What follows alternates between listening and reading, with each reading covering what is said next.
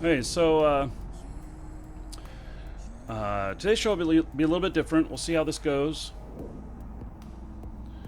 Be doing some actual contract work. We'll be looking at contracts, seeing what's available, and then taking some stuff, delivering, making some profit, and so if you've never seen that before, we'll show a little bit of it today. And so I am right now. Farrell, when they come in overnight, it only announces once. So the next one will be number 2.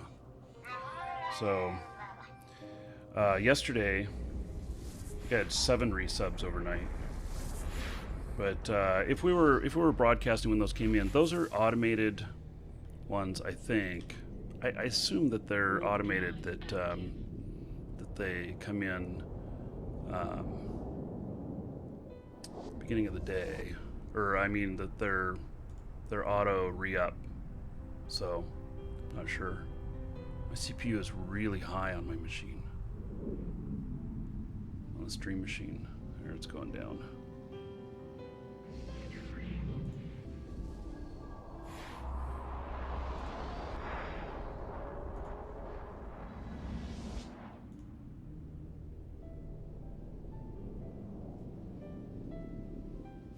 I don't know what that is. Something called VH Multiwriter extension. That sounds like a Chrome thing.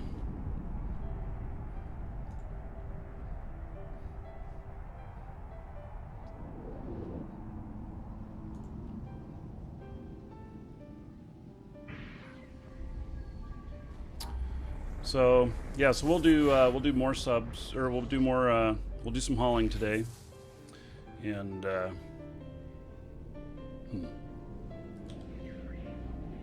Warp drive active.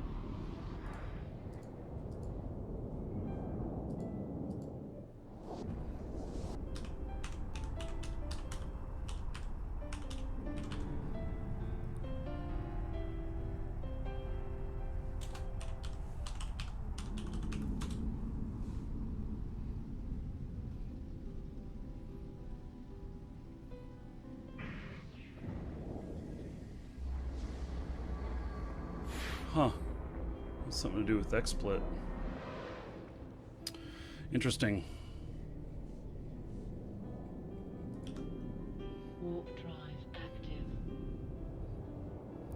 Well, for some reason, XSplit has decided to take more CPU today.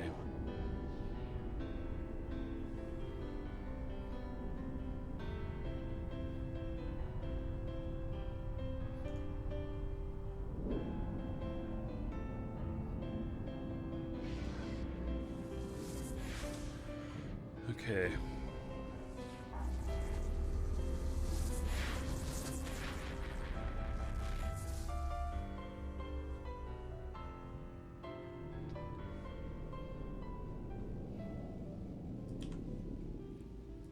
Warp drive active. No, I won't be webbing because we're not going to take a freighter. We're gonna do it in a DST. So we will do some freighter action, but that's going to be after I have the video card installed, which it arrives today. So, hey Laconis, good morning to you as well.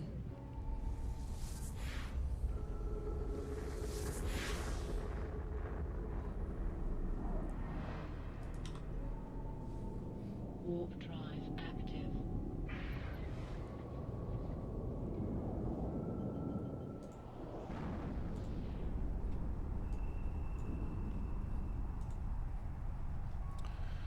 Okay. I've got really high CPU load today.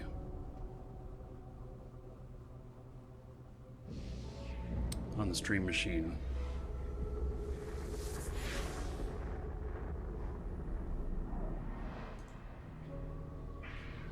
Not liking it. Hopefully it's not affecting the show.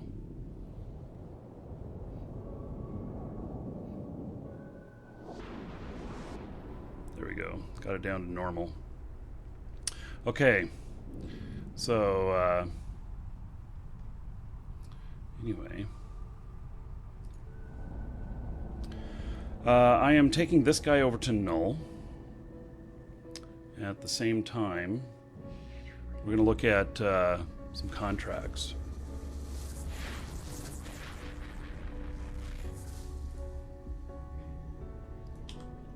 And then we got a little Shroud of the Avatar a little later today. It's going really well. Everybody's getting really excited about having Piano Impro Man on. Bernie Katzman.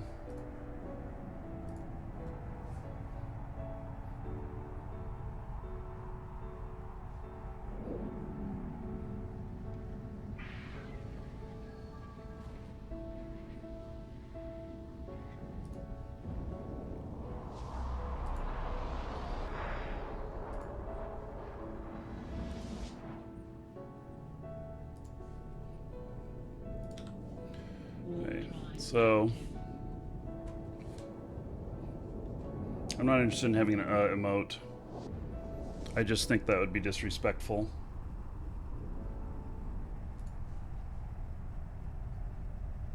So, I've got a character here in the Forge, which is probably the best place for picking up initial stuff. And I'm switching through back and forth with this other guy because we're flying him down to null. Warp drive active. Morning Eve Ghost. So there's several things here. This one pays 300 million and is only 53,000 in volume. 3.5 billion.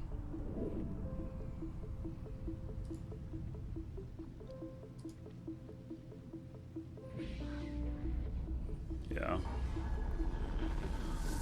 Russian's gonna have to take that. That's down into Russian space.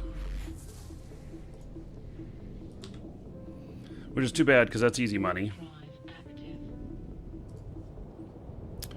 Here's another one. Pays 70 million. Another station that may be inaccessible. Probably is.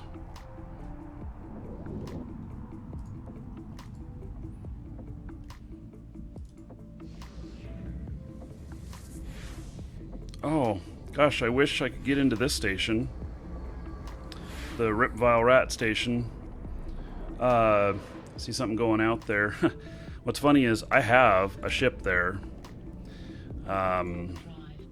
So it's a battleship, and I haven't been able to get it out of there. So it's fully fitted stuff, so I don't have access to the station.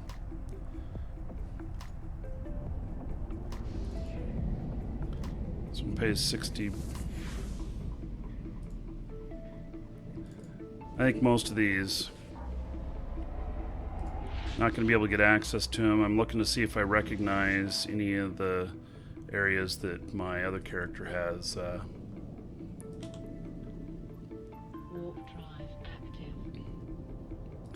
Yeah, well, you know, the ship is only worth about 500 million or so with its fit. It's not a really high worth ship, and so it's one of those things where, you know, if I get access to it again, great.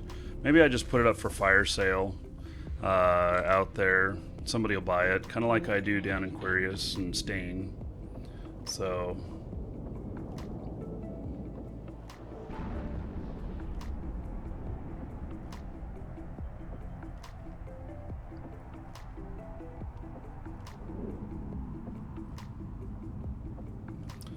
I gotta see whether or not I have any active wars. Let's see, where do I see that?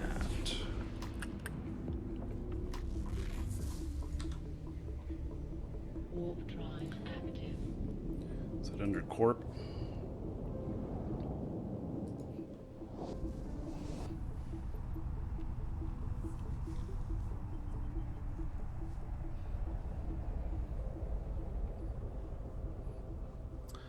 Started 10:06 a few days ago. Ends at 22:07. Does that mean it ends today at 22:07?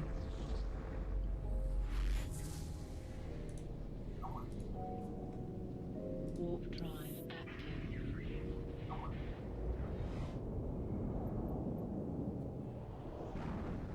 Yeah, it does. It ends today.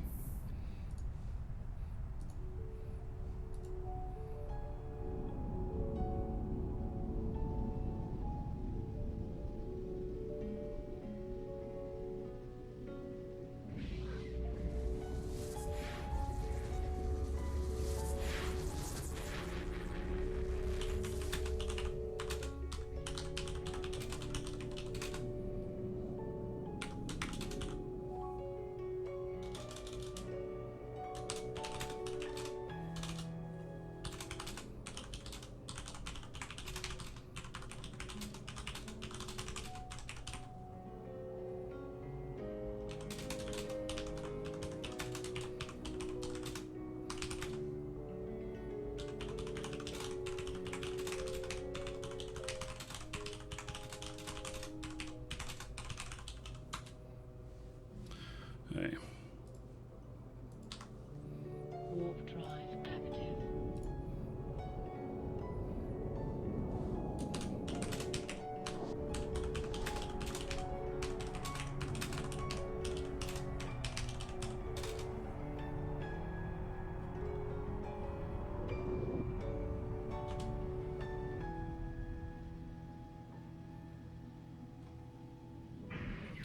Let's see here. Got a customer talking to me about a really big purchase they're about to do.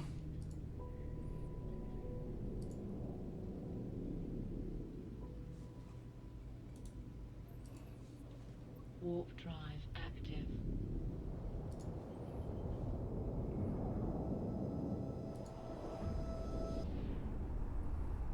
Just making sure I have the stock in there.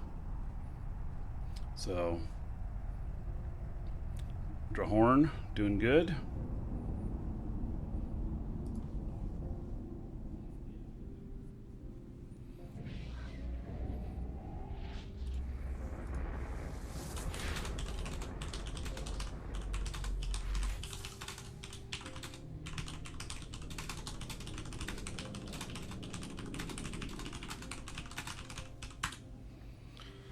Okay. Warp drive active. So, I can't get to any of these. Now, here's one that's low sec. Malia Jita. You know, there's been a reason. This one's been on the market for... This one's been out here for quite a while. I'm not 100% sure. Is that place must be...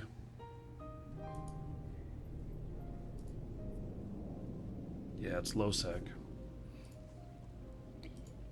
For some reason, nobody's wanted to take that one. Active. I'm not sure what the issue is with that system there.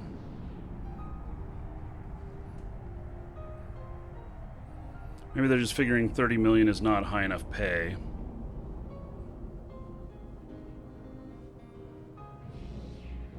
It's also within the forge.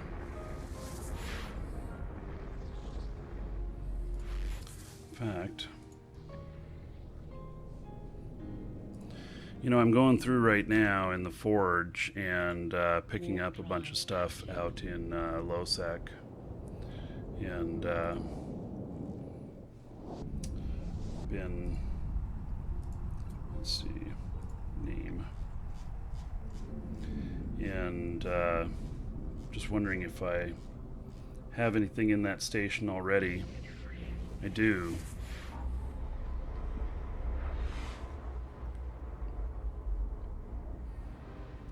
Let's see, it's only 1900 worth of stuff. No, it's low sec. Warp drive. So I'm not feeling like it's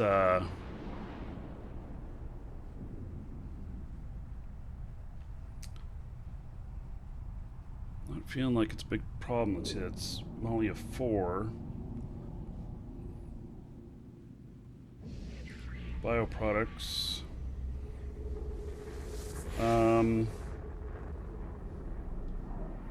Yeah, I have like 500 million worth of stuff there. So we'll have to look at where on the map that is. Warp drive active. How do I switch from my ship to the station? Ah, 2 clients. So here, you can see it here. I've got 2 clients running.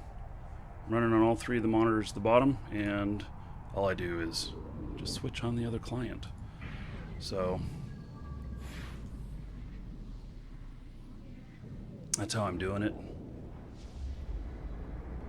Man, I've still got high CPU load. Are you guys experiencing any dropped frames or anything? Because when I hit 100% CPU, it can start dropping frames. And I'm pretty sure I know what's happened. There was a Windows update that came in last night. It's applied some stuff and wants to do the reboot. And I'll bet you that it's causing a little bit higher load on this stuff. So, but I don't want to restart the show.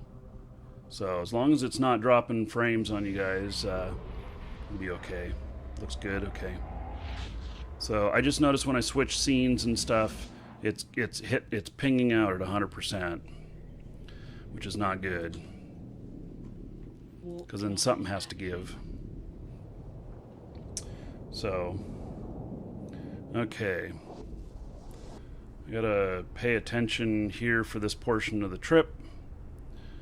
And just because the... let's see, let's play some more chill music here.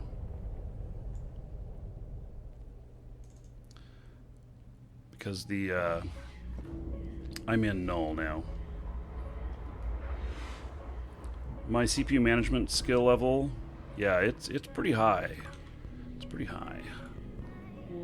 I'm pretty good at it. I just don't like it being this high.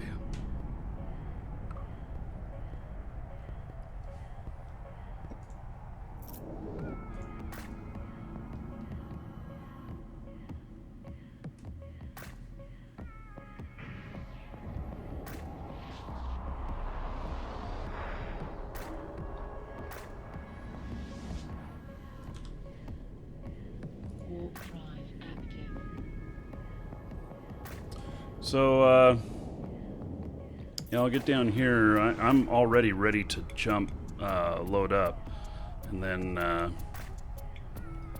I've got a contract to bring down into null, which I'll do.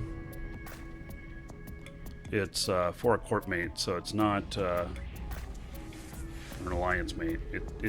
I just asked them to cover fuel.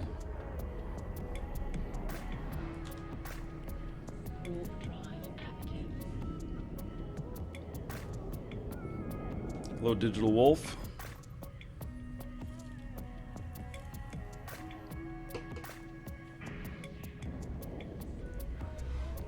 Good. Hello, DEFCON. Good morning.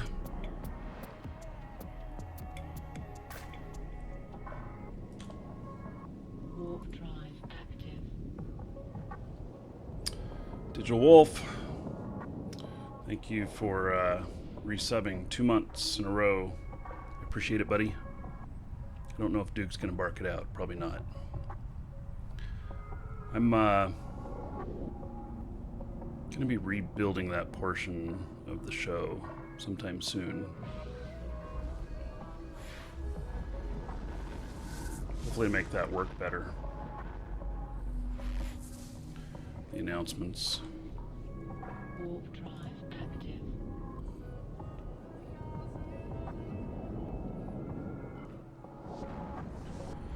Hey, just a couple more jumps here in null, and I'll be at station.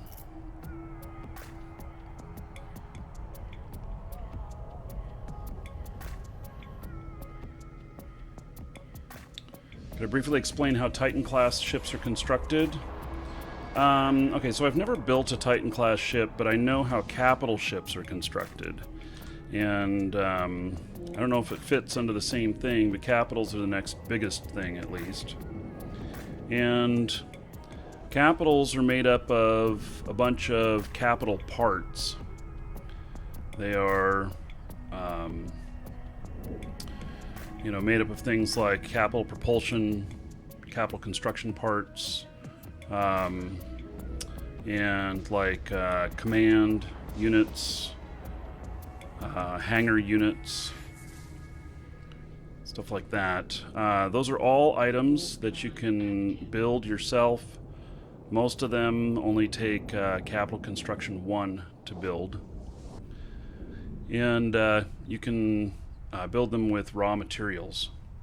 So the ore that you mine, that you refine into, isogen, Mexilon, all those things. Docking permission requested. Those are used to create them. Docking request accepted. The marketplace on them is kind of finicky. It doesn't, there's not as much. You can put stuff on the market, but people don't typically buy at retail. Typically, they only buy off of buy orders so that they get them at a discount. So,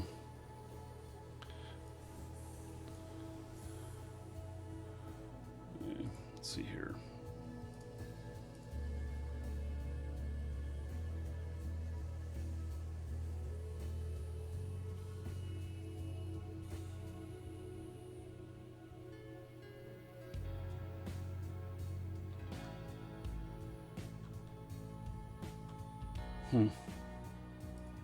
Okay.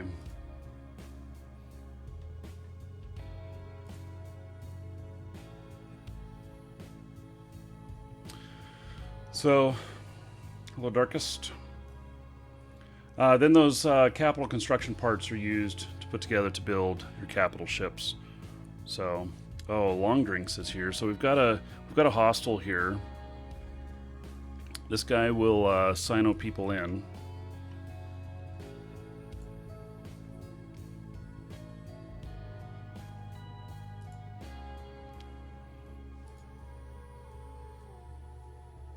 That's his specialty. I don't know what his fascination is with us, but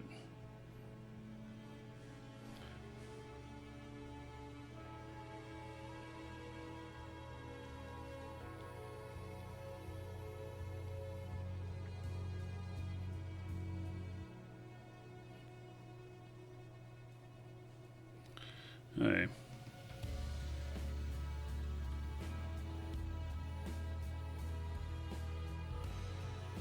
What skills do you need? Industry. So, go buy a blueprint for the first thing you want to build. If you want to build ships, start with a frigate. And you can buy the frigate off of the regular market, the blueprint. Or you can go into contracts and look for ones that are already researched. And it will tell you what skills you lack. And that's, I think, a good place to start. So, I want to look at the map on this place here. I don't know how soon I'm going to be over there in that area, though. See, I've got quite a few stops to go on my jump freighter. I have a jump freighter in the system that my character's in right now. Oh, let's get rid of that map. I want the old map for this.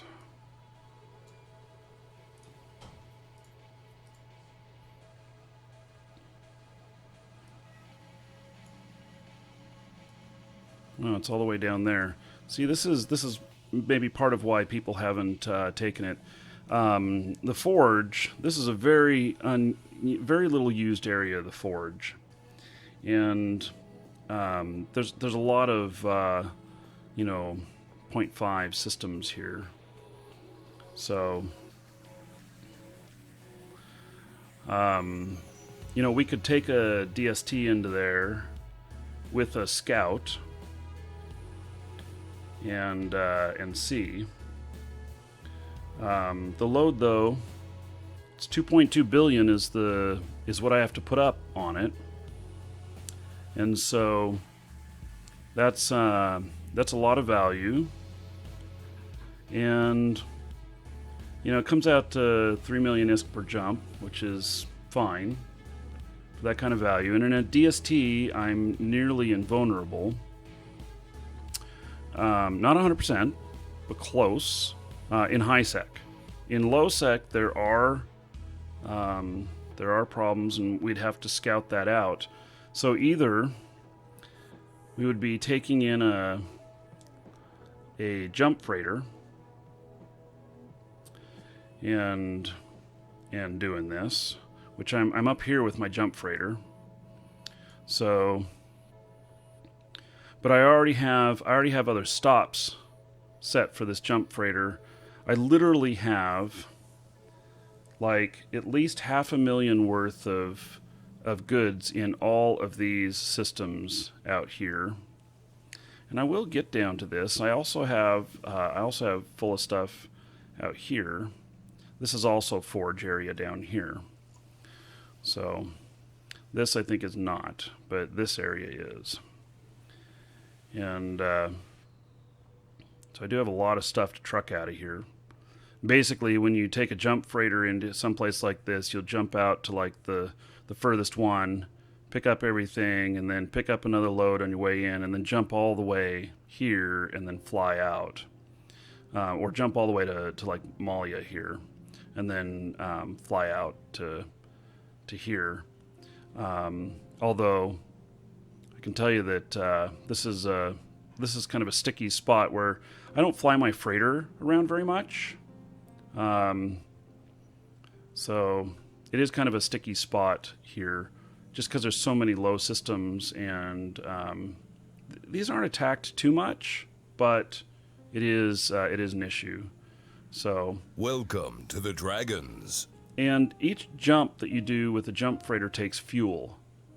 So you want to make them in order. This is why I don't take my jump freighter and just go, oh, well, I'll do this, and just bam, jump right over here, and then, drop it off out here. Because the cost of a jump from here to here literally will cost me 10 million, maybe even more. And so, I don't want to do that, especially when I have stuff to pick up at all of these.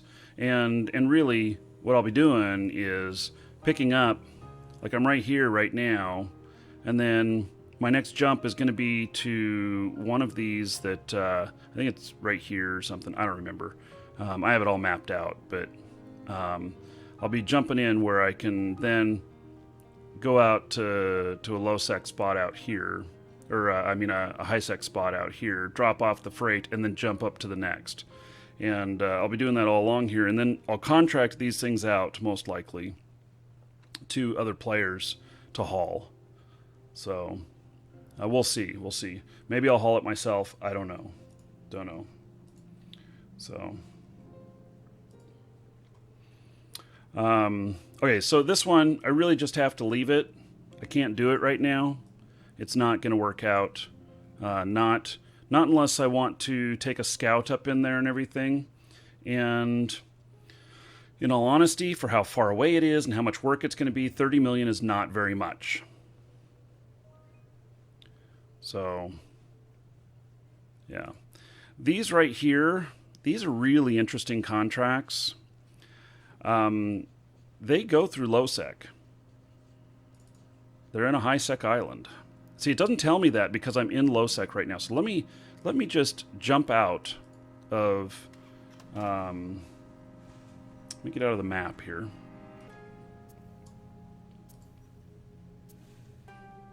And let me just get out of low sec here, because we're not gonna use my jump freighter here unless we get something that comes up that pays like 300 million or more.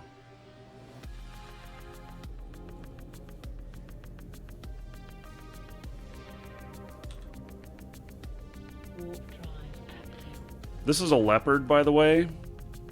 It's a really fragile ship. It's not very good if you get bombed at gates, but it's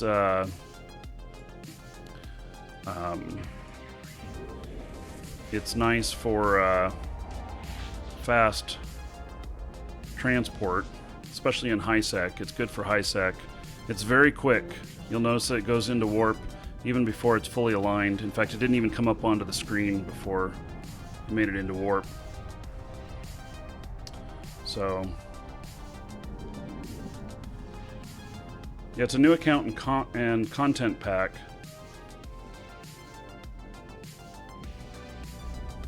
Hiltz will be doing Shroud of the Avatar later this afternoon. So, okay, we are in high sec here. So let me dock up.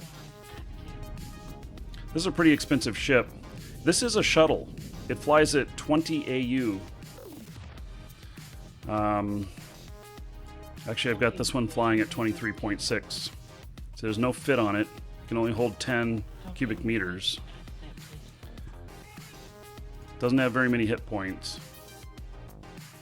How many days on the new account? 30 days prepaid.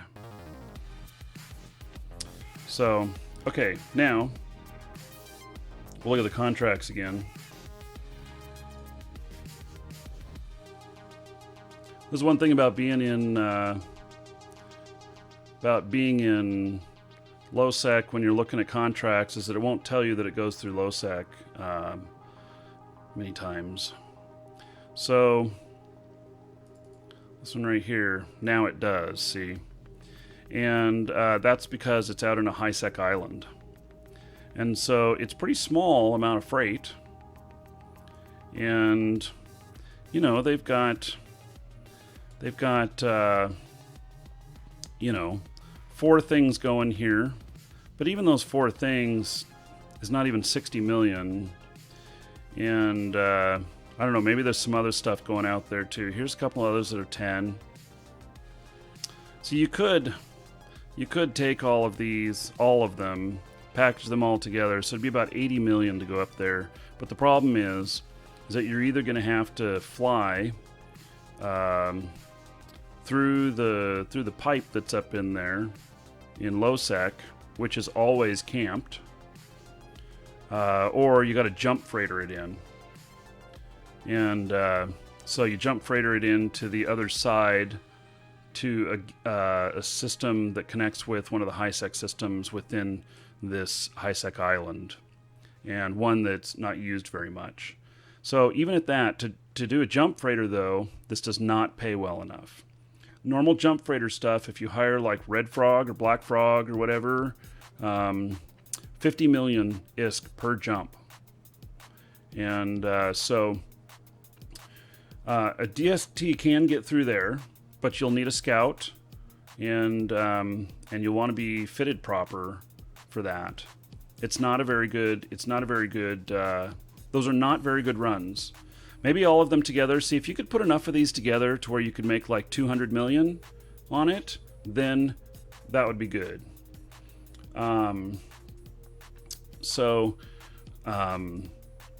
You just put a bunch of them together and then deliver them all at once. And that's something that you can do. You can rearrange this contracts window for drop-off location.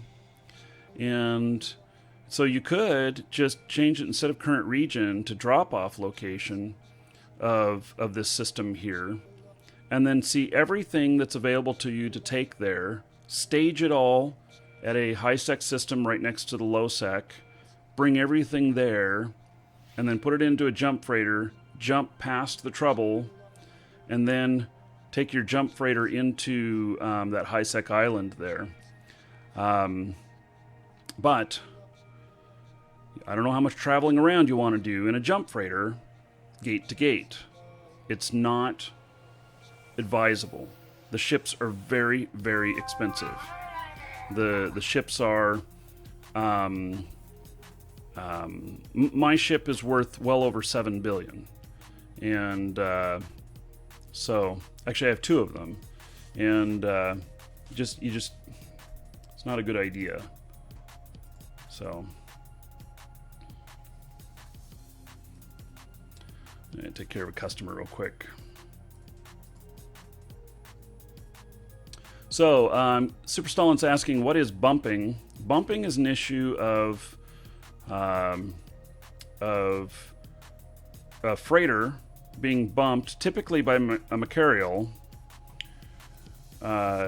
ship or another large battleship that's fast and has a lot of mass, and they bump you on the gates, causing you to fail to get to warp.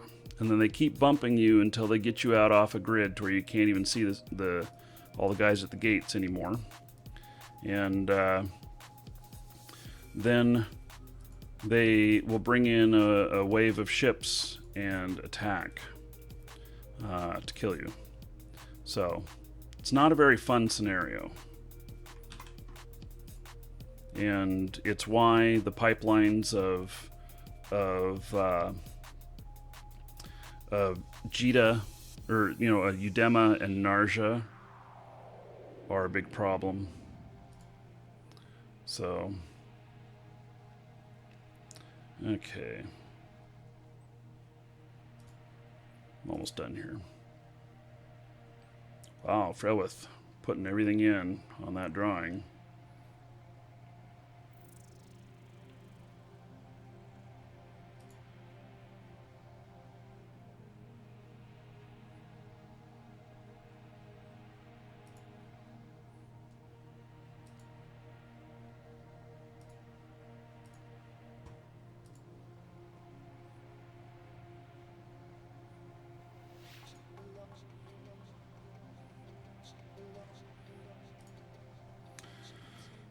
So, we'll have to take a further look out for more stuff, because there's just nothing in here right now. And I've done a little bit of filtering on this too. You can filter these things where you can tell it to limit stuff that only you can do. And so you can limit, like, the minimum reward. Like, you don't want to see anything that pays less than $1 million. Fine. Or less than 5 million or 10 million.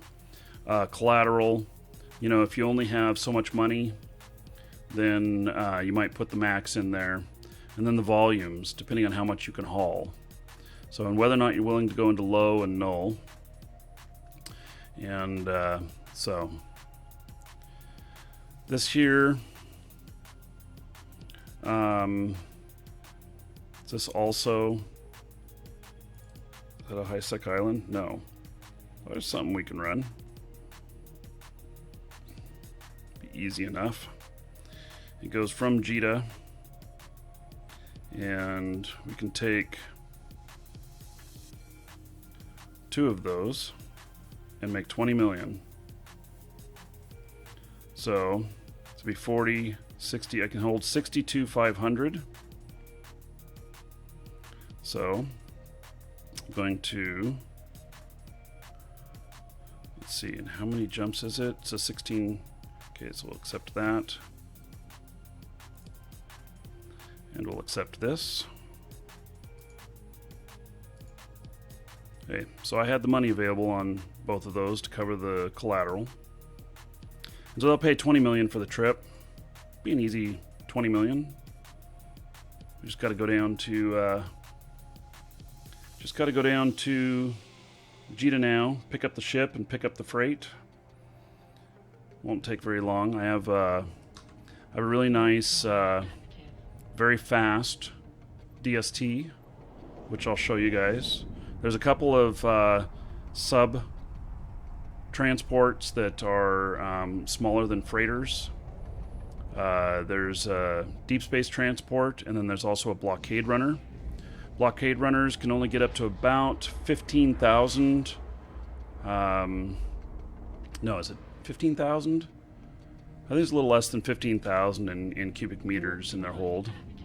But they can warp cloaked, and they can fly around cloaked.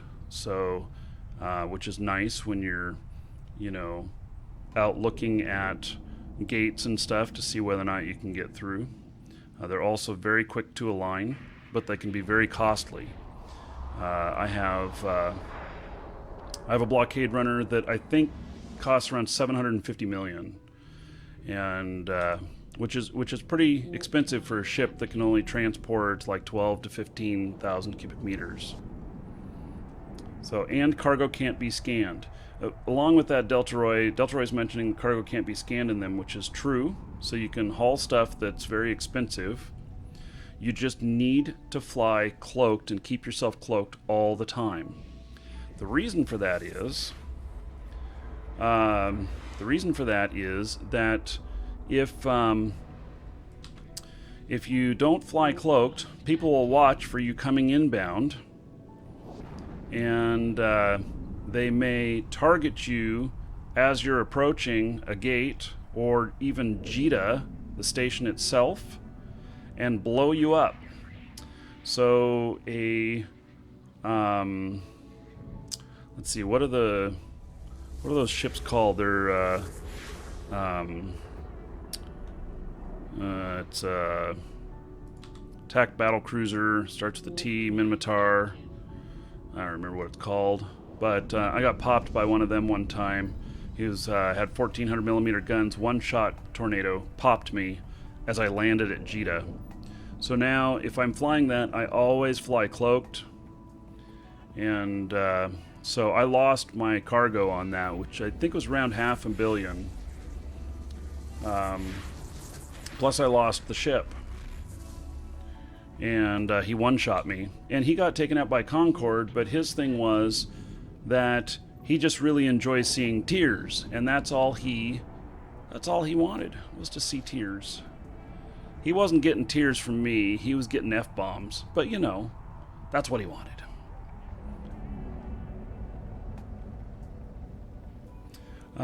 So you always fly cloaked in those.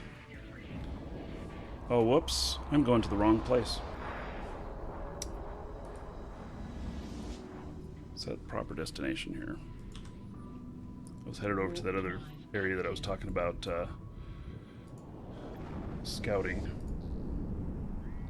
So what we'll do is we'll take this trip out. Now you guys know that I do a lot of manufacturing and everything. We'll take this trip out, and then we'll deliver. Then we'll see if there's any contracts. Oh, you don't see F-bombs on the market? Yeah, well, you know what? You piss somebody off good enough, and they'll put them on the market for you. So it is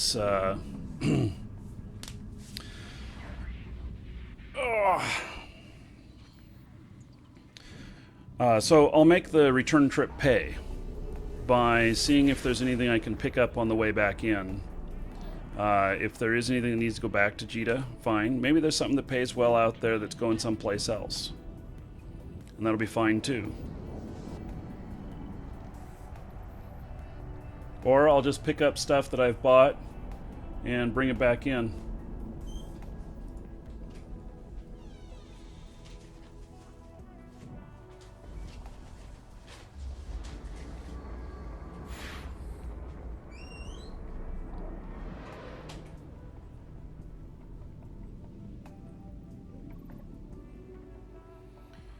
Okay. Warp drive active.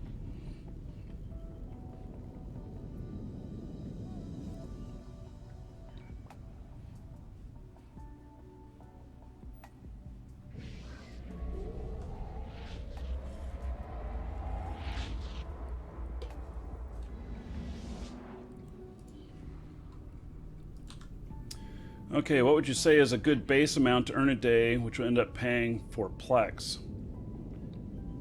I don't understand the question, Eternal Quasar. Are you talking about hauling freight? You know? I mean, obviously, the answer is really simple on, you know, what's an amount that you should be making. You have to make the amount within 30 days cost of a Plex. But hauling freight takes a lot of money too. You have expensive ships, and you have You have expensive ships, and then you also have Warp drive active.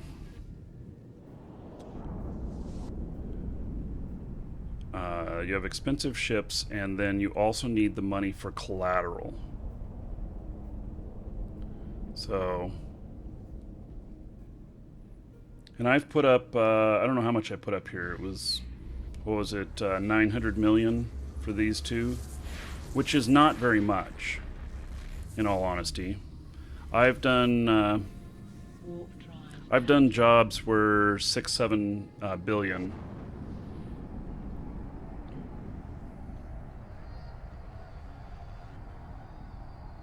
$33 million a day. Okay. You know, the problem with plexing your account is that it can become a job, and then it's no longer fun, and so that's a problem.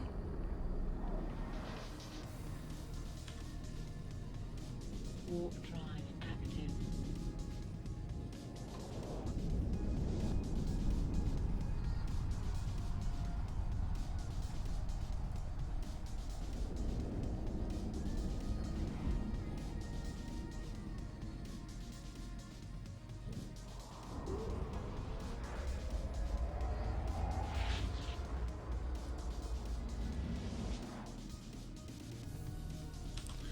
So yeah, to be a hauler, it takes money.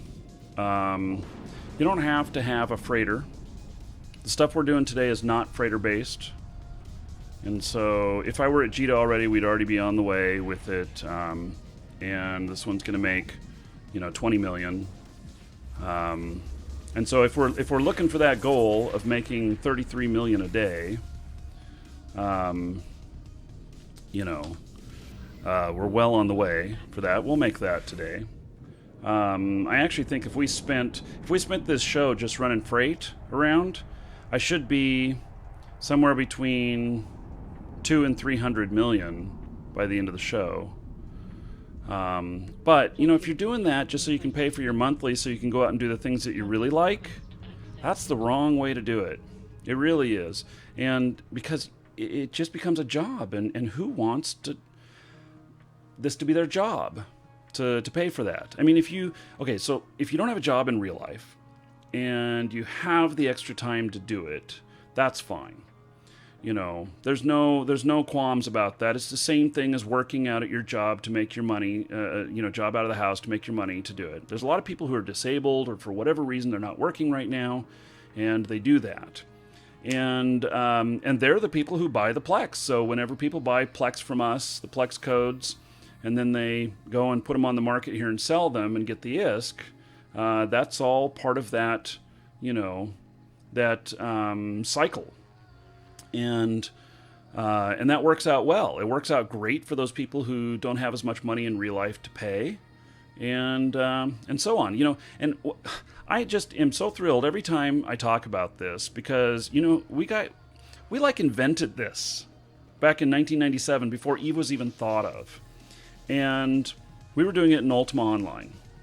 And what we started doing was, first month, right out of the gate, when the game came out, we had 30 and 90-day codes, because it costs a subscription. And we found that gold was worth something in dollars on eBay.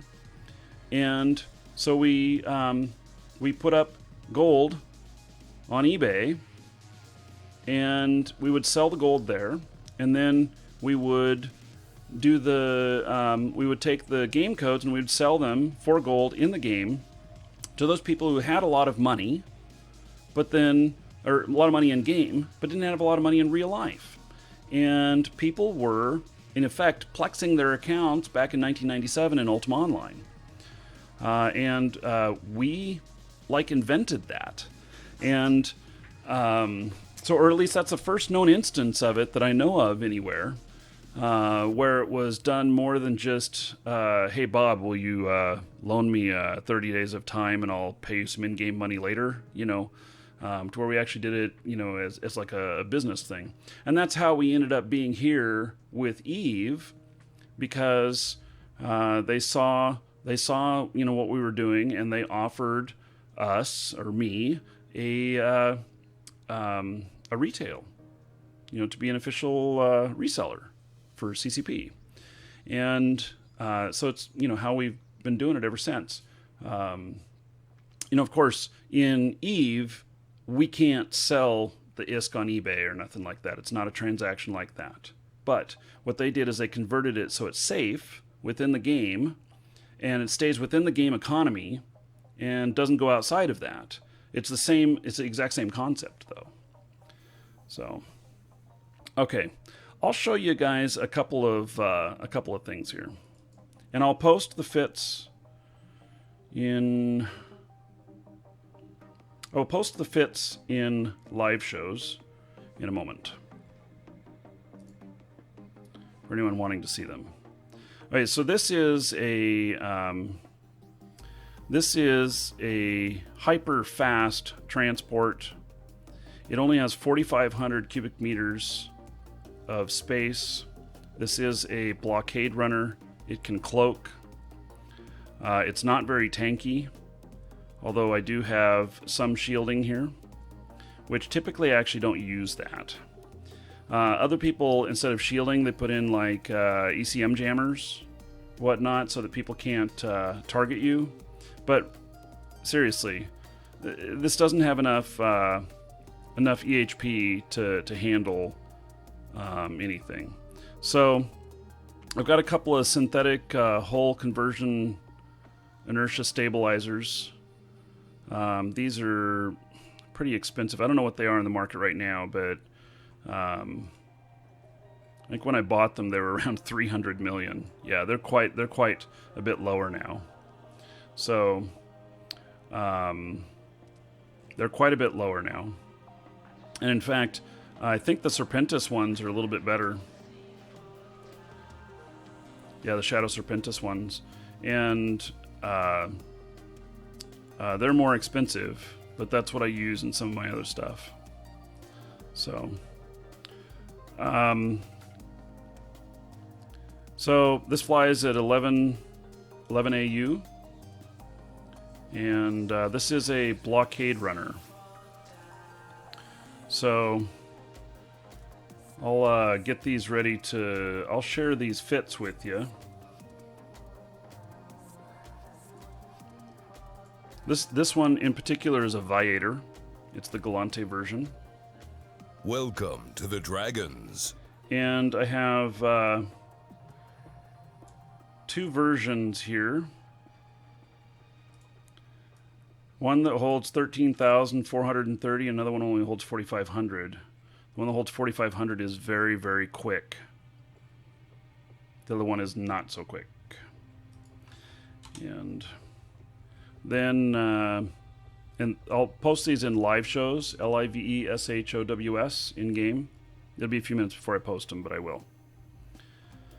And then I have a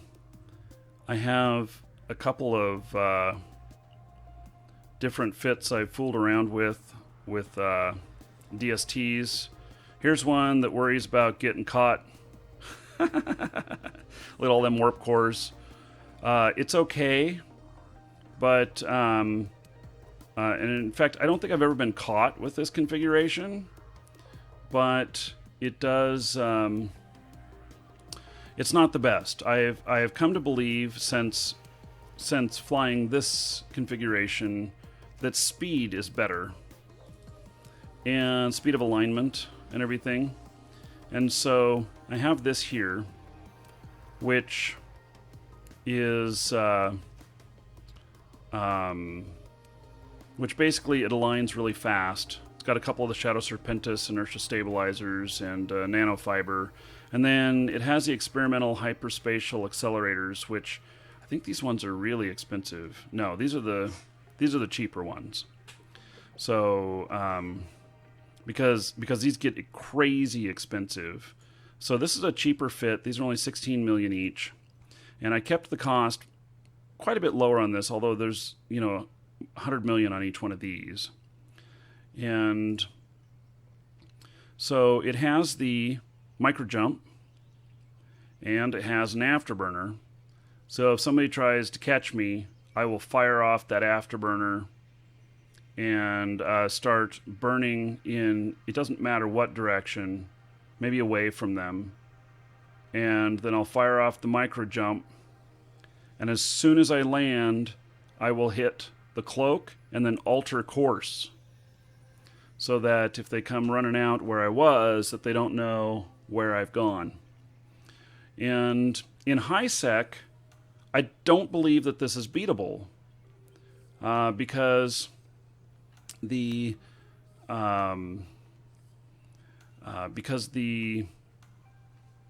just the way it works out is that in high sec, that even if you're bumped in a ship like this, then you just cloak up and move on. So yeah, that other fit is the equivalent of like 8 stabs fitted. Yeah, it's pretty insane. But this one is much quicker to align, much quicker to get into warp and everything. And really, I've come to believe that in hauling freight, that is the most important thing, is getting into warp as quick as possible. And that is where your safety is. I don't put it into shielding. I don't put it into anything else, although I do have this right here, which is, if my shields take a hit, I can start, pumping my shields with this shield booster. And also, the overheat bonuses on these are amazing. And so the 100% bonus to the benefits of overheating afterburners, microwarps, and local repair modules and resistance modules. Okay, so I don't know if overheating this with caps, if I'd get like a double benefit, but I know that with my afterburner here, that if I overheat it, I'll be able to fly at twice the speed.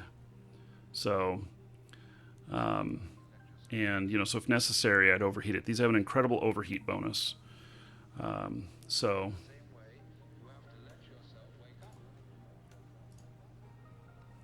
Hey. So let me find this fit, and I'll share with this fit too.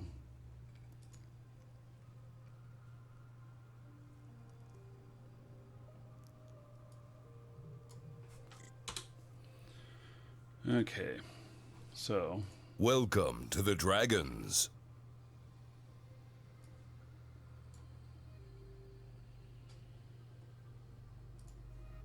So I'll put these in live shows here.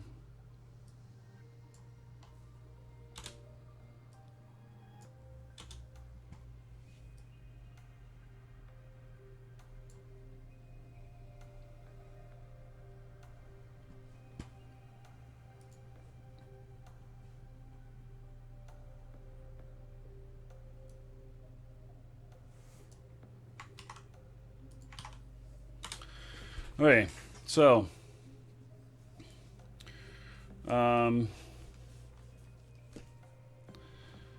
so this is what we're going to use. And if you guys know anything about DSTs, flying at 7.27 AU is incredibly fast. So now I do a couple of other things here with the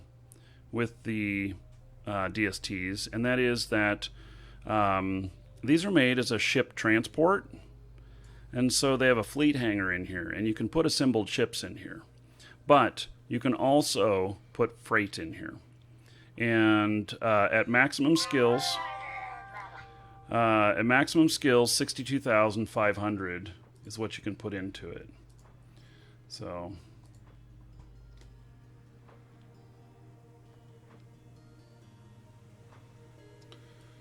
let's see here.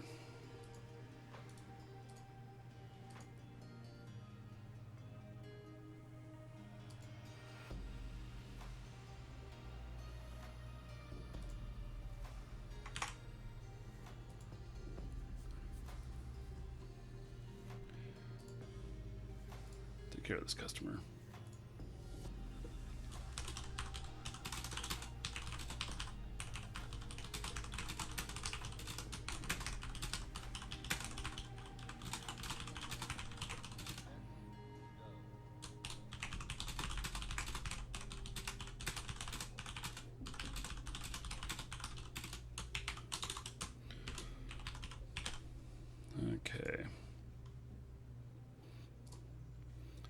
So, so that's how we're going to do it. Now, also, I've got a little trick here.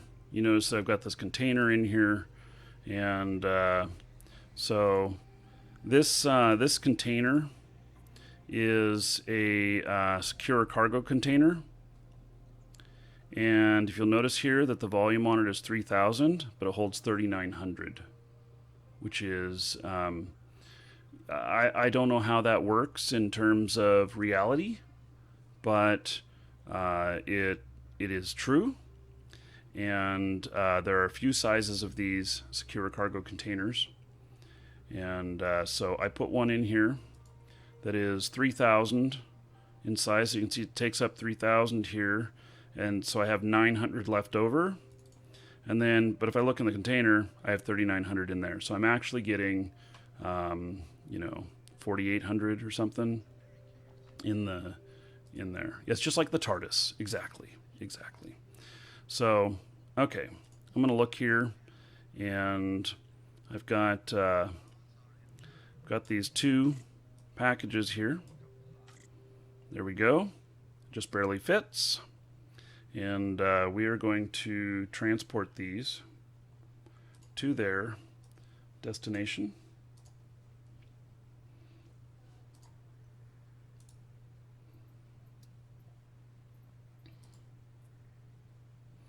And then,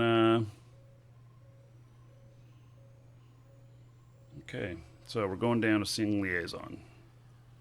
Now, I don't have much worries about going through the pipes with this rig, just because, like what I mentioned, the how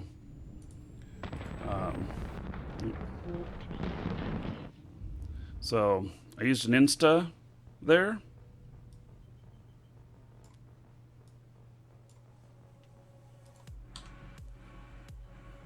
Warp drive active. Get out of harm's way. It's more important for a freighter.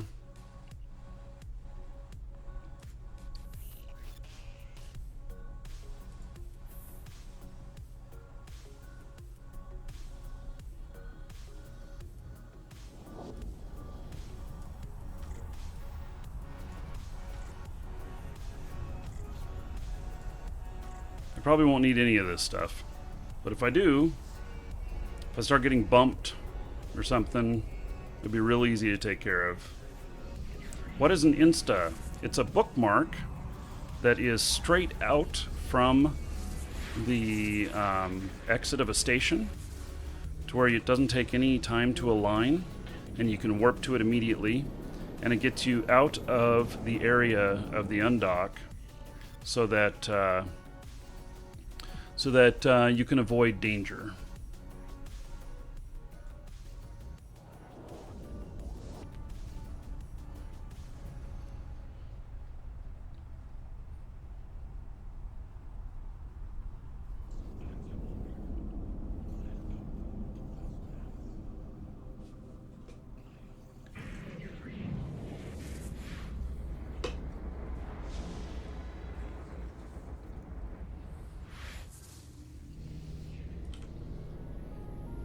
Warp drive active. Okay.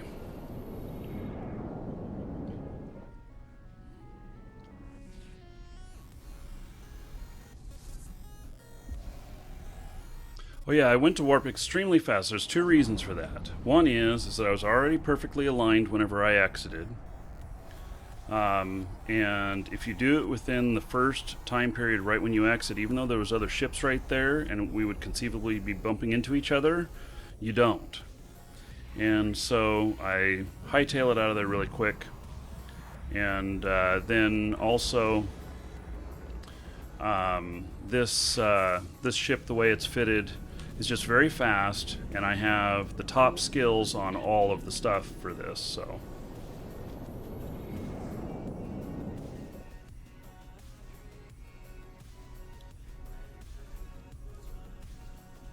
Another thing I do is to watch the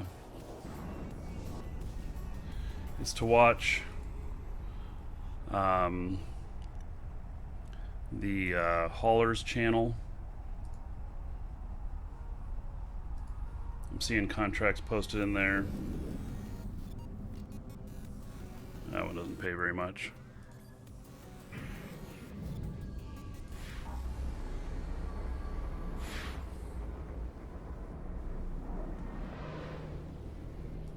Tribal Liberation Force Logistics, what that's probably in, it's probably a ways away. It's probably in Metropolis. Yeah, and that one only pays 4 million, but it's very small. See, it's 0.19. You could do that in a shuttle. I don't recommend doing it in a shuttle. I'm just saying it would fit into a shuttle. You want to be in something faster.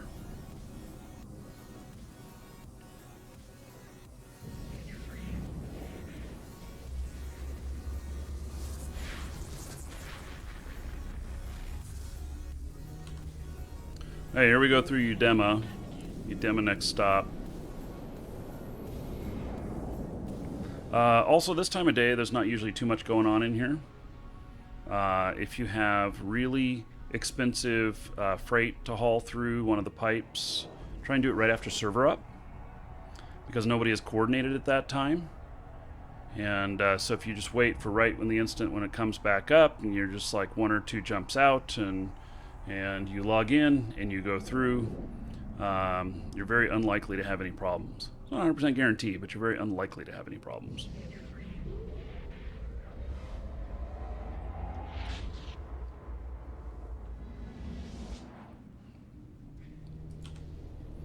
Hey, we're in Udema.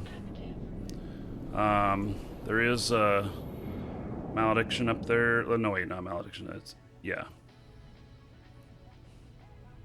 Why am I having a hard time getting to work? There we go. I was thinking of Macario.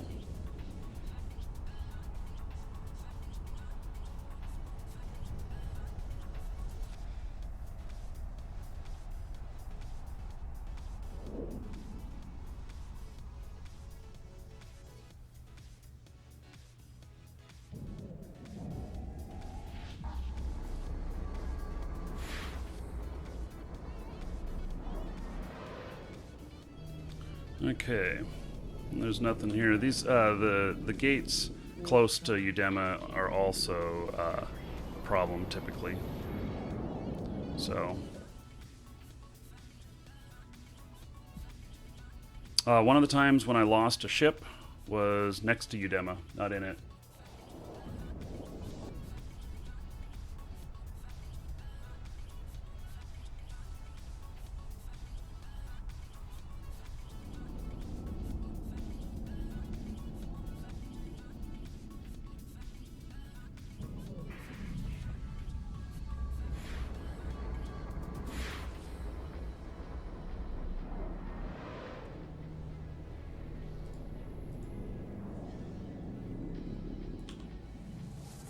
Warp drive active.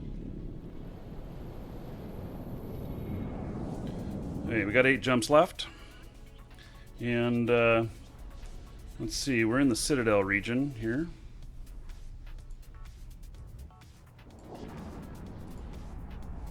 Is there anything good in here?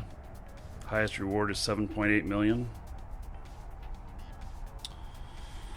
For 8 jumps, 1.3 billion. Yeah. There's a couple going up to Jita, which, you know, if we were deadheading, that'd be fine. I don't know if you guys know what the term deadhead is. In the trucking industry, a deadhead means that you are heading back empty because you don't have any freight to carry. And truckers do not like to go empty. This ship cannot fly cloaked. You have to use the blockade runner for that. The blockade runner has much less space in it.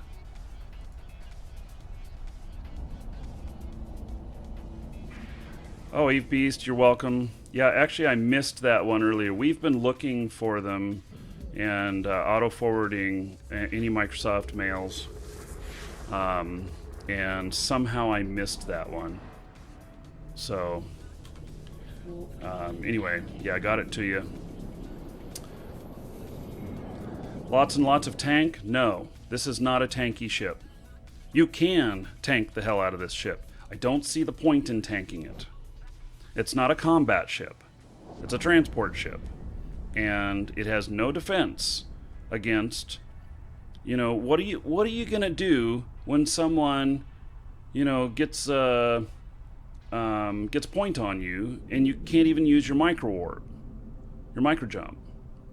Nothing. So what, are you going to sit there and tank it? I don't think you're going to tank it until your buddies can arrive. So I don't see the point in tanking these. I see total point in making them very agile as possible, and to get the hell out of Dodge. So, to avoid the problem in the first place. Here's one, 12 million, going back up to JETA, 59.339. It's only one. I'm in Essence right now.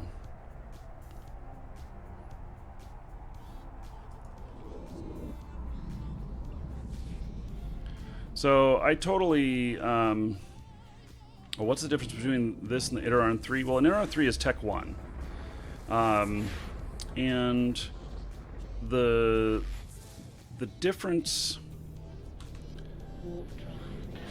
This holds more freight, but it also is much more durable. Iteron 5. Yeah, I was like, I don't know what an Iteron 3 is, but it must be similar to an Iteron 5. Oh yes, you would use this ship in nullsec. This is a nullsec ship. So the key is don't get caught. It's not about tank, it's about not getting caught. And so if you have an escort that is going to come through with you, that is going to fight for you, if you go through and get caught, then maybe you would build it tanky. But in all honesty, I have this thing warping at twice as fast as what it would if I build it as a tank. If I build it as a tank, it can take, 30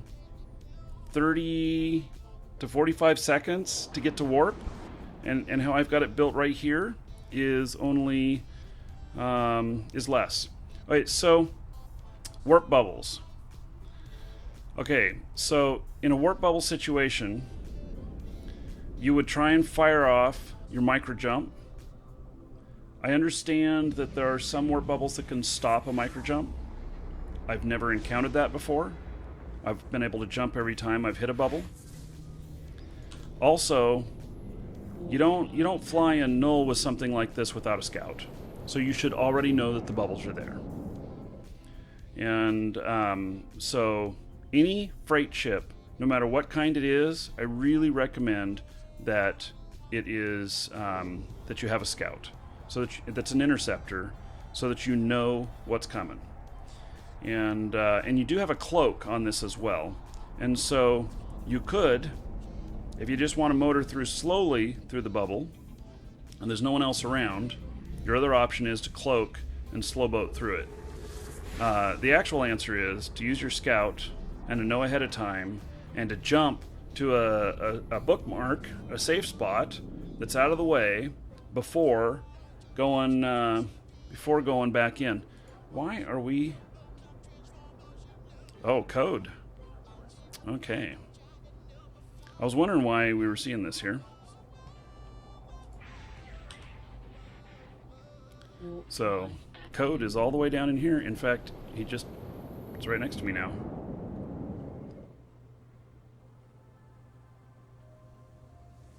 He was going through the gate. So most of the time, they're not going to mess with this type of ship either. All right. So, and is that the structure bubbles, or does that also include the bubbles fired off by a bubbling ship? And that microjump, by the way, after we've unloaded the freight, I'll show you the microjump here and how it can work. And so I'll go through the maneuver on how to microjump, cloak, and alter course. We, by the way, are at our destination. While we've just been sitting here chatting, making 20 million. Now, I had to put up 900 million to make that 20 million. So,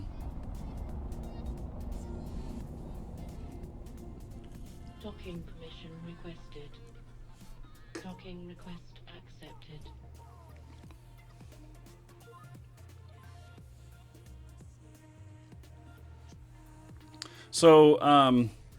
we'll have to see here what's what. Okay, so let's see here. We're gonna put these into item hanger,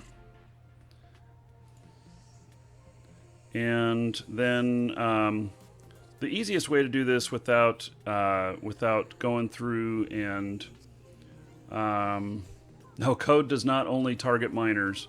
Code primarily targets freighters, haulers. They target miners too, and that's how they started, but I think they kill more freighters than miners. So you just highlight your packages. Oh, which by the way, okay, let me show you a little intelligence here. You guys may think that I'm slimy for doing this, but I'm going to show you something that is good intelligence on knowing what is going on in the marketplace. And I'm sure that the person that has contracted these out is not going to be happy about me doing this, especially if they're watching the show. But you can look inside of them. And so here is what they have inside of them. Now, they improperly... Okay, so what they did is they made these... they could have done this all in one trip and paid like 15 million instead of 20. I don't know why they made multiple contracts. But you can, when you're in the item hanger, you can look inside of them and see what's what. So what we've got here is they are transporting these goods here. Probably they're doing manufacturing at this station. Or they have a pause nearby. And but it's really good intelligence to know what other people are paying to have hauled and from what location to what location. So now there's also something else. One of these contracts was valued at 500 million collateral that I had to put up, the other one at 400 million. The general rule is you put the collateral amount at 10 to 15% above what the actual cost of the items are. And so let's just say this was the 500 one. It's worth 305 million. So they way overvalued this. And if this was the 400 one, they more than doubled the value on it. Two things about that. One is I typically do more than 10 or 15%. I typically do somewhere between 20 and 30%. And the reason I do that is because I figure that there's time involved in collecting these items and getting them. And it's not just about their market value as they sit. It's also about what opportunity is lost if the stuff does not get delivered. And then, so I figured in that way. So I include my profit off of what I was going to manufacture with them on it as well. So some people don't agree with that, but that's how I look at it, because if I don't have this here for my production, it makes it so I can't produce, and I'm losing money. So any money that I may lose by this not arriving, I put that into the collateral. Because the collateral, if I were to have gotten killed along the way, lose the ship or whatever, forget to deliver this or whatever, then this person is getting paid what I put into the collateral. Now, if I just forget to deliver it, which has happened to me before, if I just forget to deliver it, then basically I would have bought this 171 million worth of these products for 400 million. It's not a total loss, but it's not good either. Okay, so now the flip side of it is, if they had valued it at just like 200 million, there would have been more people willing to take it, and maybe they could have lowered the amount that they were willing to pay for this run. They could have lowered it from 10 million to 7 or 8 million. And a newer hauler may have taken it. So, okay. So we're going to deliver these. I just highlight them. I right click and deliver courier packages. And yes, complete it. And delivered, completed, delivered. And so now I've been paid for delivering this, and I have my collateral that I put up back. Okay, so there's a couple of items in here. Obviously, I have some stuff in this station, so I'll just pick it up. And then we'll look and see what's available down here.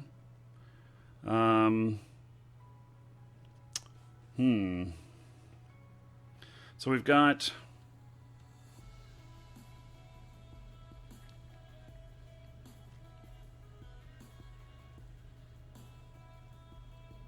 That's that high-sec island. Also, another way to do freight, which maybe many people have not thought of, in a nullified Tengu, which means it can fly through bubbles, and it can fly cloaked. You can get as much as 900 cubic meters of cargo space in it. And it's another way to haul in really dangerous areas.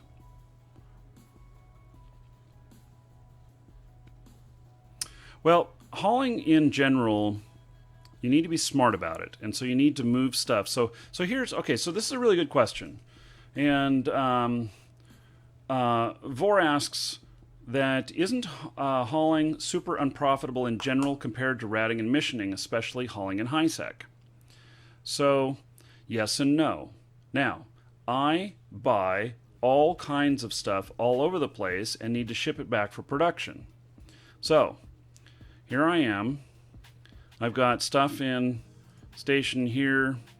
I've got this next door. It's not enough to pick up. It's not worth it. But, you know, I've got other stuff close by that I've purchased.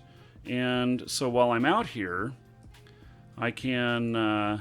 pick some of this stuff up. And typically I would use something like Eve Assets to tell me, you know, what all is around and everything. So tell me where my hot spots are of having a lot of stuff that's worth a lot. But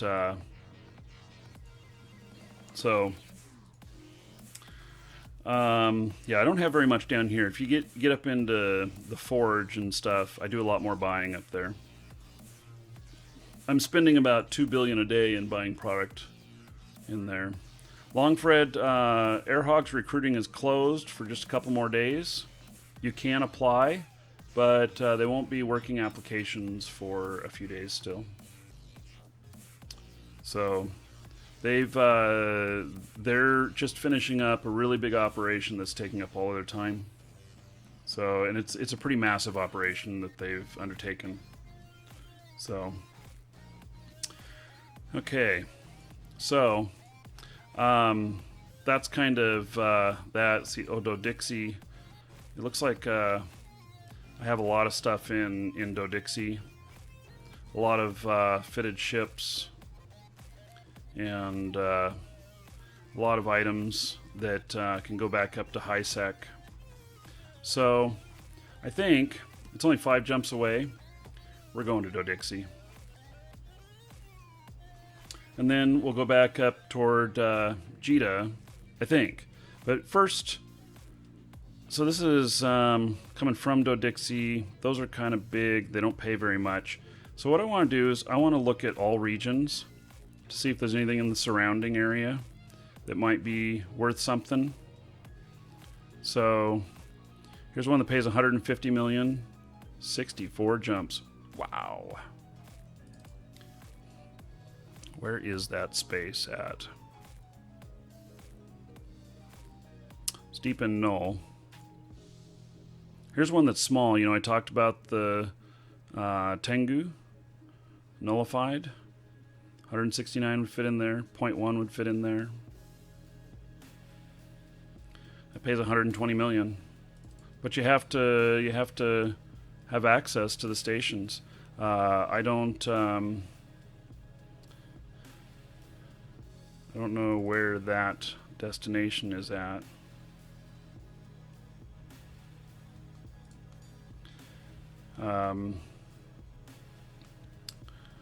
So here's one that's been put up since I remember seeing that one before. I don't know, maybe it was there before.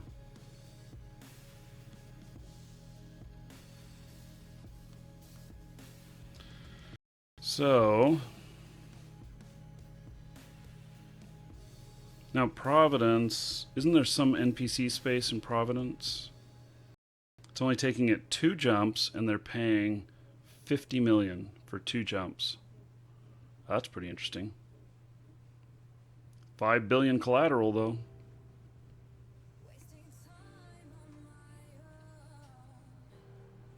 So most of these are going into null.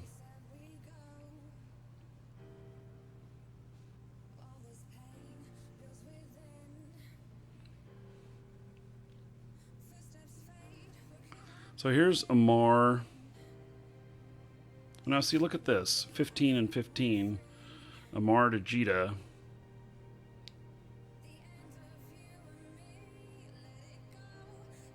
That could pay 30 million for the trip. It's 17 jumps away though. Okay, let's we're gonna go to Dodixie. Oh, and I'll show you. I'll show you now that I'm.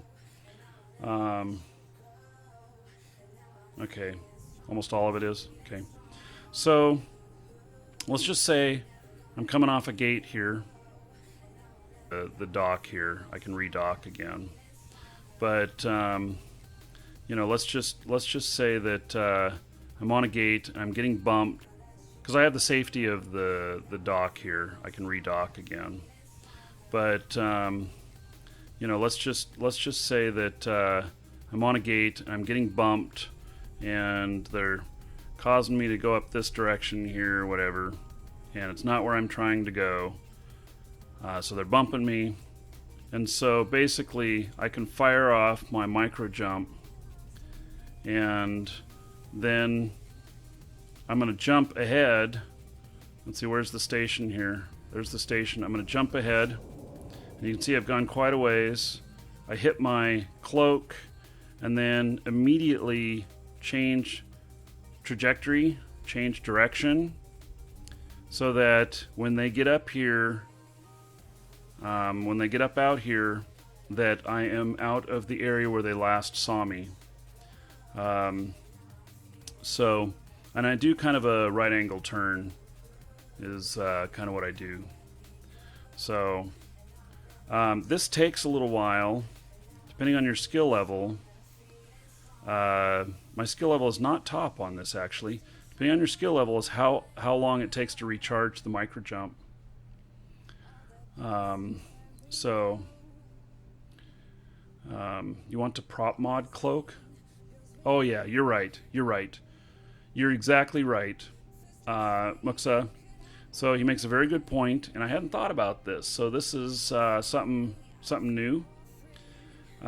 Basically, you jump, hit your prop mod, then cloak. And the reason you do it in that order is your prop mod will propel you faster through a full cycle cloaked. And so it will propel you faster through a full cycle, and you'll get more distance. And they're going to have a hard time following you. They really will. Yeah, call it Crazy Ivan. So, and then, you know, just let things cool down. You know, you don't need to do anything else unless they're getting too close. But you can definitely then align to, you know, once you've moved a bit, you know, align cloaked to micro jump is fully reset, so that you can hit that puppy again if you need to your destination that you're going to jump to, and then uncloak and hit jump. Wait until your micro jump is fully reset so that you can hit that puppy again if you need to.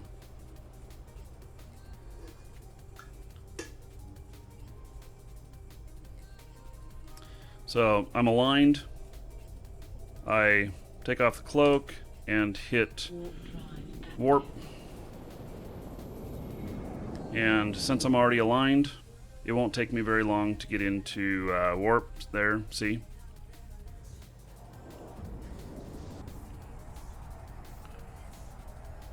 Pewd Titans.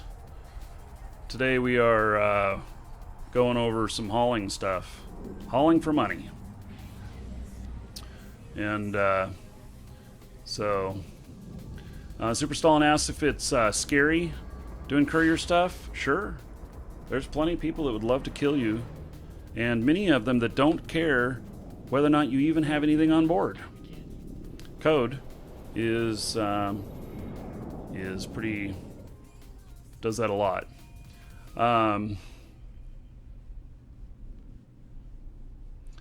Let's see. Martinus Tumtless, thank you for subbing on YouTube. I appreciate it. Welcome.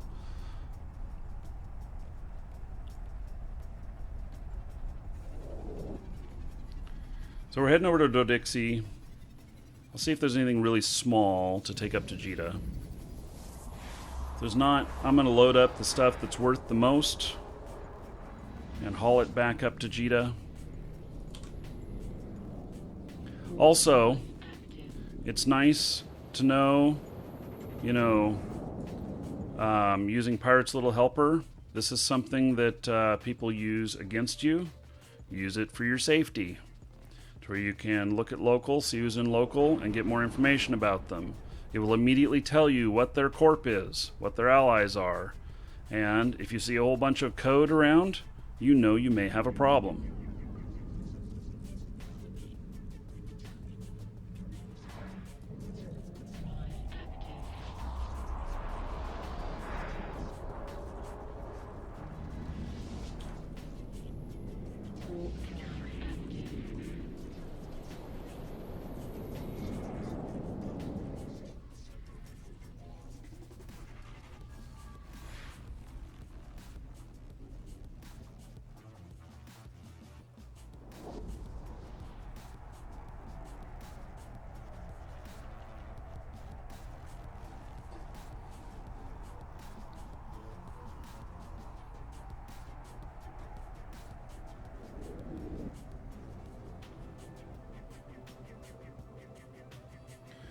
Okay, we're only a couple jumps away.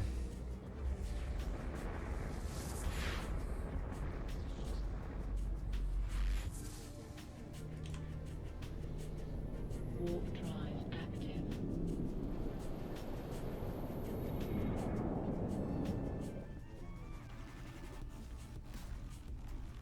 Hello, Duke Skywalker.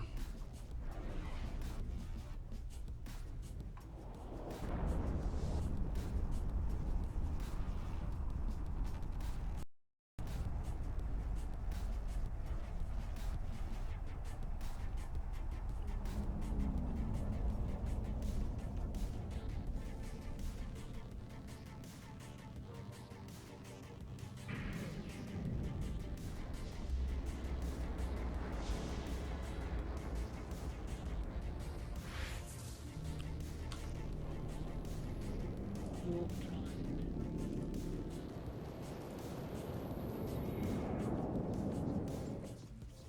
To mute sound whenever I'm not focused on it. That's why you hear it saying warp drive active after I've already gone to warp. If I click on something else. Docking permission requested. Docking request accepted.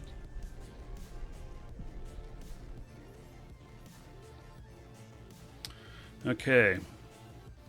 So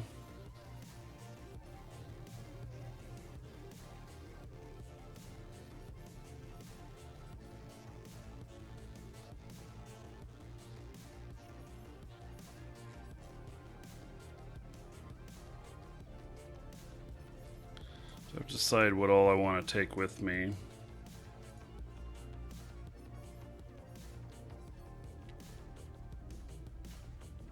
And maybe I just grab as much as I can. Well, there's only 20,000 in here. It's worth 1.2 billion.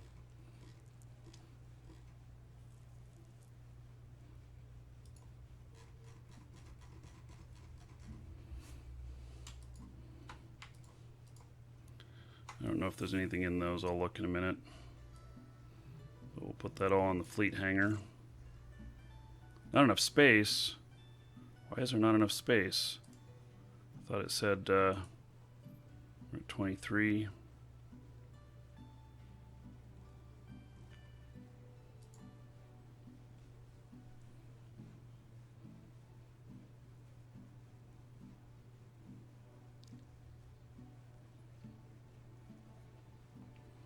Have a few other ships in here too from some of my other characters.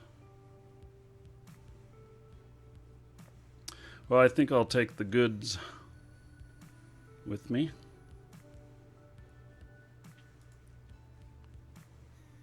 $20,000, and how much have I got in there? 23. Why wouldn't it all fit? I don't understand that. Oh, it's 46,000. That's 20 million. Is there anything in these? No.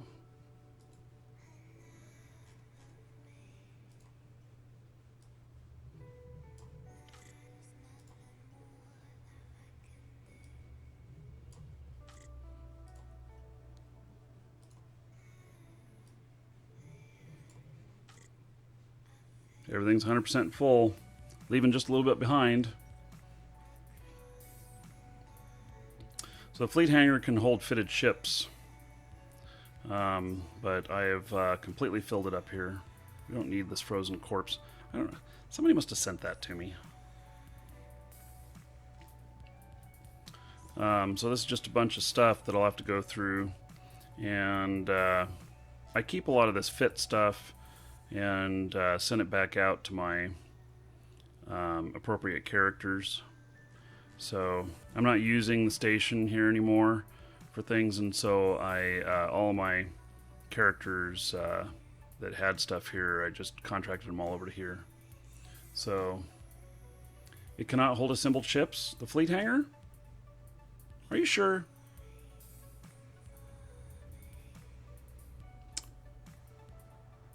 Oh, okay, yeah, you're right. You're right. It can't. Because it would be a maintenance bay. Maintenance bays can hold fitted ships.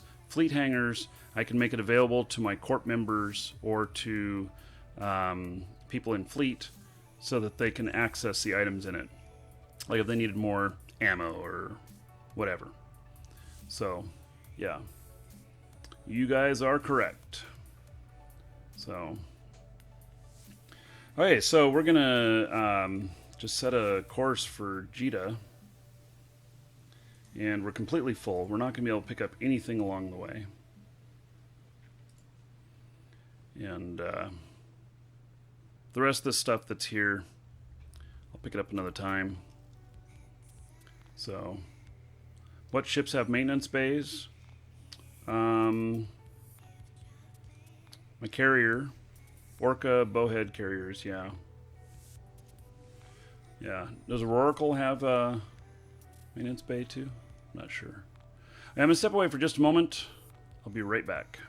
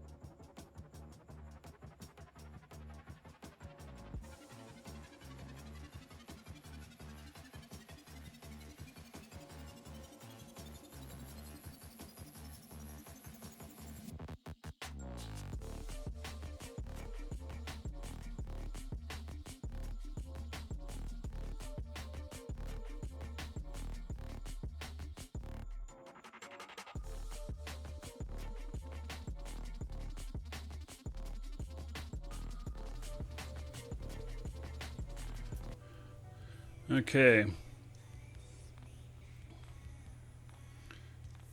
So, a couple of questions I'll answer as we're heading up to Jita. So,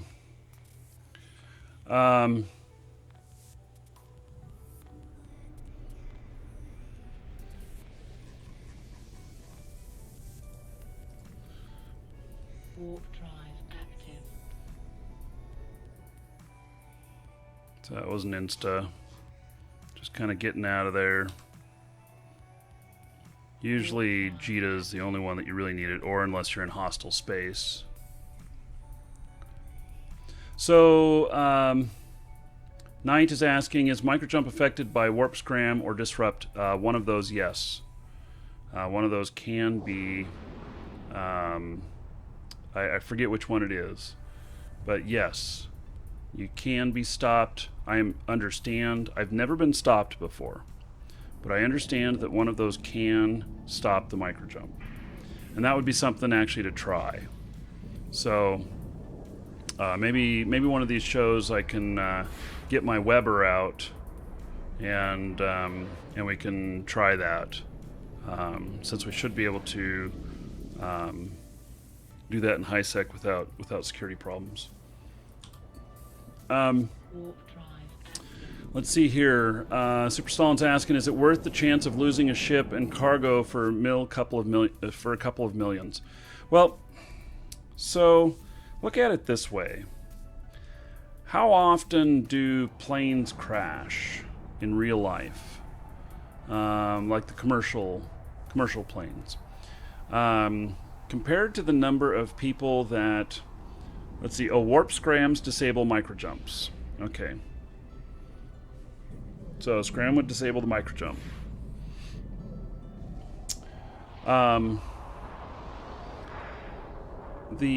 And that's why you have your propulsion, and you can overheat it. So, well, you have your afterburner. Warp drive active. Yeah, and if you get caught beyond that and they're still up with you, you've just lost it. So,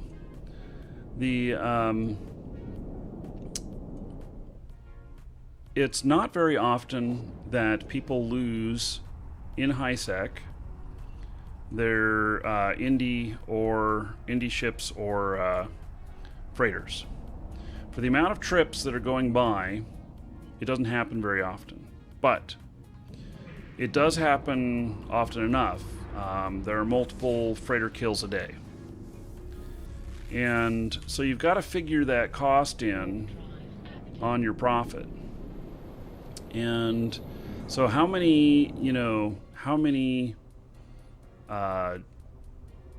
freight are you going to have to haul to make enough to cover the cost of a freighter? So freighters like an Obelisk and a Charon and Providence and Fenrir, those are all around 1.3 billion, 1.4 billion, and then depending on how you fit them, they might be as much as 1.5 or 6 billion. And so you got to be able to make that kind of money to cover that. Now I've done a lot of freight hauling, and I have lost 2 freighters. And both of those pretty much were learning experiences. So people who lose freighters tend to do things a little bit differently. I was dumb with those. The absolute way to be able to safely move your freighter through an area, any area, is to web it. You can't web at stations, but you can web at gates. And webbing a freighter is extremely important to avoiding getting ganked. So maybe tomorrow, I hope that we'll have the new video card in, and maybe I can show that. Once the new video card's in, I'll be able to run multiple clients, and we'll be able to show the Weber at the same time as we show the freighter or whatnot. So it might be Friday, it might be a Saturday. Actually, Friday and Saturday would be really bad days to run freight. So maybe Monday or Tuesday. Warp drive active. So, what's webbing? So, webbing is where you take another character, a second character that you're controlling, and you use a web, which is a module that's made for slowing ships down. And Welcome to the so Dragons. I would take my freighter, it's at the gate, I would tell him to go to warp, and then I would take the other character that is that Welcome also is to on the the gate, Dragons. and would tell them to target my freighter and then attack with the web. Warp drive. The web then changes the requirements for getting to warp, and you can warp within 5 seconds of applying the web. So on average, I found that I jumped to warp at 12 seconds.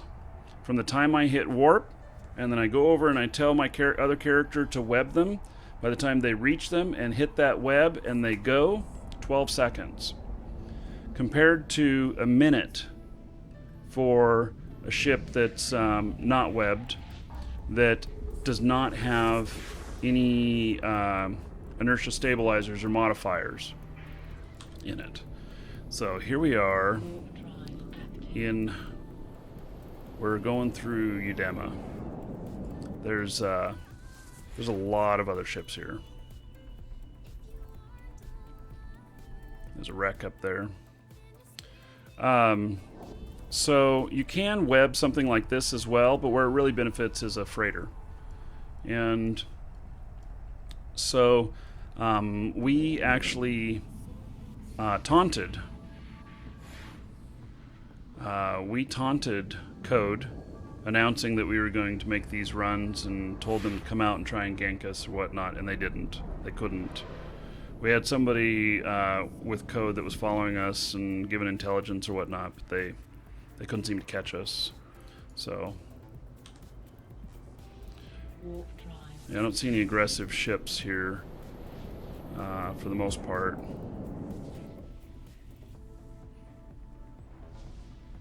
Udema looks clear.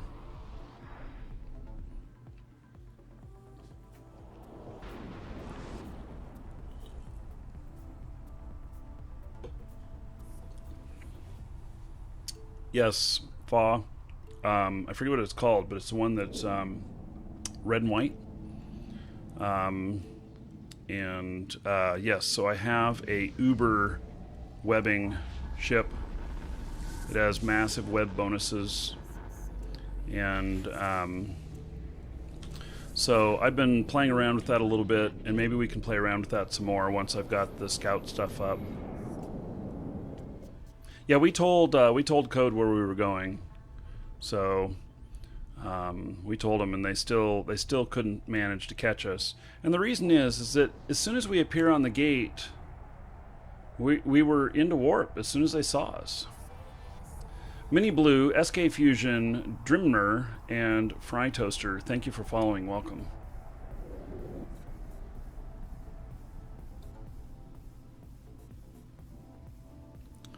So, I'd have to look at what the ship is. It's a faction, a pirate faction ship, and I lost one of them. I was dumb. I lost one of them. You know, I had, I don't know, 150, 200 million into the ship because I had special webs on it and everything. And I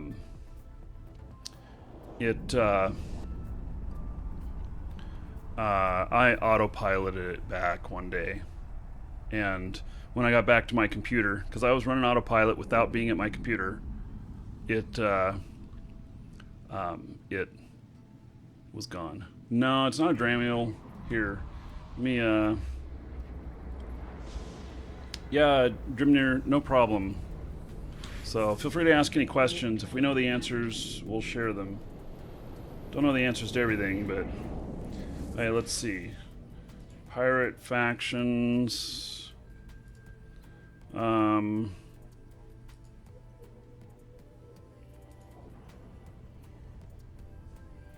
Percent bonus to stasis web of fire range User rock. per Mimitar level, and then there it is, the cure. So this right here has 20% bonus to stasis web of fire range User rock. per Mimitar level, and then it also can be fitted to be very fast.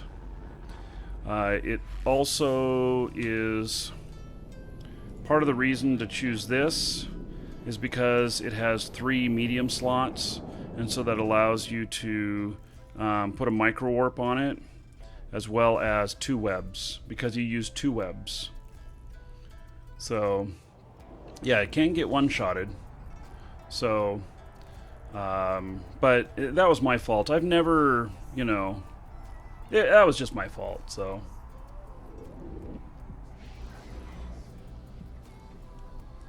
I don't know how much they 52 million. Yeah. And so I had a couple of like faction webs on it and faction micro warp and other modules to make it very quick.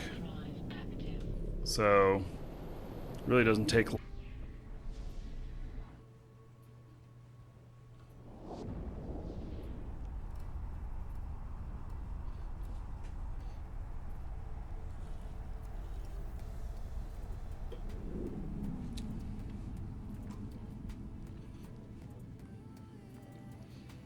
Now that we're up in the forge again,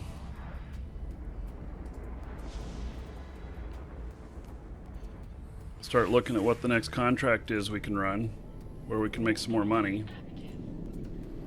So as far as making money on this stuff, part of it too is that I buy a lot of stuff in a lot of different places, and so I'm pretty easy able to make it worth my time.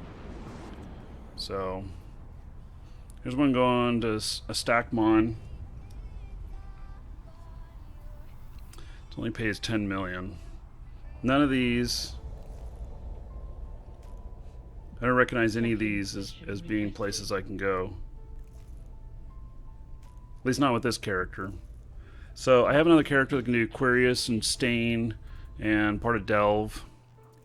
And then I have another one that I'm working on that's going to be some other area. Okay, so do I have a sort container? No. We make one real quick.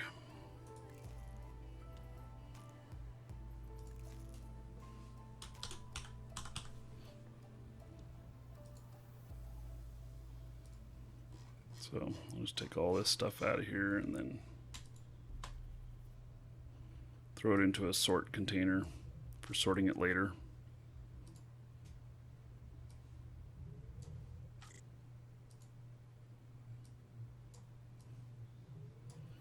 There we go. We are empty again. Ready to rock and roll for the next thing.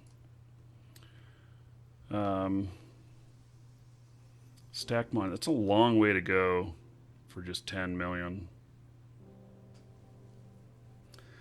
Well, here's a couple. Let's see. What are these go through low sec though, don't they? They go through null and low. Jeez. That high sec island out there.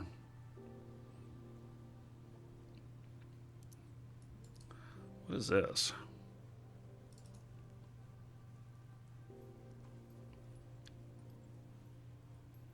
Wow, that's a lot of jumps. 23 jumps. It's really small.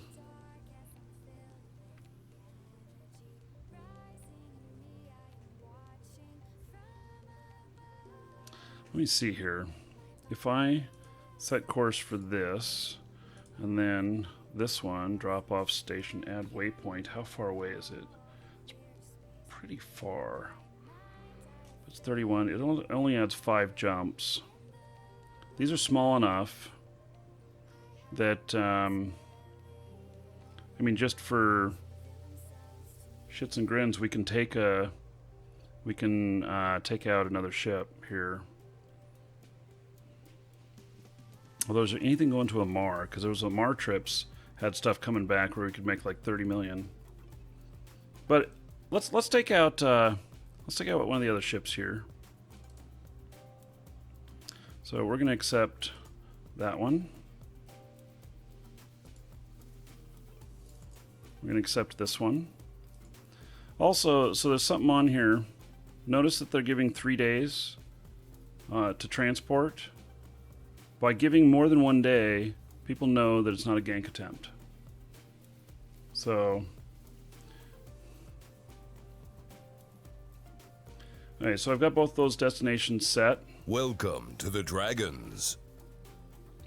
And let's see, is there anything else going to Stony or Berta? These pay too little for the risk. These ones are not something that I'd normally take either, unless I was going out there anyway. But I just figured we'll take this out, and it's my little Viator, and now the value on these. Okay, so that's 900 million. It's books and more books. So, little lesson here. By the way, Zarvox Toriel, thank you for hosting. I missed that, but thank you, buddy. And Kevman, thank you for following. Oh, and we're over 200 viewers now. So, okay, so little lesson here. We'll do a drawing here in just a second. Is that look at what we're bringing here from Jita, and we're going out to these 2 remote locations. And what is he taking out there? He's taking out 30 mining director. He's taken 10 neurotoxin recovery, some neurotoxin control, and then more neurotoxin control and gas cloud harvesting. What do you want to bet that this person is taking these skill books out to those areas because they're in demand and he's selling them at a profit? Makes you think, huh? Do you then learn that there's opportunity for sales there? You know, you go out there and you could evaluate the market out there, and then you'd be like, oh yeah, this does make sense. There are people buying these out here. I'm going back to Jita to buy some of those, and then I'm going to take them out there and put them for sale myself too.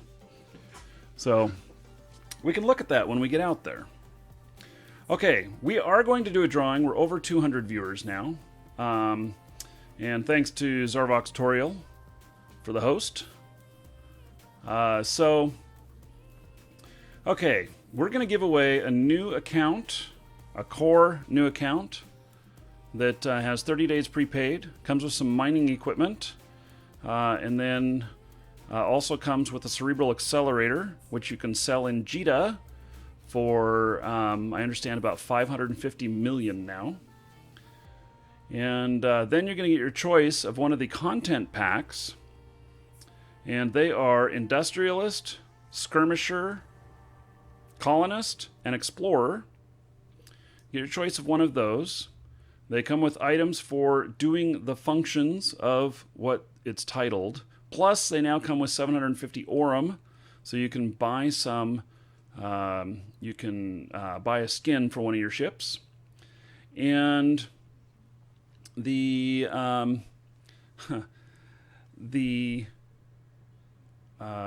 see. You'll have about a minute to answer on that. If you win. Let's see, what else was I going to say? If you're a brand new player, if you've not played EVE before, you choose the content pack that is the one that sounds most interesting to you. If you are an existing player, you choose the content pack that you know the least about, and that way you might get into some new stuff. Don't choose the one that you know the most about, because you'd be very disappointed by what you get in the package other than the Aurum. Because it's entry-level stuff. So, other than if you really want the outfit that corresponds with that stuff. So I'm going to write up the message now. It's exclamation point ticket space 1. You can do more than one. Hello, Brian. Good morning or good afternoon to you. So I'll start writing up this. Once I've got it written up, we will draw. And then if you're the winner, you'll have about a minute to tell me which one of those content packs you want. If you don't know or don't answer, then I choose for you. Okay.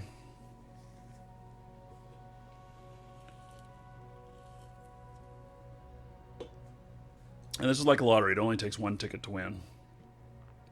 It's just you have more chances if you put in more tickets.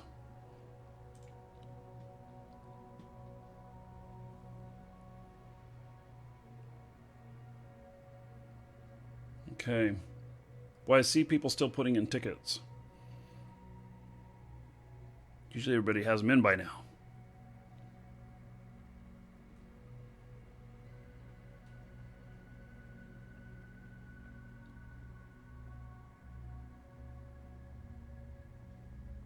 Hey, we're closing this.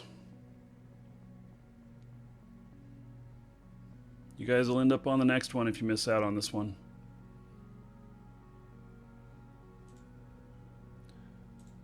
And Frailweth, congratulations, Frailweth. I saw him put in his tickets earlier. I think he put in every single ticket he had. So congratulations. You are the winner. So, industrialist, colonist, explorer, or skirmisher? Which one would you like? You have about a minute to answer. Yeah, well, some people wait until they have an enormous amount of gold so they can just buy as many tickets as possible. And other people put in some every time. It goes both ways. We've had where there's been over 100,000 tickets put in, and somebody put in like just a couple of tickets won and stuff. And we've had people that, like this, where he bought 29% of the tickets. So far he just says thanks. Which one do you want?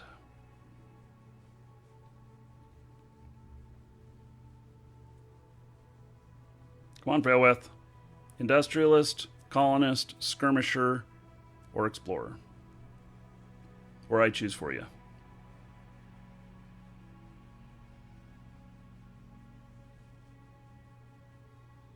I don't want to undock and fly this yet until I've finished this. He says thank you again. Maybe he doesn't speak English. I don't know. Indy, please. Excellent choice. Okay, Indy. We can do that. Okay.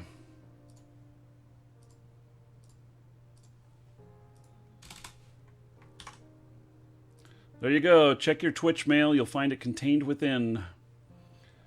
So, okay, we're resetting this and starting a new one. So we will draw again at 300 viewers or the end of the show. So you guys can get in on the next one. And really, it only takes one ticket to win. So, Super Stalin, it only works in Twitch chat. So click on the details tab up the top and get into Twitch chat. And that's where the drawings happen. Unfortunately, it doesn't work in YouTube chat. I wish it did, but it doesn't. So, okay, so we're going to head out. Actually, let me check the store real quick. Make sure everything's copacetic. It is. Okay, so we're going to head out and so saw my image wielding the Frostmourne. Yes. Sitting in a phone. Oh, yes. Okay. Very good. So, well, glad you got what you wanted. Okay. So I'm going to head out and we're going to deliver this. This is, you know, I've got 2 billion worth of stuff here. I don't know how much I had to put out. I actually put out about 2.5 billion, I think. So, so this is a really expensive run, and it doesn't pay very much. But we're going to fly this ship, just kind of show you what it can do. So, here we go. Undocking. I'm going to insta-undock even in this. What's nice is its signature is smaller. If people are scanning for ships landing out on Insta, they're not gonna see it very much. And then I can cloak. So I am cloaking right away, and so, and this can warp cloaked. Warp drive active. It also can go pretty fast with propulsion here. I can go 1940. It's pretty fast. Basically, nobody knows that I'm coming to land on the gate with something like this, and so they have to get really lucky. So, and if you're out in hostile space, fly to a bookmark. Yes, I have insta-undocks. Not for many stations, just a few. Just a few that really need it. Warp drive active. So, and I cloak this instantly, all the time, and you can see here it gets into warp really quickly. So this is a Viator, and it is the Viator here is known as a blockade runner. If I were working in low sec or null sec, I would be bouncing off of safe points and not going directly between gates. The reason is that if in null we can encounter bubbles, and if you land in a bubble, unless something decloaks you, nobody will know you're there. But the bigger problem is bombers, smart bombs at a gate when you land. And so the smart bombers will sit and run their smart bombs for a while, thinking that you're going to land on them whenever they see you come into system. They may have a scout on the other end. But if you jump off in a direction and they have a scout out there, and you jump off in a direction that they don't recognize, they don't think you're coming toward them, and they're not going to be running their smart bombs. If you are worried about them going to smart bomb you anyway, then run your run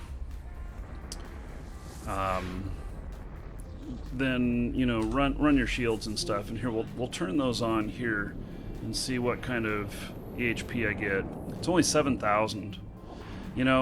I don't know how much you can take on smart bombs on a gate. I don't know if 7,000 is tanky enough. So, but this particular one is not fit for tank. This is fit for absolute speed. Speed and stealth, which I 100% believe is the way to go. Warp drive active. We're heading to Udema.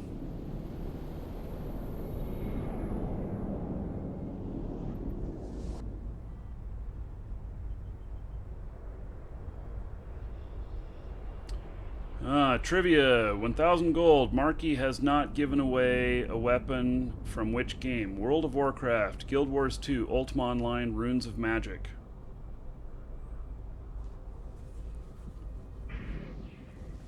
Has not given away.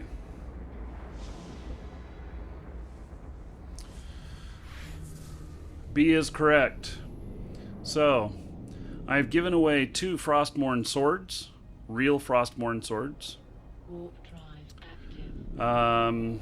And in, let's see here, in Guild Wars 2, I've not given away anything. In Ultima Online, we gave away a samurai sword that was autographed by the dev team for UO Samurai. And then in Runes of Magic, we gave away a sword that was autographed by some of the staff, some of the GMs for that game as well. Yeah, I had to think about it. See, Tenchi has like seen all my videos and stuff, and so he knows all these things. He comes up with these trivia things, and he's been right on the spot 99.9% of the time. So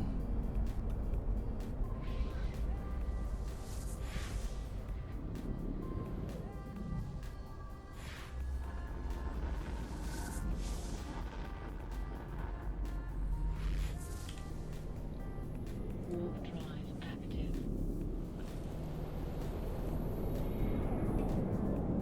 yes, good morning, Alex.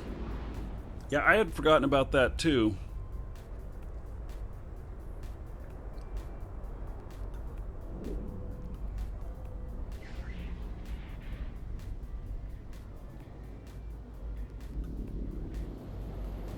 So another thing that you can do is if you can only haul a small amount of stuff, you're new to hauling, you just wait for those perfect trips to show up. They do show up, and you just keep checking the available contracts within your parameters, and they will present themselves. And then you can package a couple of things together, and so you make more money. And if you know what region the things are going to, like let's say that you can, I think you can put regions in here as well. Let's try it. Let's see here. So here is, current region, drop off location. So I put in the forge. There we go, it resolved that. And so it'll show me everything in this region that's going to the forge that's under 62,500. So, if you're making a trip back and you know that you're going up to the forge and you're willing to go anywhere in the forge, then you could, do this kind of setup where you put in these conditions.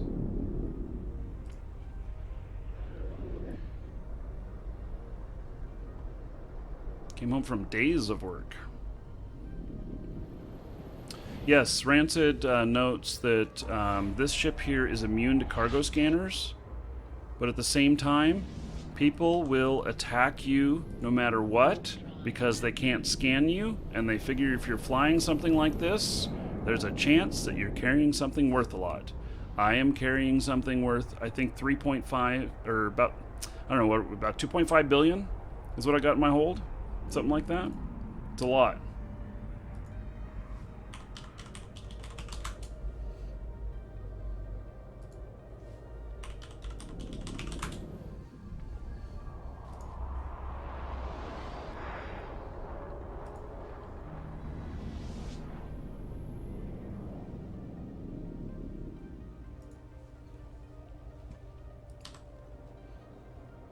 Warp drive active.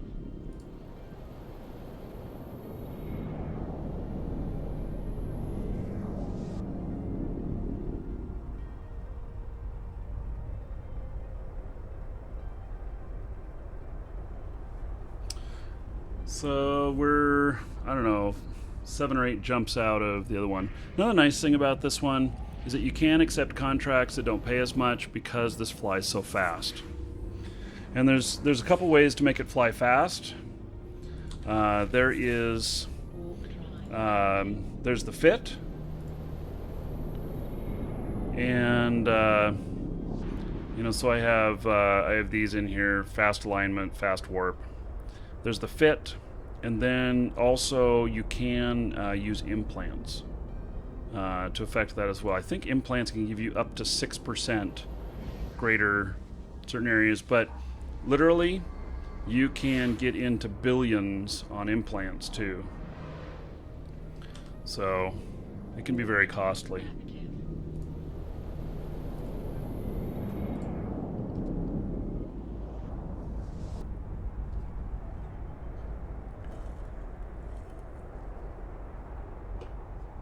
Wow. Tenchi, you going back to school? Cool.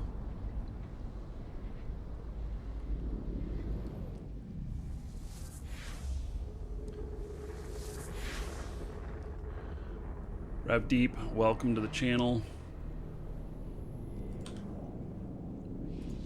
Warp drive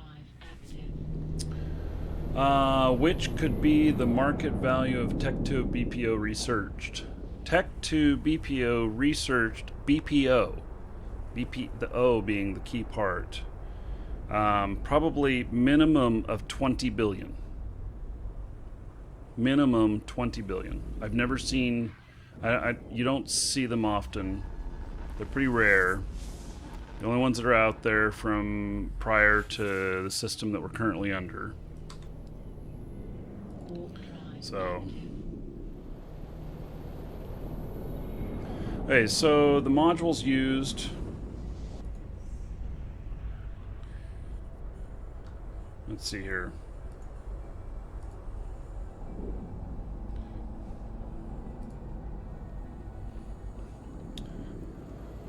Medium polycarbon engine housing 2.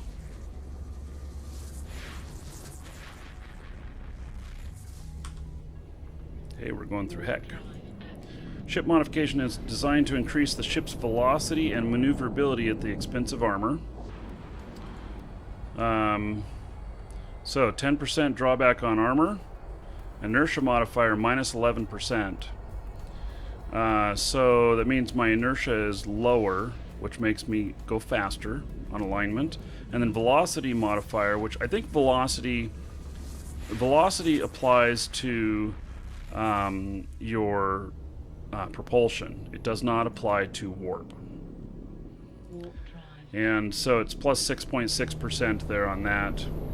And then the hyperspatial velocity optimizer 2. Warp speed bonus 25%. See, if I wanted to go even faster in warp, I could have gotten another 25% out of that. So just imagine that. Imagine adding another 25%. I'm already at 11.6%, 0.06%, so I could bring it up to, you know, what about 13 AU? That's really fast for an industrial ship. Really, really fast.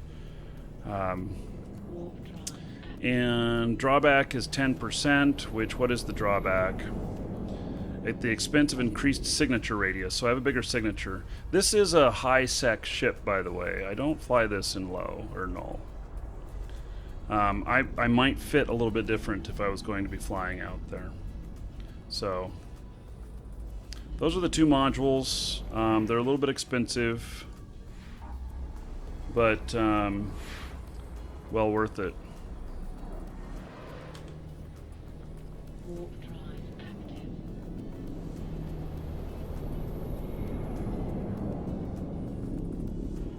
active. Glenn Stefani, MIZZ top. Well, you know, I've been accused of that a few times, but not very often.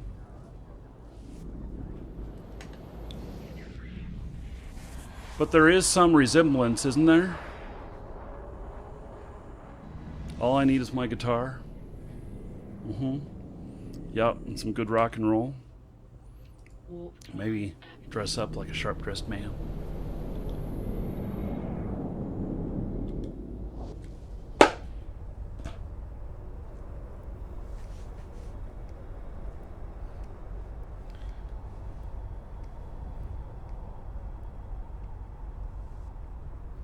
Don't you want lower velocity to get into warp faster? No, you want to achieve 75% velocity to get into warp.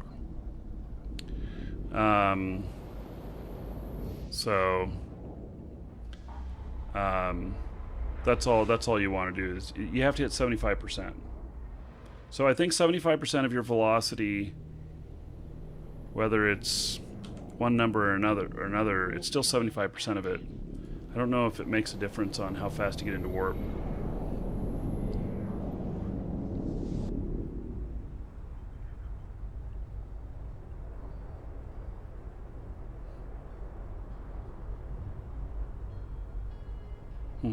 Well, you may hit it faster. This is nice and fast. I really enjoy this setup. And, you know, Docking permission requested.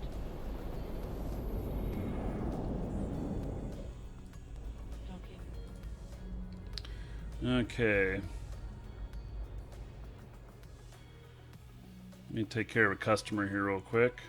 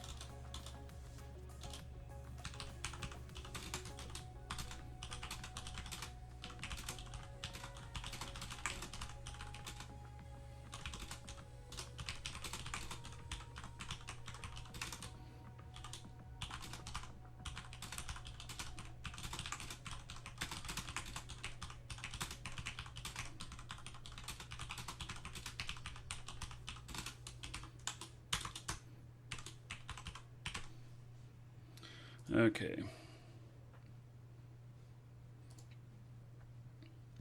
So, let's see. Accepted. Which one are we at here? Okay, so we're going to put that in here. And then, okay, so remember what this is. Now let's actually look at these things. So neurotoxin control. There's a few of them for sale here. 222 million.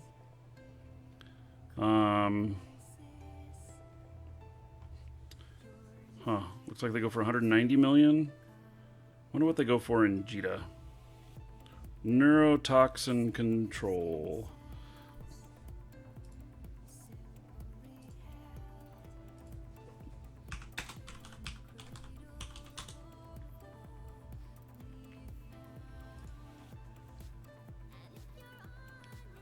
So 197 million in the forge. And then he's going to put it up for sale for 220. He's going to make 10%. See, this is exactly what I was talking about looking at the freight that you're carrying, because you can gain intelligence from it. So there's not very many of them out here. How many sell in this area? They don't sell very often. You're going to sit on the product for a while. But he's only brought 2 of them out here. So let's look at gas cloud harvesting. Okay, these sell a bit more. Yeah, there's a bit more of these that sell. Oh, there's only 1 out here for 28,500,000. That's gas cloud harvesting.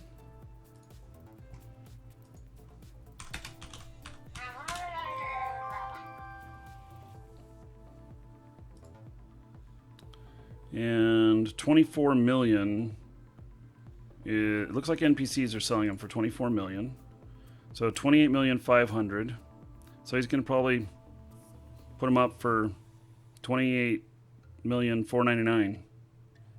And he'll probably sell them. Or maybe this is his already. Maybe he just won't post them until other ones are for sale. And there's probably mining that goes on around here. So, good little bit of intelligence, huh? So, let's see here. You can use this stuff to your advantage.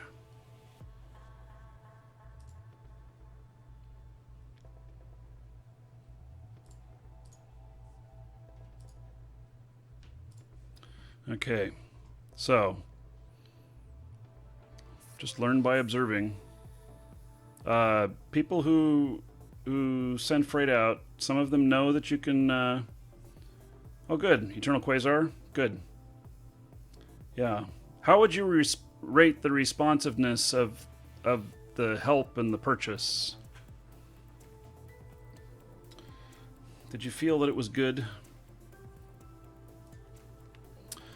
So I hope the answer is yes. I mean, I'm asking him live on the air. He could say anything. So, okay. So anyway, not everybody knows that whenever they send freight out that you can actually look at the freight, the person who's hauling it. So a 10 easily. Okay, good. Thank you. So, and would you come back in the future for future purchases? Isn't that something they would say on a survey? You already have the code. All right. So, okay. So it's just interesting. I'm not into selling skill books, but there are people who are, and it's easy money. And in actuality, there's something else out here too. You notice that there's no buy orders.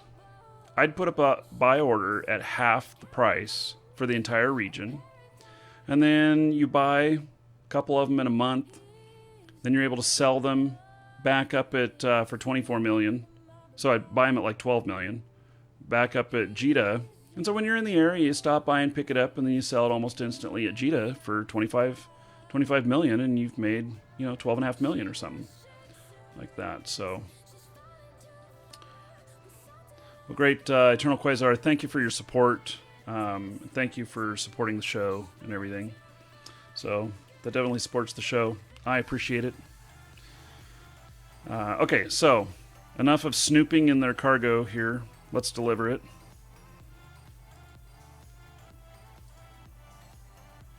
Crate delivered. Okay, so I get my money back and I get paid. Oh yeah, so there is some stuff that happens that humans need to review some orders in our store. It depends. There's a lot of things that make that happen. We have about 80 checks that happen on the back end, and if it makes it in automated fashion through most of those, it'll just go through instantly. But if it has a couple of things that it trips on, then it'll want a human review. And it's just because thieves are very smart, and they leaving a station, if I don't have an insta, I'll typically turn my shields on and then cloak before I land. It's just because you can't cloak next to the station. Anyway, yeah, we have all these checks that happen, and we want to do as many of them in automated fashion as possible and not hold anything up. But thieves are very intelligent, and there's a couple of things that we key off of that happen on legitimate orders, but also happen on theft orders. And you hit one of those, it just wants a human review, because humans are more intelligent than any smartness we can put into our programming.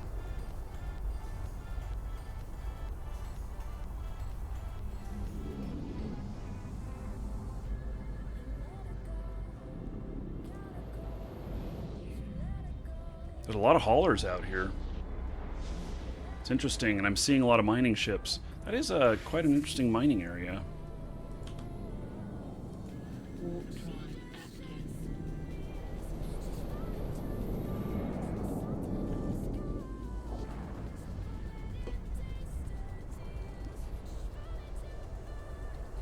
By the way, any of you who are here right now who are subs on Twitch that would like to help with moderating the channel, let me know.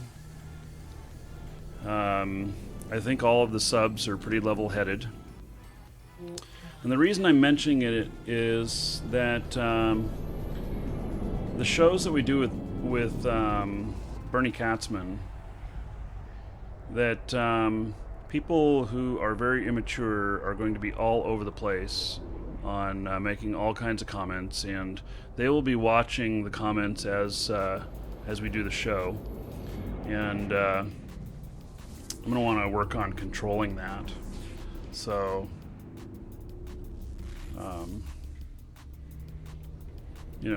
just let me know if you'd be interested in helping moderate. Drive active.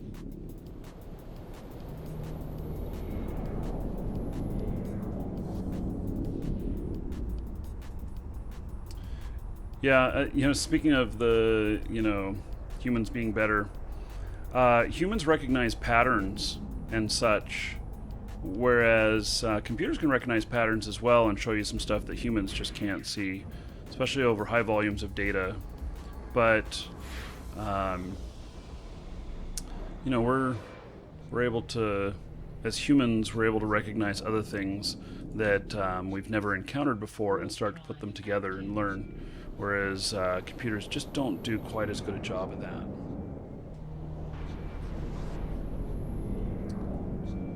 Hello, Nathan. Video blog, good morning.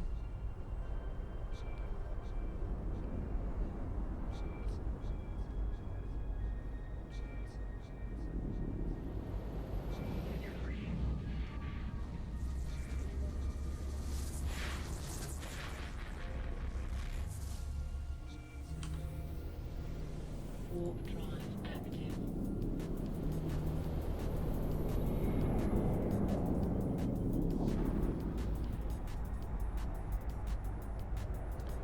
This sucks. Giant fires. Yeah, that would be bad.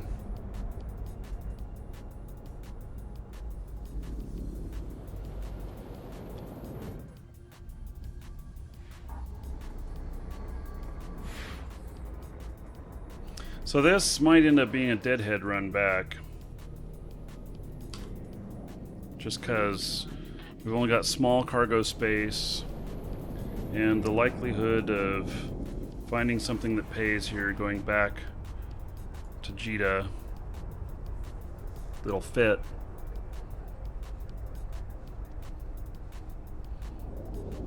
See, if we had more cargo space, we could do something like this. But we don't. Do we have any holdings around here? Not really. Warp drive active. So we're in Derelict.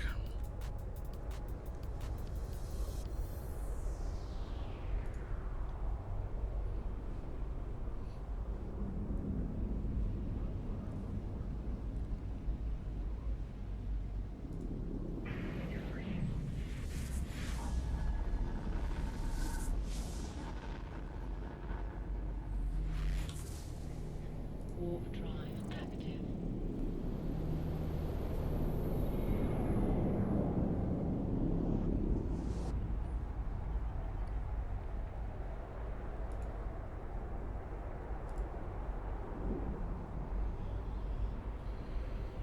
Let's see here. I'm looking at the Haulers channel, see if there's anything interesting in there.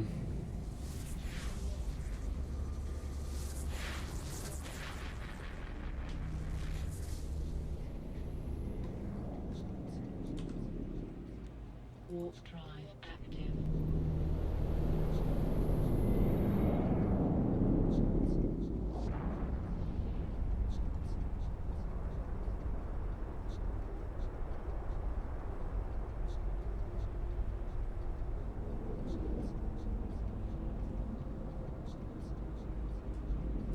Hmm.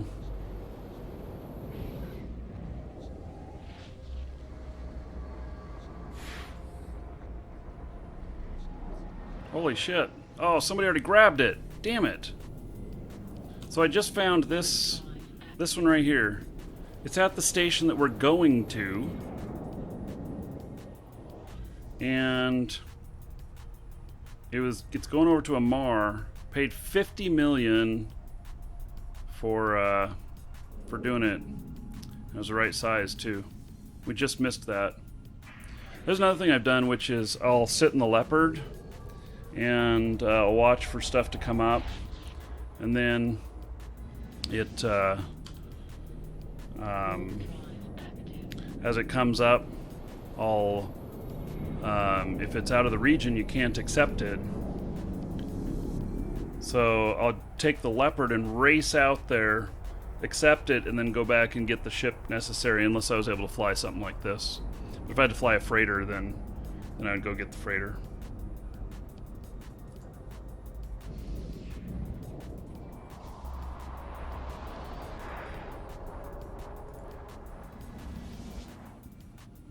too bad. Warp Let's see. active. Let's remove the requirement of where the stuff's going. And let's go 4,500, and doesn't have to be anywhere. So, wow, those are going to pay 400,000. What? Come on. Really? Docking permission requested. So, they want 16 billion collateral, and they're only going to pay 400,000.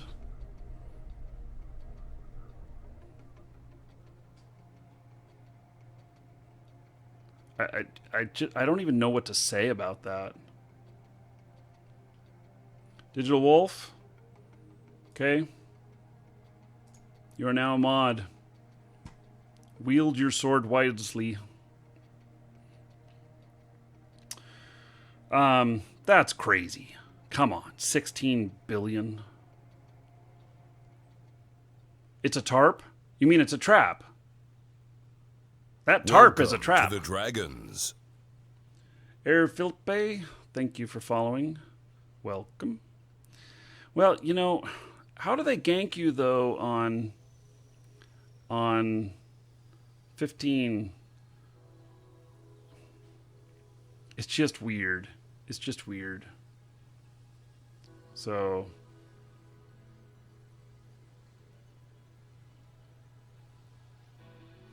careful, it's a tarp.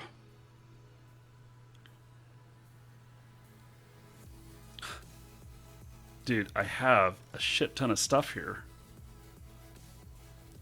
Look at all these suicide. See, there's level 5 missions right next to here, and we've done suicide missions out here, which are kind of fun. So, no items, just those ships.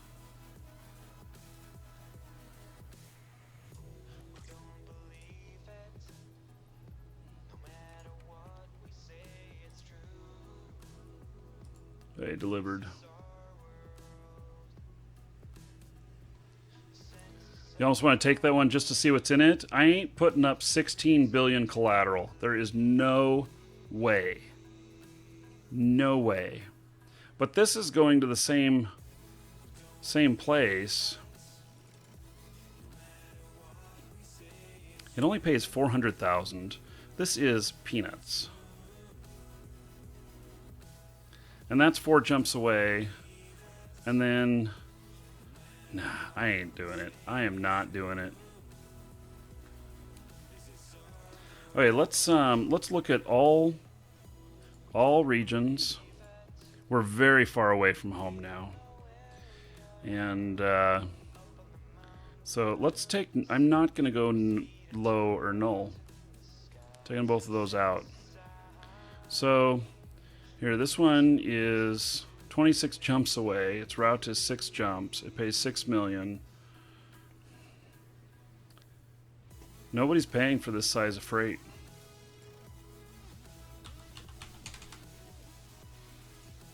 There's my other ship. All high-sec stuff. Here's Jita to Karen. Gosh, if we were up there, we could accept this.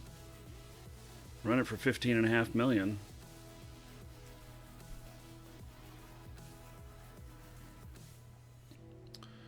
And then other stuff going up to Jita. Okay, well, we are out in the sticks here. There is nothing out here. I don't know. I have some stuff out here. What's all of this? I mean, no, I think that's low sec. It is. That's low.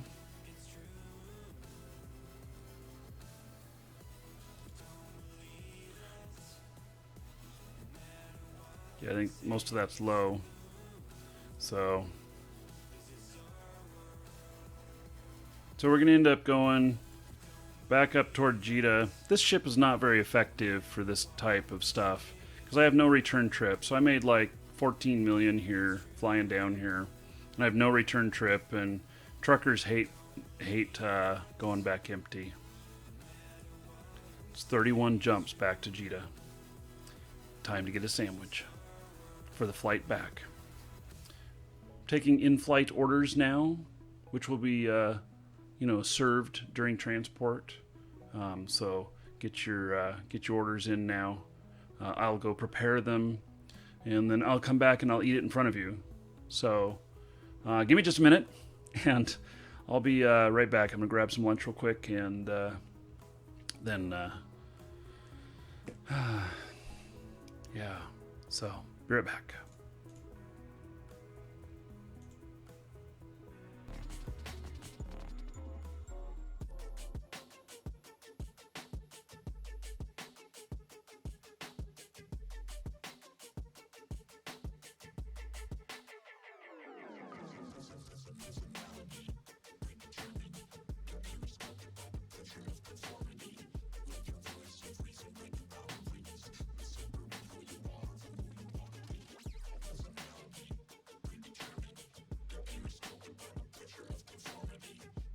Welcome to the Dragons.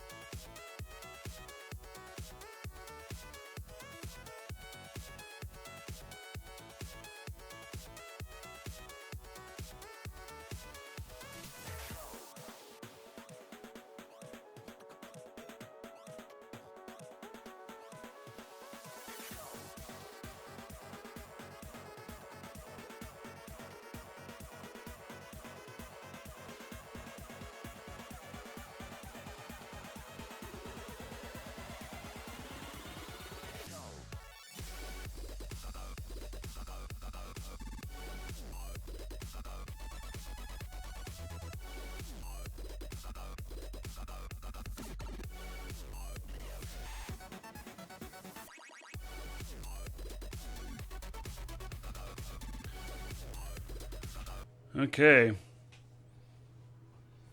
We're going to head back.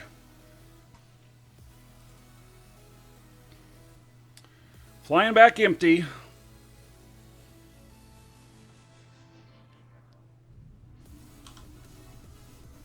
Warp drive active.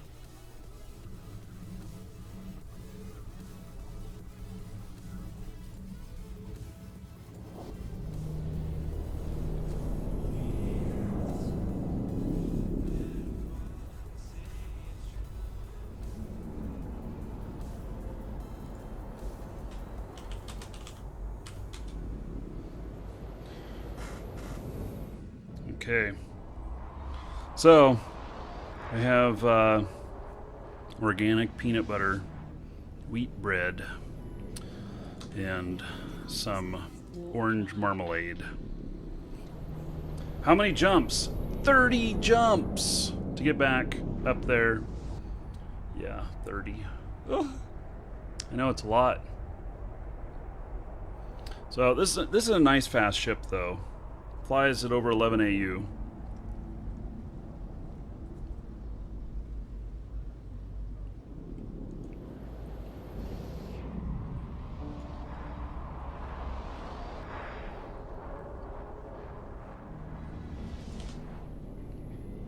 Warp drive active.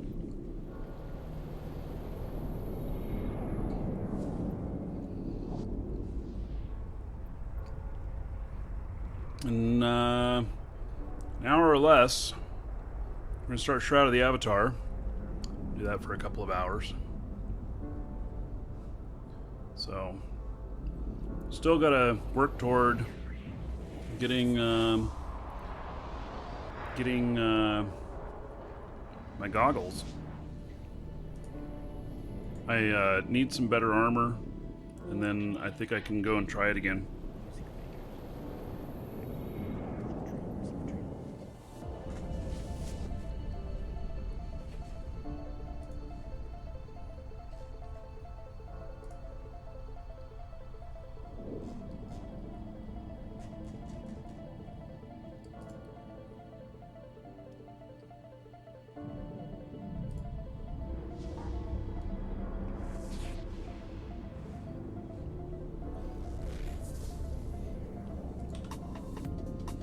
Warp drive active. How fast can it do the Kessel Run? I don't know what a Kessel Run is.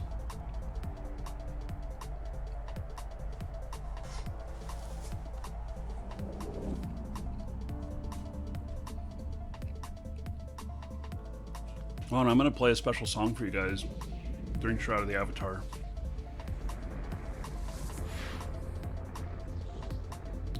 $1,024 units would be 1K. I don't know. Warp drive active. Star Wars reference. Oh.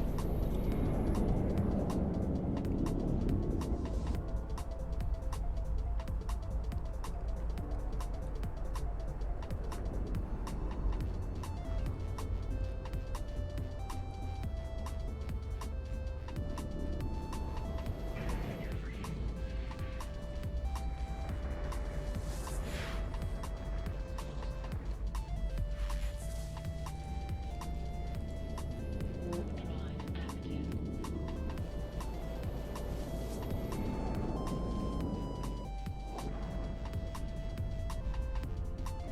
So those of you that played Ultima and Ultima Online,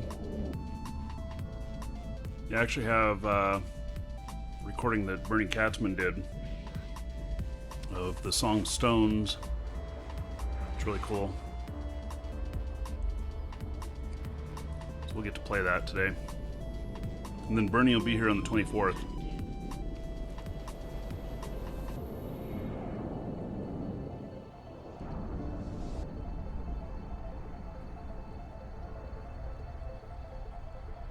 You like accidentally bumped into the wormhole?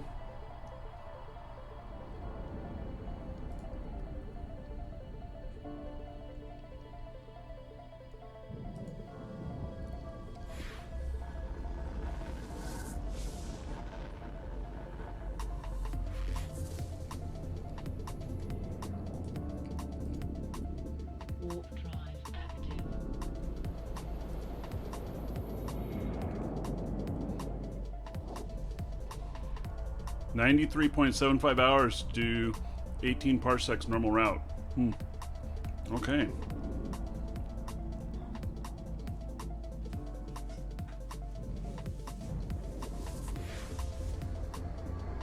Good to know, I suppose.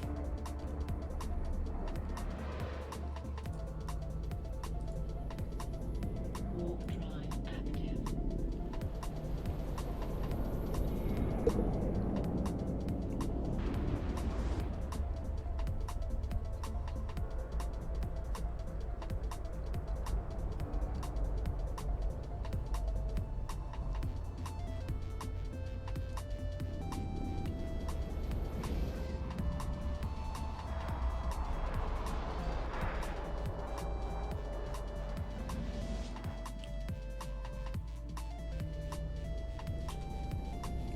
Warp drive active.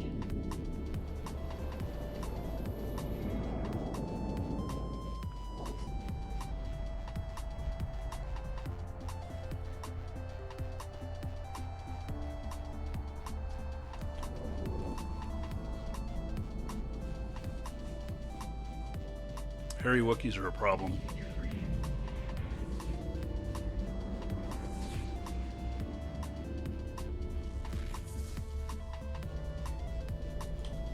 Well, we'll check and see if there's anything changed here. Any little runs. Ooh, that one pays.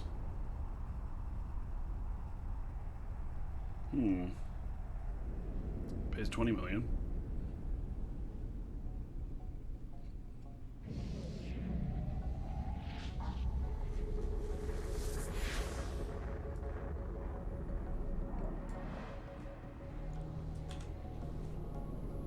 Warp drive active.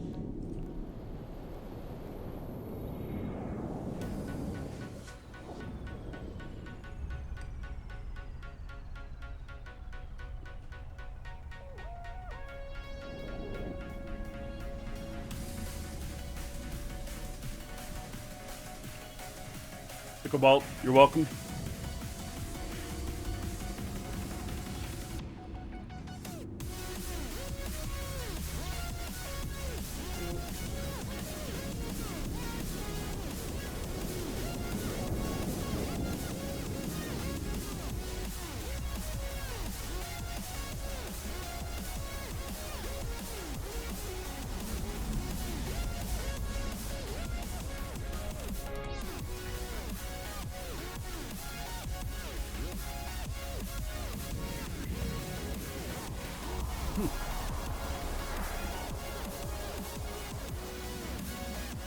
I see a good round trip if we can do it.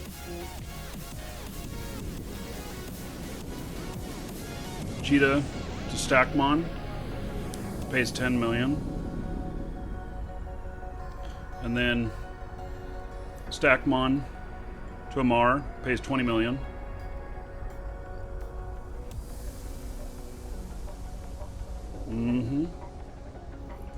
See if it's still available when we get up to Jita.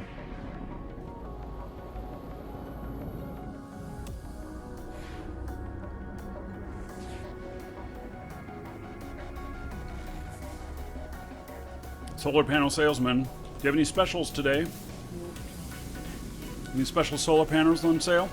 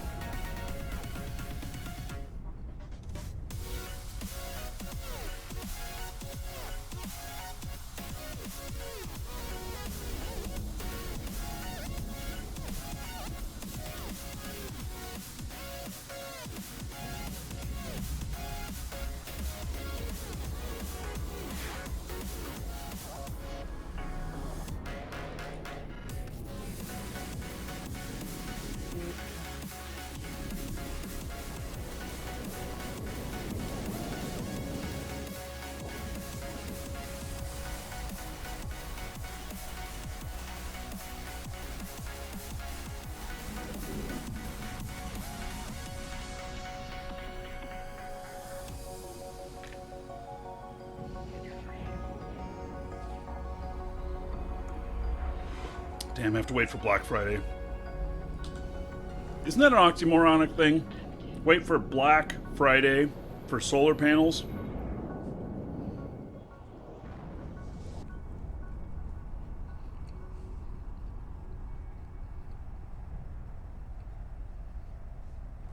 I mean, I'm just saying.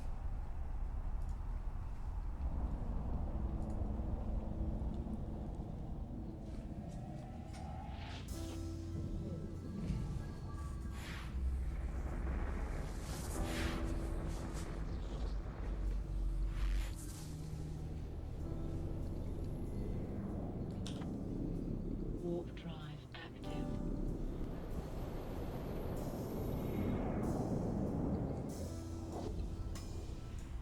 Oh. Oh, there it is. So I'm gonna grab this Stackmon or Jita to Stackmon.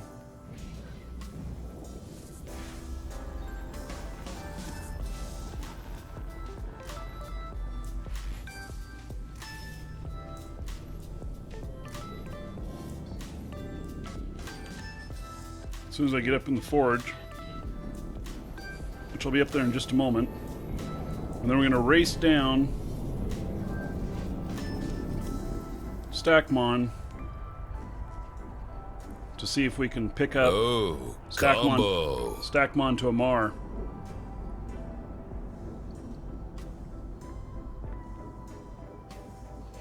So, Pale Raven, thank you, buddy, for resubbing. I really appreciate it. 3 months in a row.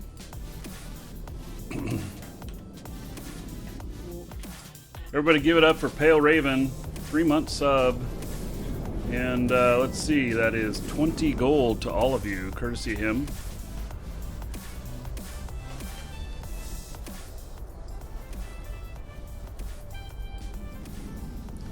Okay.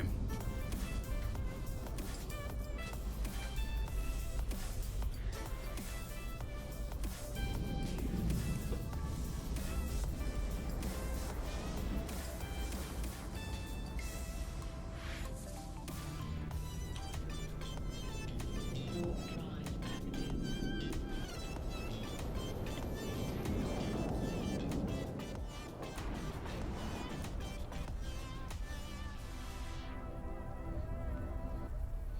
You know, I've often thought about, 3 down. well there. So, Ichabalt.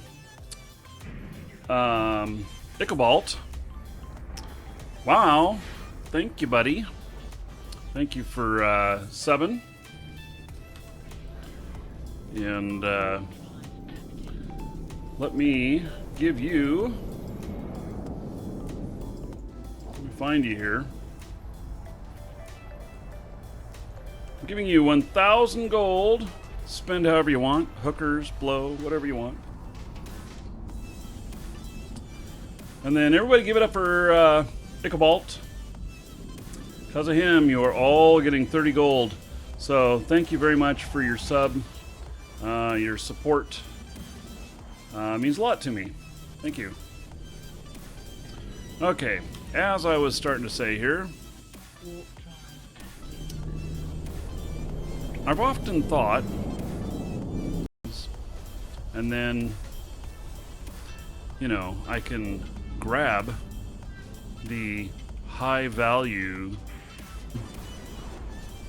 that if I had transport characters in all different regions, all I have to do is be on one of them to look for these things, and then, you know, I can grab the high value ones right off the bat. So I see it here and be like, oh, well, that one's over near Placid, and I got a guy near Placid. So I just log into him really quick and accept, Warp drive active. and then, you know, pick up that run. Some of these are really sweet. Can you spend your gold on club dancers? Yes, you can. Anyone else in chat who's willing to dance at his club for him, he will, he's willing to pay you gold. Hey, we're going through Narja. second most dangerous system for freighters.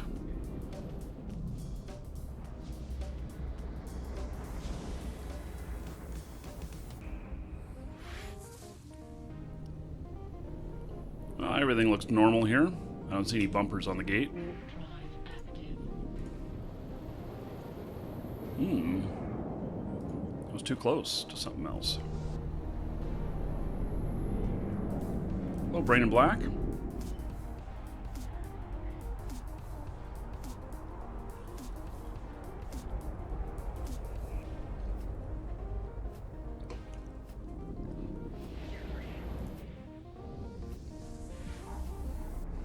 Hey, well, these runs are still available. Almost up into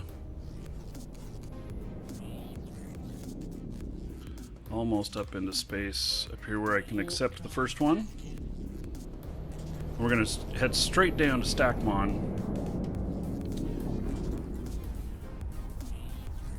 This will earn us 30 million, and will leave us at Amarr. And then if I have any stuff at Amarr, I can bring it up.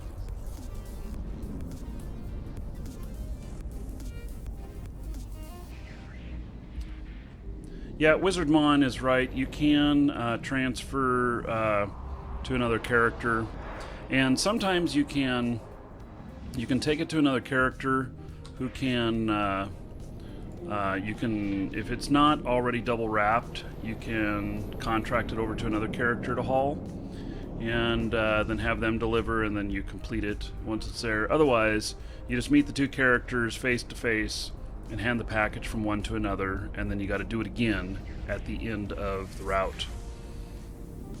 That's why it's always good to have all of your haulers have some speedy ship so they can move about really easily, both for accepting new hauling stuff, and then going back and getting the ship, and for just for working together with a couple of them. How many accounts do I have total? I have 6 or 7 EVE accounts. I do not remember.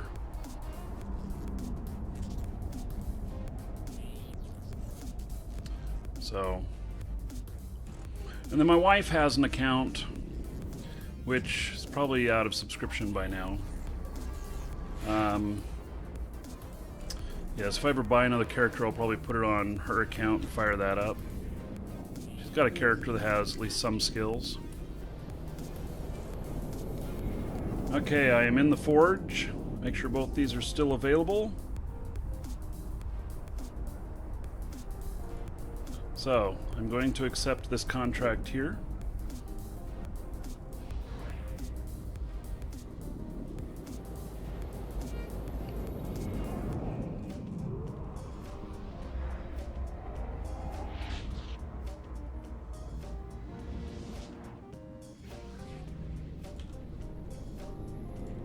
Always fly with shields up or cloaked into Jita. A ship like this could get one-shotted. Hey, so be picking that up, and then be going to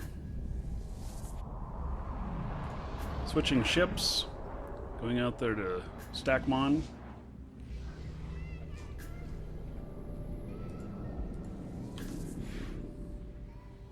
Warp drive active.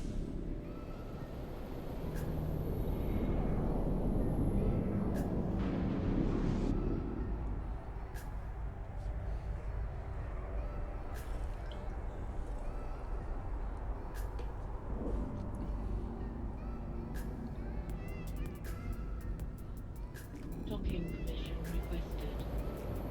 Docking request accepted. Okay. I don't think I have anything to unload from this. Nope. So, we'll hop into my fast DST. Grab the freight. One last look to make sure that see if there's any other stuff that'll fit. I'm looking to see if there's any other stuff that'll fit We're getting down to too low a dollar amounts. Or ISK amounts. So we're going to go up. We're going to go to Stackmon real quick, and we're going to grab this one going to Amar. Pays 20 million. So what's in this? Ooh. This one was done appropriately. They valued it at $1 billion. So that's about appropriate. That looks nice and blingy. Okay, here we go.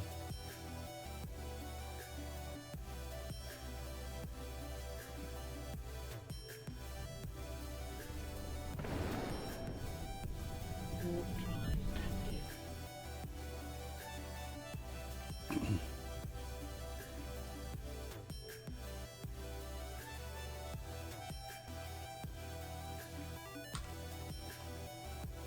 Warp drive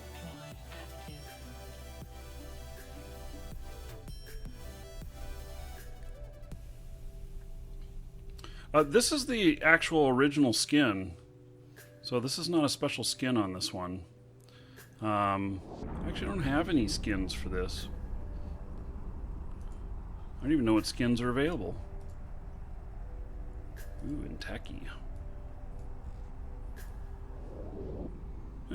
It's okay.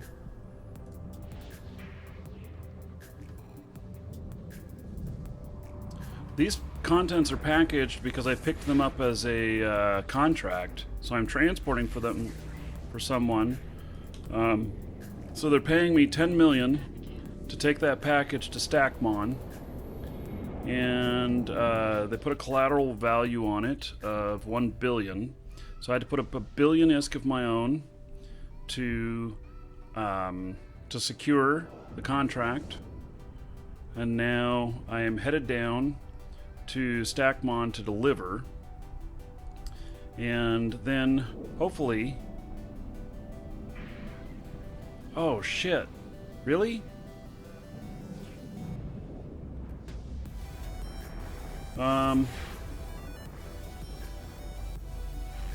Here, I'm picking this other one up right here. Jita to Renz. Going to accept that. Pays 50 million. So I just accepted that. We're already doing this other one, so I'm going to continue on doing this other one. We're going to come back up to Jita, and then we'll run down to Renz. But basically, that just popped up. So I put up 1.6 billion collateral just now. You have to have the money to do that. And that's going to pay 50 million. And then we'll see what other stuff is going to Renz whenever we get back. Like this is going to Renz. It's 15,000. That one's 43. So that would actually fit. That's $1 billion. So people pay really high sometimes just because they want to make sure that the freight gets moved. Warp drive active. So we're headed down to Stackmon right now. And this one is total 16 jumps. That's what I'm on right now. But I just took it. It pays 10 million, 16 jumps. I just took it because we're going to go pick up this other one here that'll be pay 20 million. And then we'll go from Amar back up to Jita, which is only 9 jumps. And then we'll go to Renz, which is 25 jumps, but it's paying 50 million. And it's probably because they want it right away. So, and I grabbed it right away, that's for sure. So, and that's what I was talking about watching this window and such. So, what we've got is I've done 20, let's see, what have I made? Warp drive Made active. 34 million so far today. This will be 44, and then 54, 64 if that's still there, and then the other one when that's done. So that'll put us up at 114 million. 114 million. It is a very good collateral versus reward. So the general consensus is that that you do one, you pay 1 million ISK per jump per billion of collateral in a freighter. Oh, we got flashy reds here going into Udema.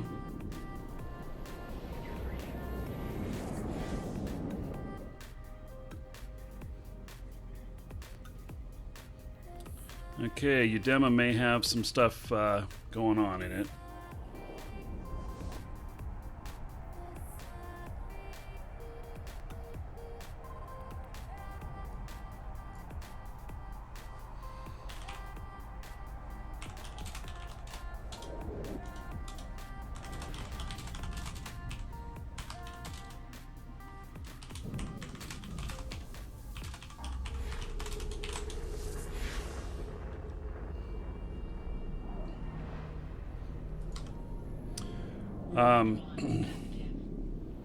Yeah, I don't see any gank going on in here, and there's not a whole bunch of stuff at the gate, but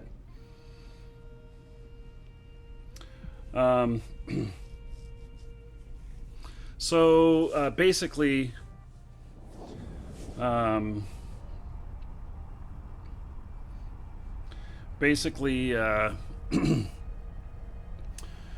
the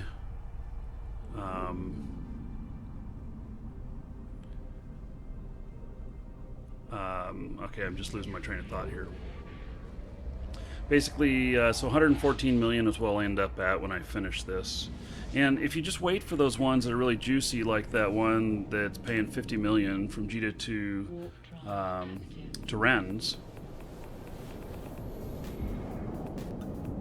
Yes, I am still the most wanted man. Why am I not cloaked? Because this is a deep space transport. The other ship that I was flying was a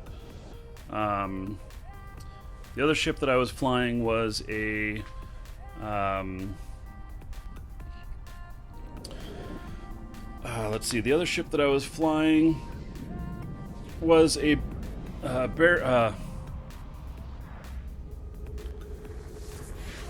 BR and blockade runner, and it is able to warp cloaked. This one is not. This one has much more space in it.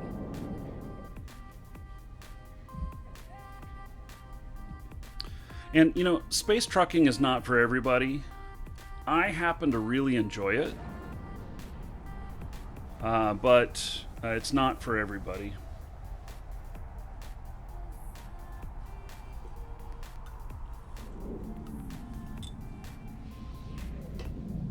Holy cow. There's a lot of people here at that gate.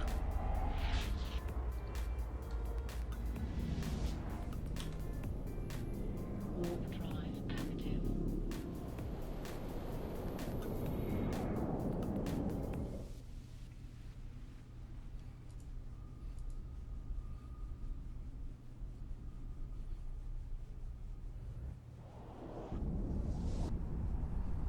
Yeah, I enjoy it, and you know what? There's not much risk in my thing here. So, what we're gonna do? So, thanks to your donations, you guys, your donations covered this monitor right here, which is 4K, and then almost have enough donations to cover the cost of the associated card to go with it. And I just went ahead and popped for it, and it'll be here today, actually. And then we will fly a freighter, and I'll accept contracts. I don't know. We'll see. We'll see.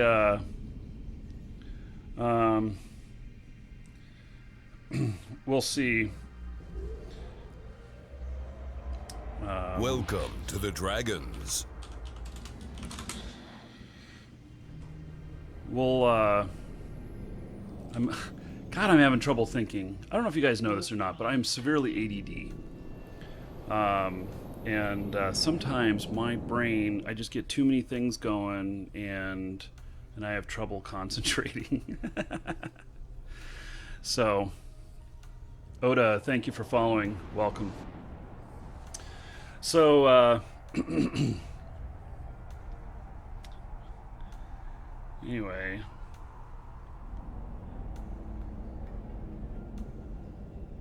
Once we've got the new monitor up and running, I'll be able to run my scouts up there and my Webers and stuff, and on a secondary machine.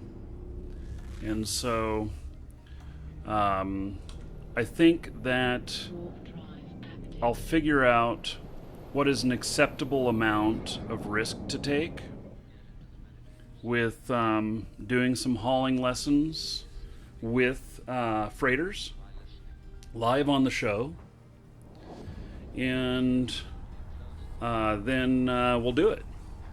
So at this point, I'm thinking something like, freight valued up to about 1.5 billion. Because I actually, my freighter I will be using is worth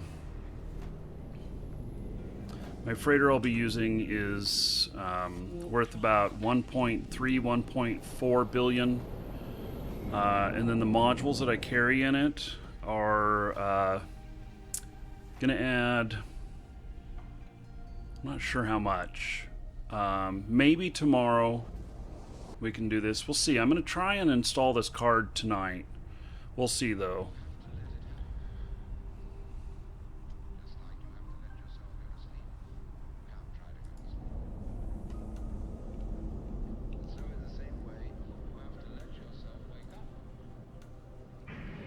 So, and but that's going to be increased risk, and so I got to figure out, covering that increased risk. And I might be willing to, so my mind was kind of wandering on this, and I might be willing to take higher risk packages and really see how much we can get through the pipes live on the show and everything. If like ISK was donated to me to cover the cost of the collaterals, because I'd be willing to run a 10 billion fully fit, fully expanded freighter run, anywhere within HiSec and going through the pipes with a Weber and everything for the challenge, but Warp drive I wouldn't. I don't have that much money of my own to put up just for something like that. So, just a thought. But I think that I can put up a freighter and the Weber and like 1.5 billion collateral coverage and do it live on the show. It's very risky flying a freighter live. So I'll be a huge target doing it.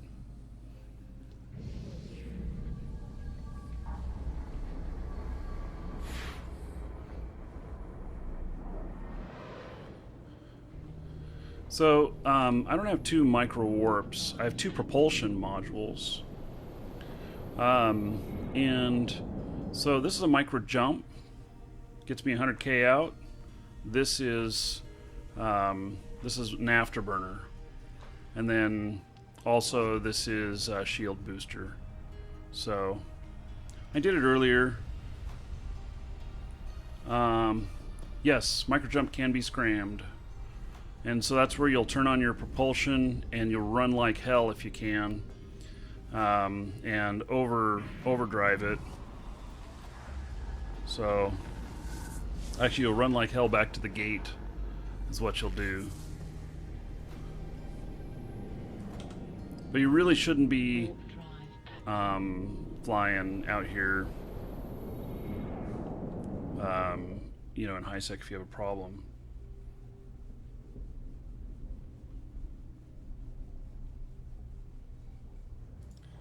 Okay, so this Stackmon one is here and available.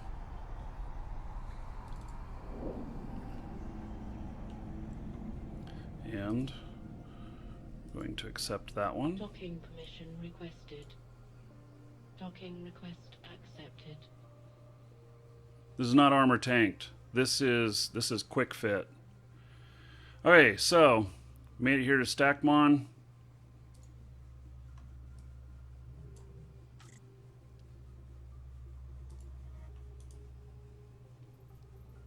And deliver. Yes. It's been delivered. Okay. Now, got to go set destination, add waypoint. So it's in another station, this other one that I just picked up. Okay, so there's another 10 million earned. Now I'm about to pick up this other one that'll pay 20 million. And then we head up to another one that's going to pay 50 million. Active.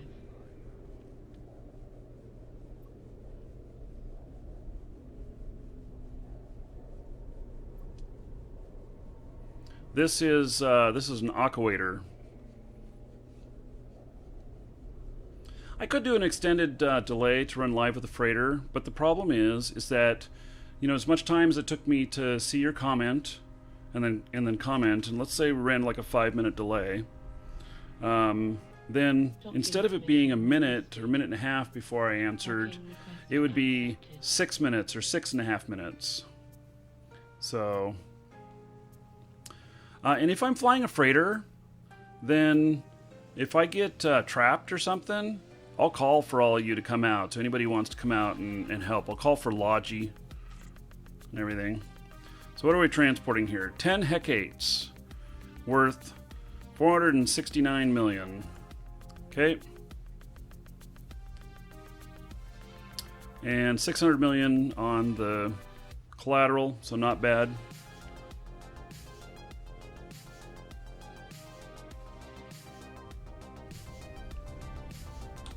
And here we go. Warp drive active.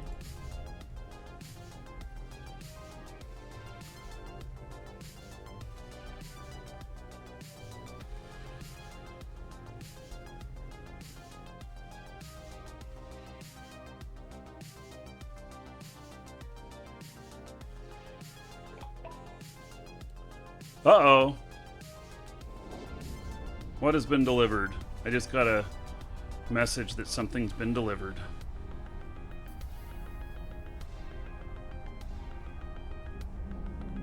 I never heard the doorbell. They left my $700 video card sitting out at the front door. I'm gonna go grab it.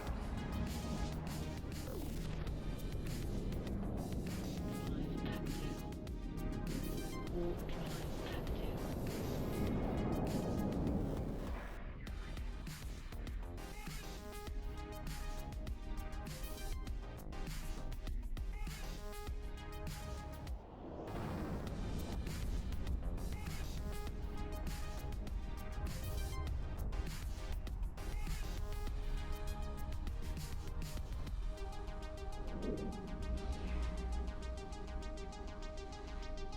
So the video card has arrived.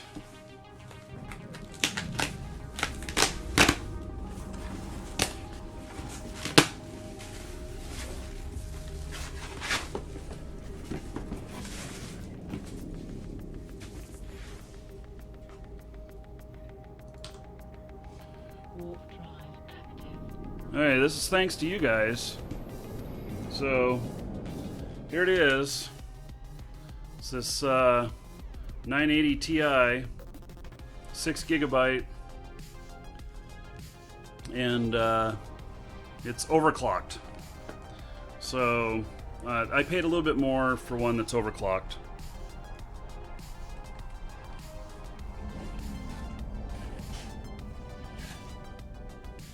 So I'll see if we can get that in tonight. I'm hoping. I'm not 100% sure, but I'm hoping. Warp drive active.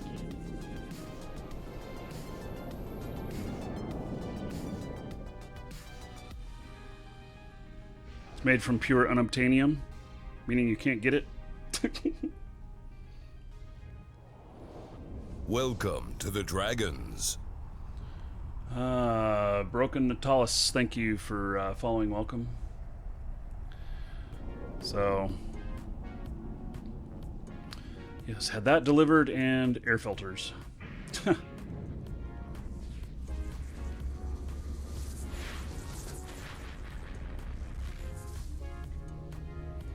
Well, that's going to allow us to do some 4K shows and stuff. So,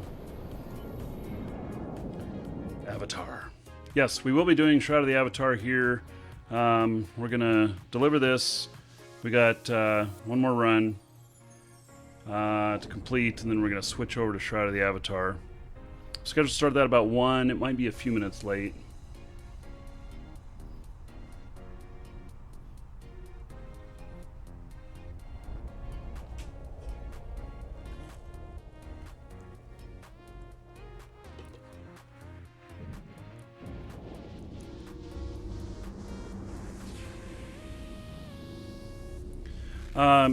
So yeah, we'll do a few 4K shows, but it will not be a normal thing to do the shows in 4K because it'll be a problem, and so we'll do some like I'll do a Gtacam in 4K, and you know, maybe we can try one of the Shroud of the Avatar episodes in 4K, Smite in 4K, and we can do a dedicated Eve show in 4K, but I won't do it all the time. We'll do some testing. So, how is Shroud of the Avatar? You know what? The Shroud of the Avatar is really starting to look really good, and so there's some real good stuff starting to happen in the game. So yeah, when I did the 4K test, it looked really good. You're right, and 4K bandwidth is insane. So I'll do basically a 4K show to both Twitch and to Twitch and YouTube at the same time will be 20 megabit up for me. But I have it. So I have 150 up. So shouldn't be a problem.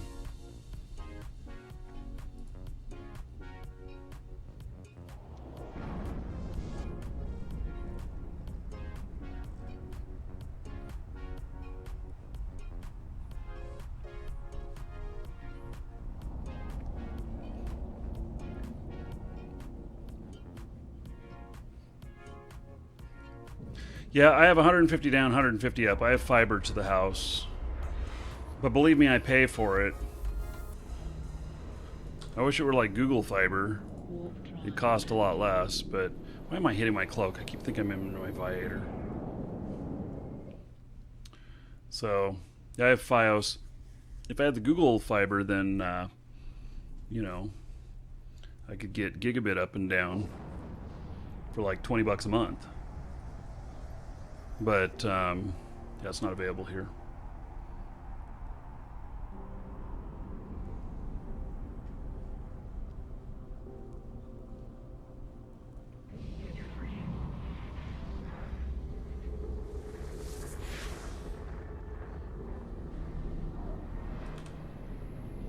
Warp drive active.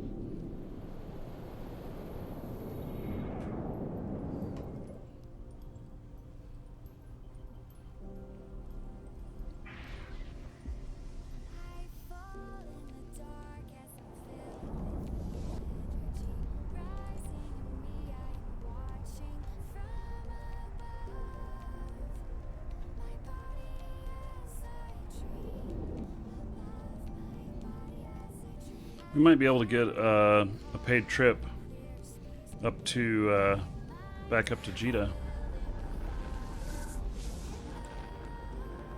That'll be good. Warp drive active.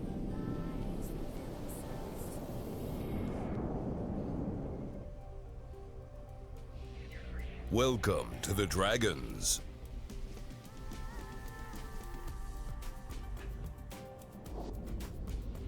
Is that Arnar? Thank you for following. Welcome.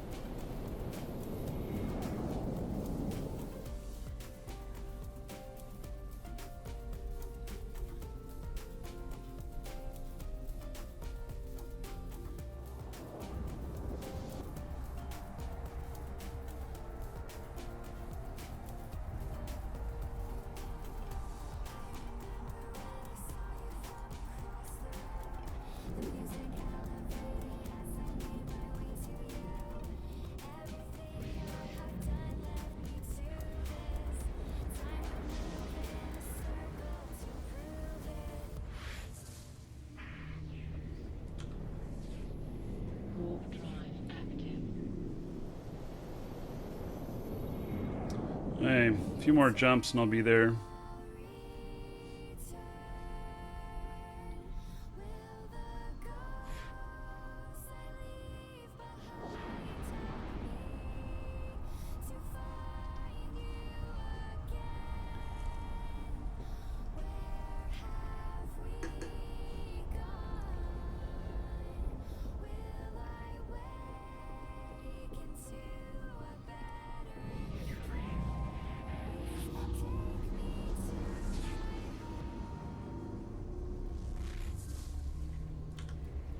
Warp drive active.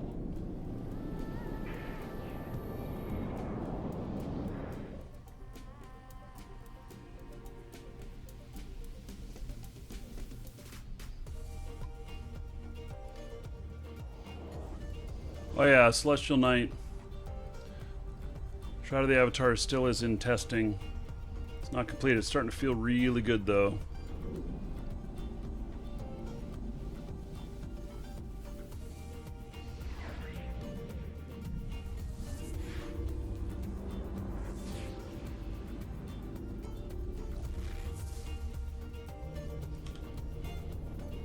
Going through Narja. Narja will be next. Second most dangerous system.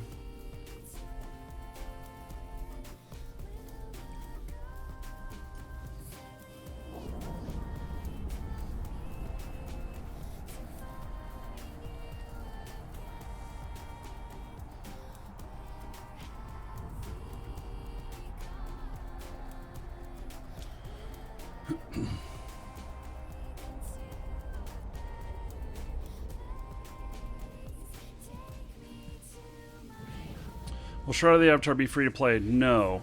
So the model, as I understand it right now, which so this is my understanding of it. Warp drive. You know what it ends up being could be different, but as I understand it, it's much like the Guild Wars model, which is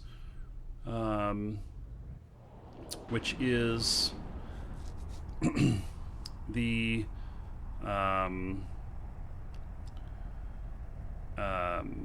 where you buy it and then you can play it as long as you want, and then they'll have periodic add-ons to it.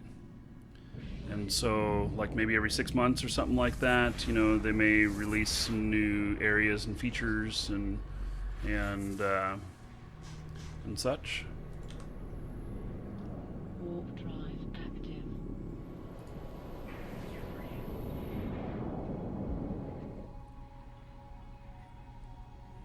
A lot of people right here at this gate.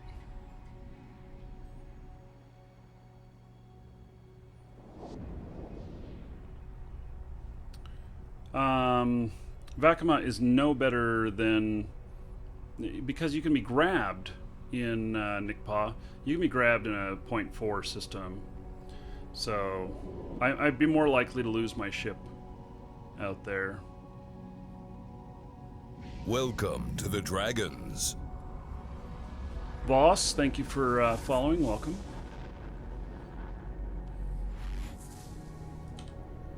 Warp drive active. Welcome to the Dragons. Young Frenchoft, thank you for following. Welcome. Okay, so we're going to deliver here to Amar. And then we'll see if there's anything here to go up to Jita. It's close.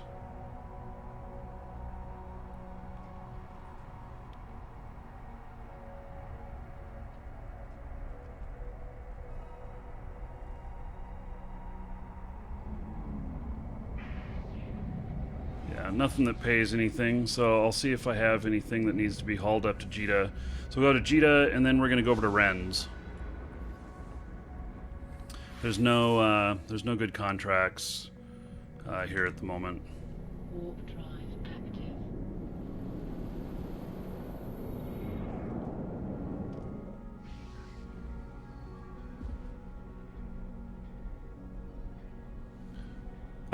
BRs do have issues. BR should have no issue. God, Nick Paw, I wouldn't take a BR through there either. I'd go through Narja and Udema. Anytime you go into low sec, you dramatically increase your Request accepted. your risk. It just doesn't make any sense, in my opinion. And if somebody can show me that it's gonna, you know, do well, or something that it's gonna be better for some reason that'll reduce my risk, then fine. But okay, do I have any? I don't have anything to go up. What are the ships that I've got in here? So I've got a freighter in here and a couple of shuttles. Yeah, I have a freighter that I use down in this region. You know what I do? I fly freight to here and then I pay other people to fly it through the pipe. Isn't that funny?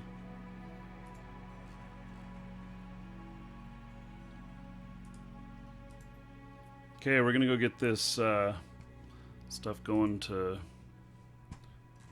Rennes. Pays 50 million.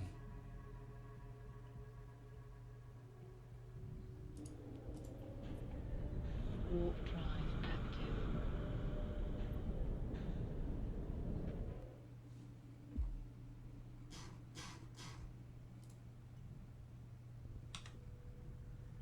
Warp drive active. That was a really short insta.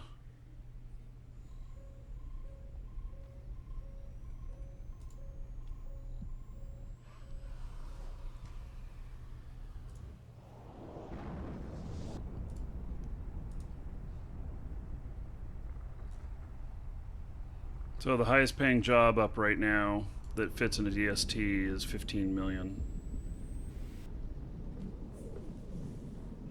So this one that pays 50, they're paying that much because they want it done quickly. And I actually already talked with the person and let them know that I was doing it. I guess just a little good customer service. Drive active.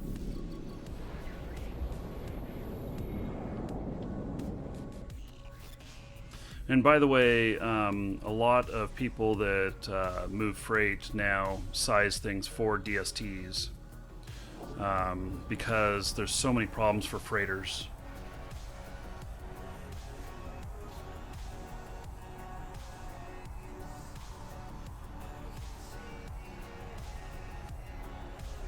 What's the best way to farm Plex in less than a month to buy?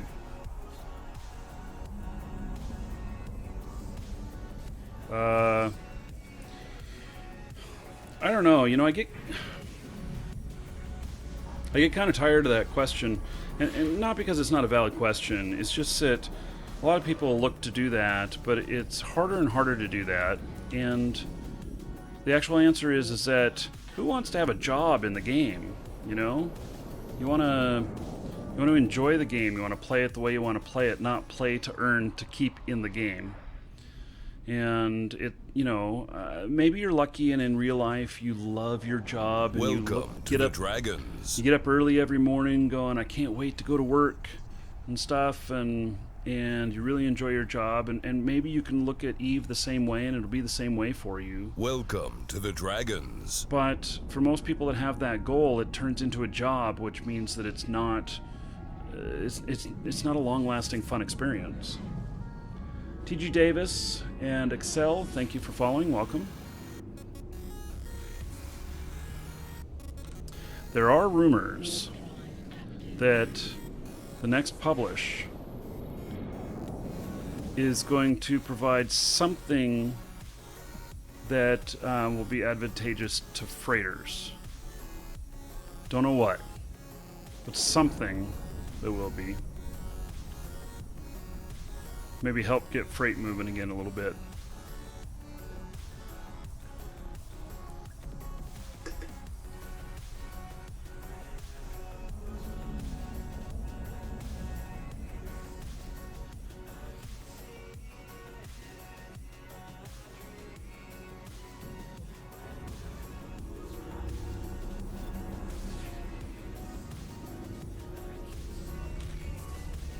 Warp drive active.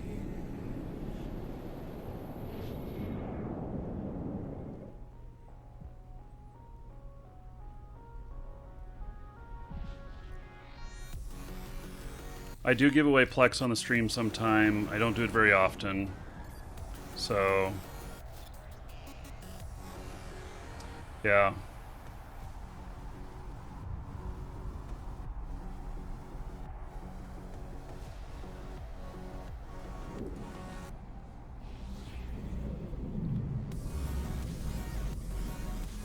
There's a bumper on the gate right there.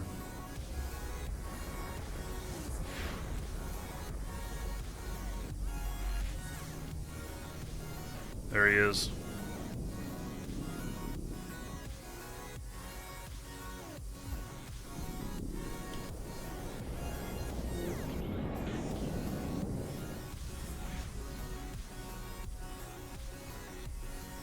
This is actually a pretty heavy ship.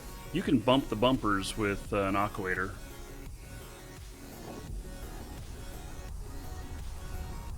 Yeah, Drac. Well, you know, there's a lot of things you can do. You can do faction warfare, you can do missioning, you can do... Oh, there's the Macarial right there. Those are the bane of freighters.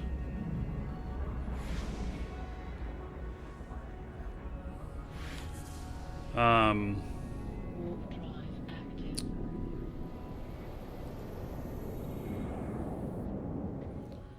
There is... I like faction warfare the best, but you know, you can do missioning and stuff. That's probably something that you could do pretty safely. It'd take you a little bit to get up to level 4s though, if you don't already have a character that's capable of doing level 4 missions.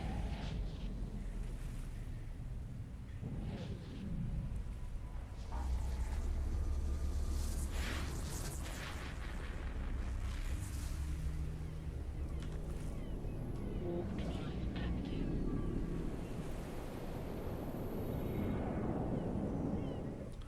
Hey. There's another one going to Ren's. Pays 5 million. It's from this guy that had that 16 billion one up that we looked at. It's pretty small. It's just under 16,000 cubic meters. See if we have room.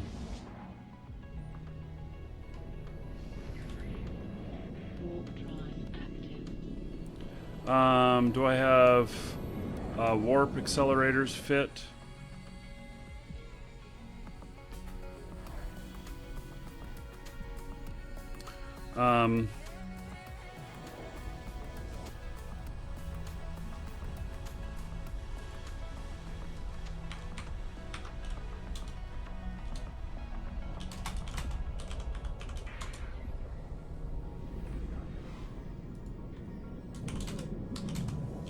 Welcome to the Dragons.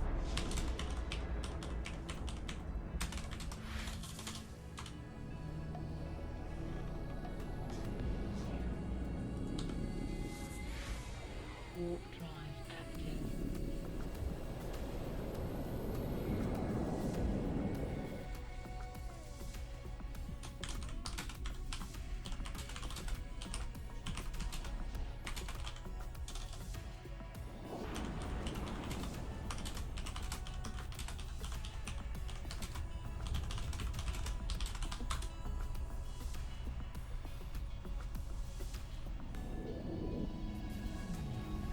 Yeah, this is very fast fit. I'm at... Oh. Oh.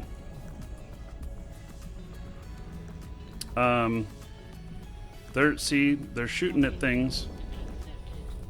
Those tornadoes, they're shooting at ships landing here. That's why I'm like, shields up on the way in. Okay. So,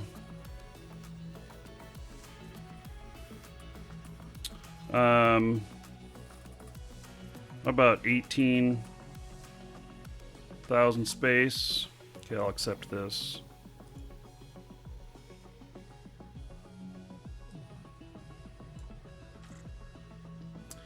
And, oh, Look at all that compressed ore. And then this is just a bunch of fit for stuff. Okay. So, I'm going to grab another drink and then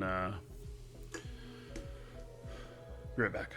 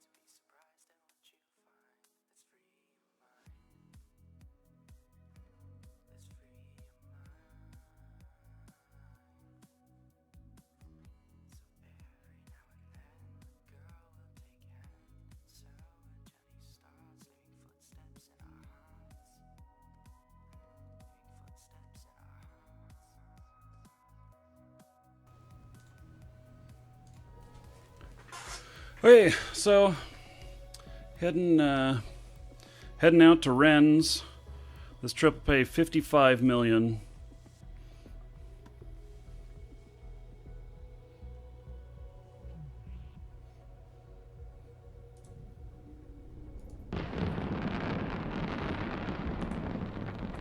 Damn, they are just burning up the place here. Get the heck out of Dodge. Every time I've undocked from Jita today, there's just been Warp a lot of drive. combat going on out there.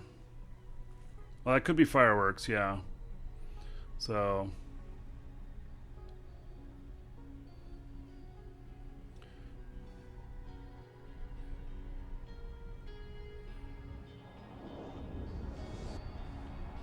hello back to Moose Army, Mr. Blue Squirrel.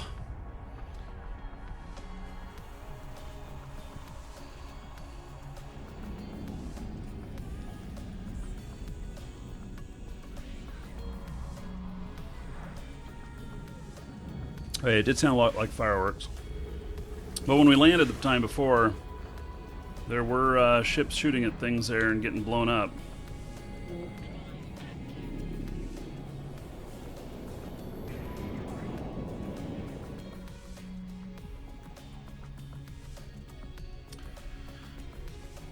Yeah, so I'm taking this run out here. Basically, I won't pick up any more contracts after this because I'll be wanting to. We'll be switching over to Shroud of the Avatar, and I'm going to play for you what may be the first time you guys have ever heard Stones with lyrics, and very famous song from the Ultima series, and it'll be a little preview for the show that Bernie Katzman and I will be doing. So, coming up on the 24th. Really excited about it. So are a lot of other people. It's getting posted on news sites for the game and stuff like that. So it's gonna be fun. In fact, there is the event notification in Twitch chat. So it'll work out 119 million is what I will have made in flying freight around. And just think about it.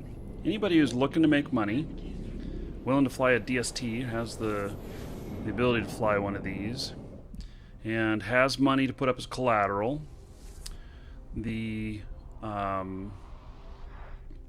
just think you could be watching TV for 2 or 3 hours and make 150 million. And just watching these things and grabbing the contracts and going. I mean, how hard is it to fly and watch TV? You know, you could do something like that, so.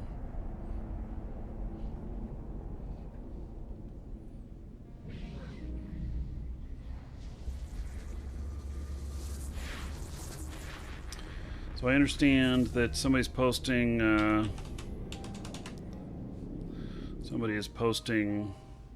some jump freighter stuff out here. Warp drive active. Take a look as we go. None of these rewards are high enough. A pancake to Opio, 23 jumps, 50 million reward. Amar to Jita, they're paying 50 million to have it transported. 31 billion collateral. That is fucking insane. That 31 billion collateral, they are not paying enough. They're not paying enough. They should be paying $299 million for the transport. Yeah. So 31 billion, freighter size, 9 jumps, 1 million per billion of collateral times the number of jumps equals 299 million. And so they're way under on that. Probably no one will take it.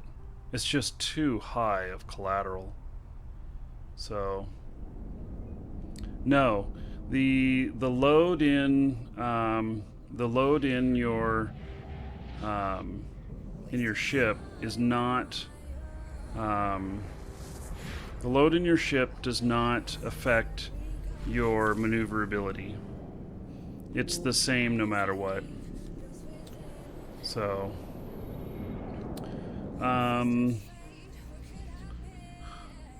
so one pays 45 million, 7 billion, 13 jumps. It's still low. It's very low. They'll eventually get it run. Someone will do it. But it won't move fast, that's for sure. Here's from the Forge to Heck. Another 7 billion one. Now here's a good one. Jita to Chibi? No, wait. That sounds like...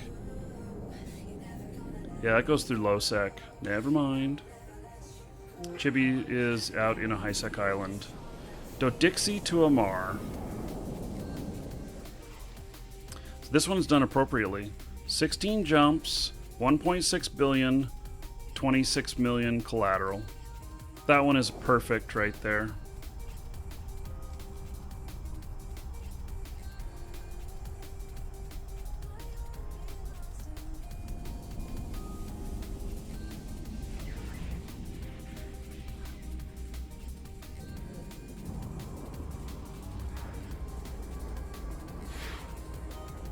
They're all scams. Nah. There are a lot of people who just don't understand how they should be doing these.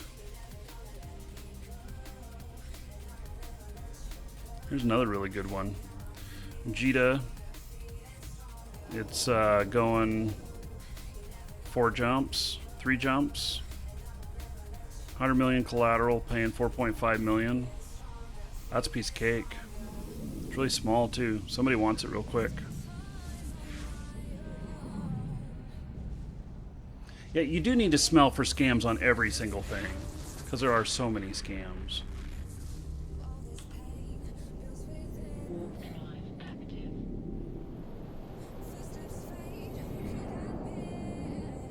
So if anybody's arriving for Shroud of the Avatar, we'll be starting that shortly. Just finishing up one last thing here in game. Got to deliver this before I log off. It's always proper etiquette. Deliver all of your packages you've accepted before you log off. 2 reasons. One is it's good service to the person who's paying you to do it, and what happens if you don't log in again? You're screwed and the timer goes out. Sometimes you just forget, you know? I've done it. Warp drive active.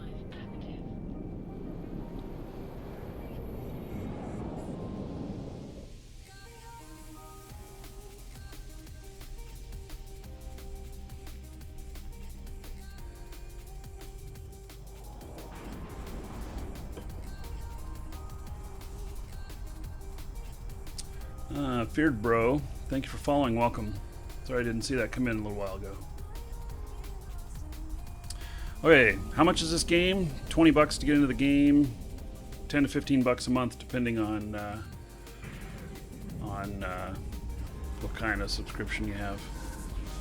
Okay, let's do our let's get our final drawing going while we're doing this. So exclamation point ticket space 1, or however much gold you have, you can put in on the drawing, and it'll be for a new account for Eve, a core new account. Comes with some mining equipment. Comes with Cerebral Accelerator. 30 days prepaid. Also comes with a content pack, an additional code that will have some items in it for getting started with different things, plus some Aurum, which is what you use to buy ship skins and a few other things. So you get your choice between an Industrialist, Skirmisher, Explorer, or Colonist add-on. If you're an existing player, choose one that you don't know much about so that you can experience something new maybe. And if you are a brand new player, choose the one that sounds most interesting to you.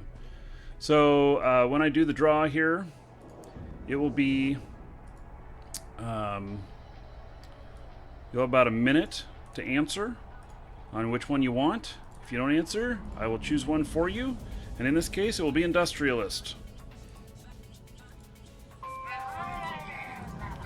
Customer.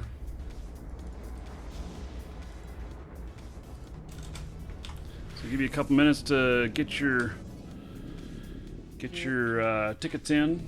I'll take care of this customer.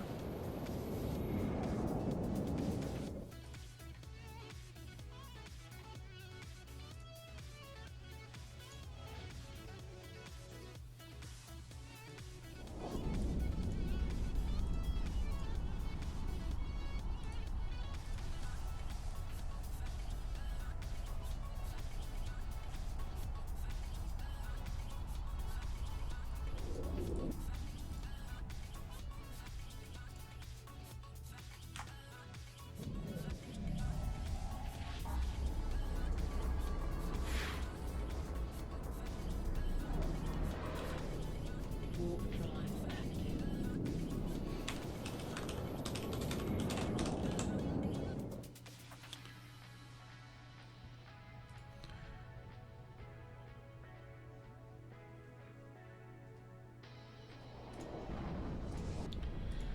Okay, so last call.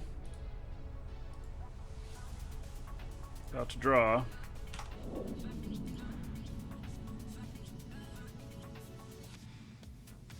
I'm 11 jumps out from delivering. Be another 55 million I made.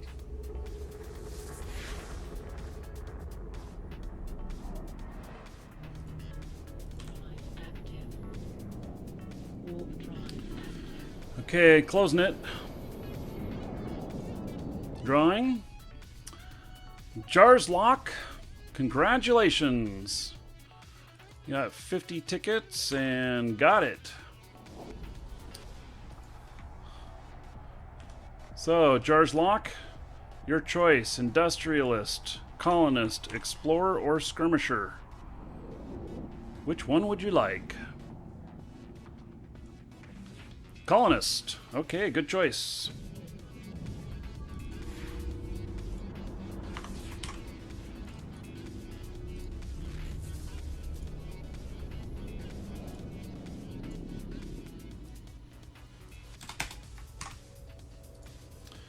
Okay. So, check your Twitch mail. You'll find it contained within. So that's it for the drawings today. I'll have more tomorrow. And as soon as I get this delivered, which will be very soon here, we will switch over to Shroud of the Avatar.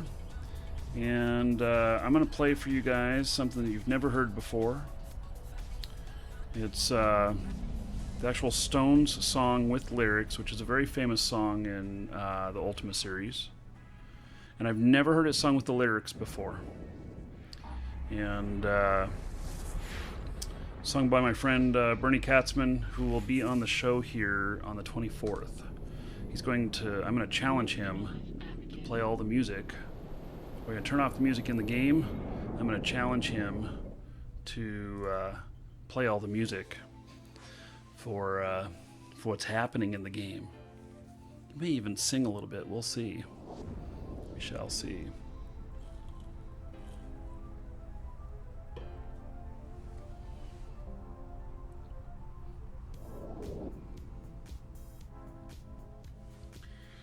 Wait, you purchased the Founder Pack, on Shroud of the Avatar, and when I make my character and load in, I am stuck on a plant and can't get off. What am I doing wrong? You haven't put in a support ticket. That's what you're doing wrong. So I actually had that happen to me too. I got stuck on a dragon's tail. Sounds like a really awkward place to be stuck. Thank God that dragon's tail was a stone dragon statue. So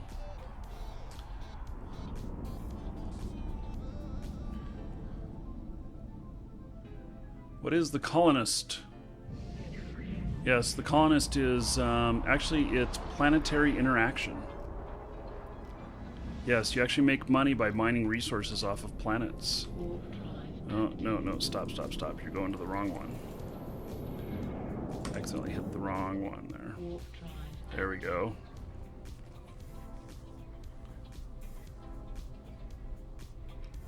But a planet? Wait. You're stuck on a planet?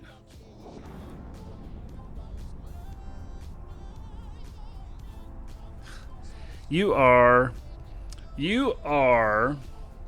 yes, you are trolling. That's what it is. Yes.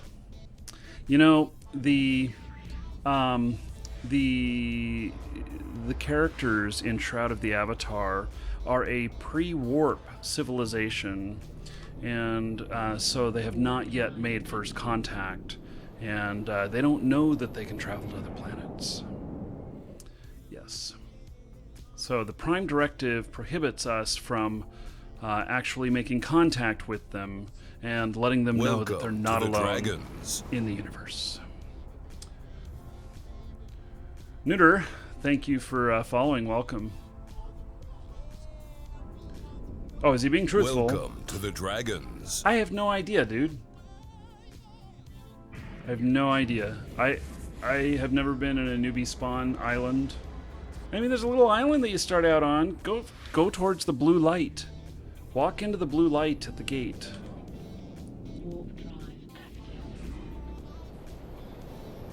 Induced, thank you for following. Welcome.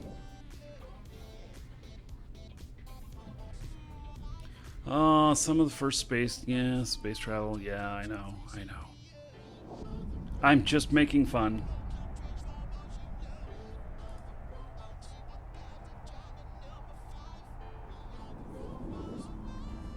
Hey, we are almost there.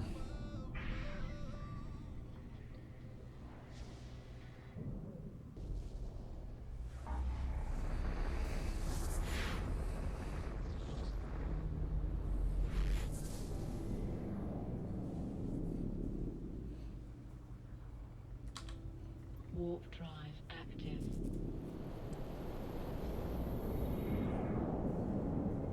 Okay, when you walk into the blue light, double click the light. If you're seriously having problems, put in a support ticket. Also, they do have counselors in the game. I don't know exactly what they're called, but they're the equivalent of counselors. I did have somebody pop up and offer to help me in the game. So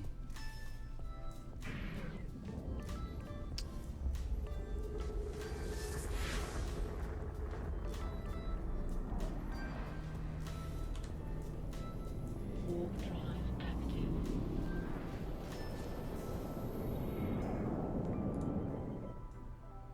this is great. I'm going to be able to pick up some. I have an assault frigate out here that was a gift from, I think, Favor. Be able to pick that up while I'm out here.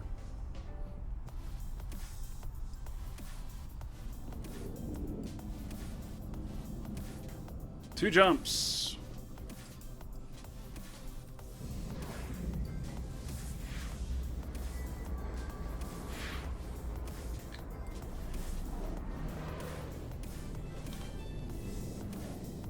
Warp drive active.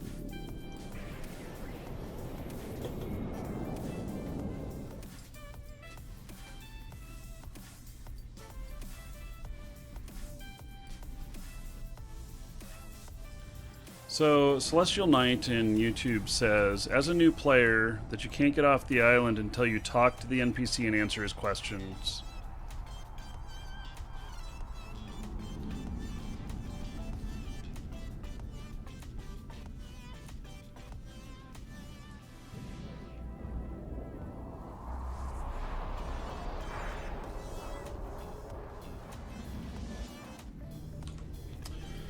Okay, we're going to make our delivery here. Last jump. And then we'll switch over. For those of you watching on YouTube, unfortunately, YouTube requires that I take the stream down for about 5 minutes to switch games. It's really a pain in the ass. I really wish that they didn't require that, but otherwise what happens is the video just appends to the end of the first one. And so we'll have to take the stream down, Docking permission. and I'll bring it right back up as quickly as possible once it looks like it's ready. So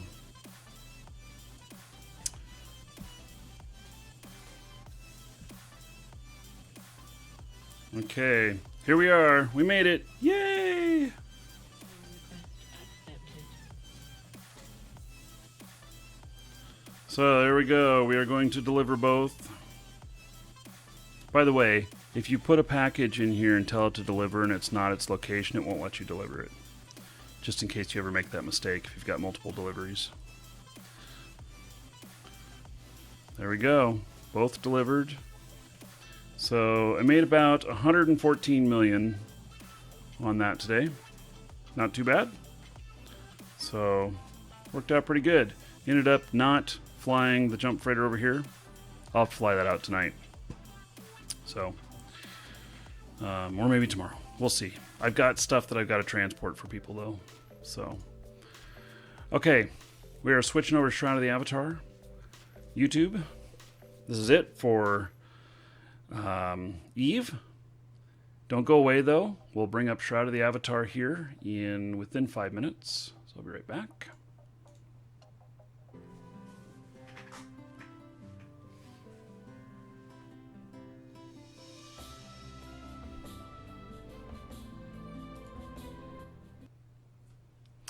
Okay, well, welcome to Shroud of the Avatar. If you haven't seen this before, it is the latest game from Richard Garriott, and it follows the vein of the Ultima series. I lovingly call it... Welcome to the Dragons. No, I don't call it Welcome to the Dragons. I call it Ultima Online 2. But, of course, they can't use that name officially. So, Verzar, thank you for following. Welcome and induced. Just loading up here. And this is my character here. Doesn't he look quite dapper? So we just have some beautiful music in the game here and everything, and one of the things that I'll do here that I'm looking forward to is actually playing a little bit of music that is from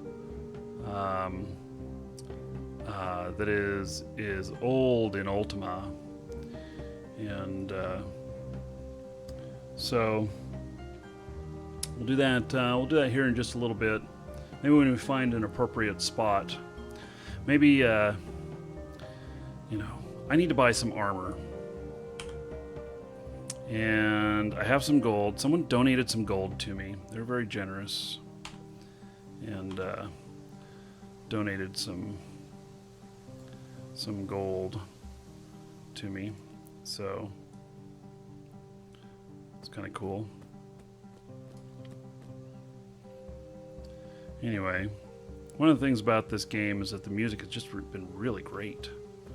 Really enjoying the music. And so let's see here. Equipment, chainmail. I decided that I'm going full on. Ooh, he has nice armor. Ooh. Yes, that's pretty good looking armor, actually.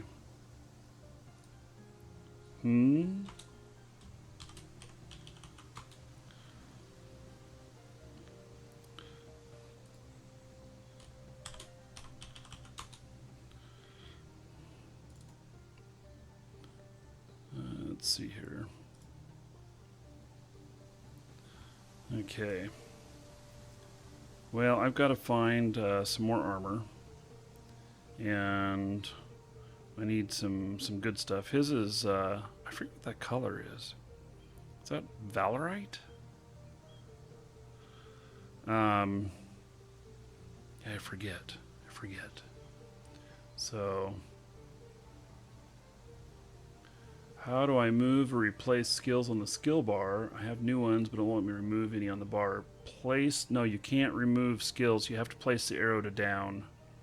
What he's talking about is the skill stuff right here, and if you want them to be removed, you place this arrow to down by clicking on it. And yes, I think that's Valerite metal in Shroud of the Avatar. Was Valerite the pink one, or was Valerite blue? I'm almost positive. Let's look. Let's look.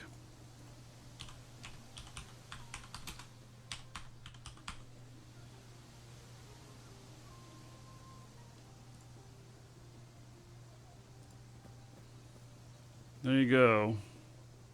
Valerite was blue. So, yeah. Yep. God, this brings back memories, guys.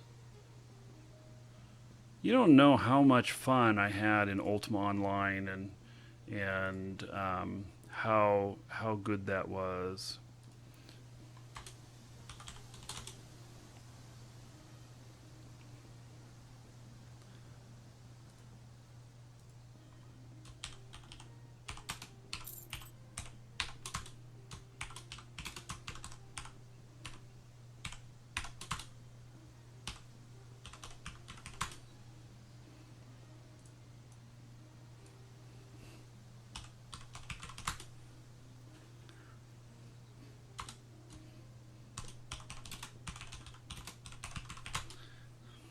That guy just gave me 200,000 gold. What? Holy cow. I can buy anything now.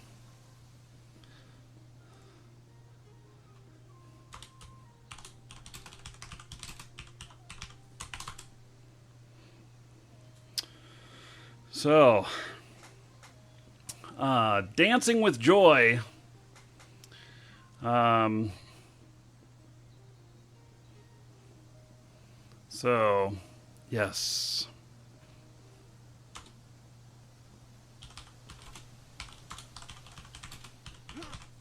Whoops.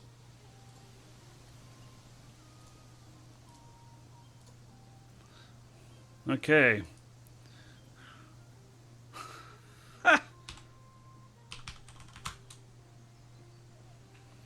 Yep. I don't know who he is. He's probably a player who's probably watching the show. And so, yeah. Um, yeah, so we can go shopping. Um, Before we get into anything that has any music, though, I want to play something for y'all. And, I can't play the piano really, but I'll sit at the piano and act like I'm playing. And so it, let's see here.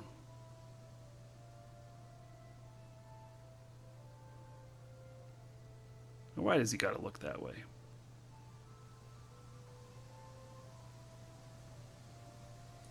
There we go. I'm looking through the cupboard. So Bernie Katzman, he did a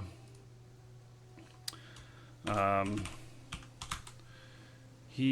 there's a thing about it. He's going to be playing music for us on the 24th, and I'll play this again later in the show here if anybody misses it. And so let me just turn music volume off for a moment, and let me just play the song for you. So he recorded this yesterday. He recorded the song Stones. I sent him the song Stones, and I figured that that he was going to, just do something with it. I didn't know what. And what he did was he made the first recording I've ever heard of it with the lyrics. Or maybe there's some other that's out there or whatnot, but I haven't heard it. So this is Bernie Katzman singing Stones, which is a very famous Ultima song with piano. And Bernie is a professional pianist, composer, and singer. You'll hear a little bit of age in his voice. He's retired now. But you can tell he loves what he does.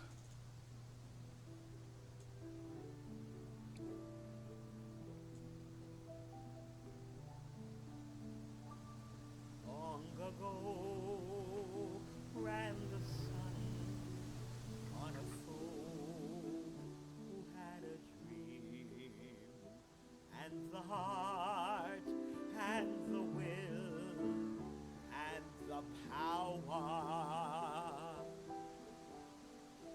They moved earth, they carved stone, molded hill and channeled stream, that we might stand on the wide plains of Wilshire.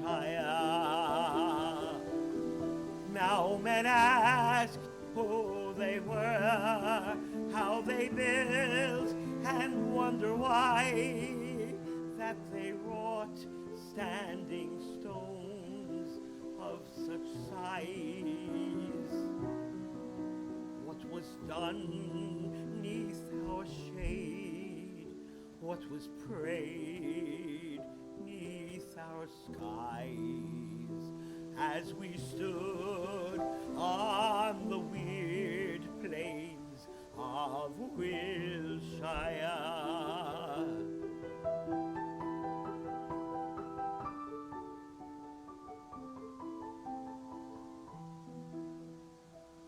Oh, what secrets we could tell if you'd listen and be still. Rid the stink and the noise from our skirts. But but you haven't got a clue, and perhaps you never will. Mute we stand on the cold plains of Wilshire. Still we loom in the mists as the ages roll away, and we say of our folk, they are here, that they built us and they died, and you'll not be knowing why, save we stand on the bare plains of Wilshire.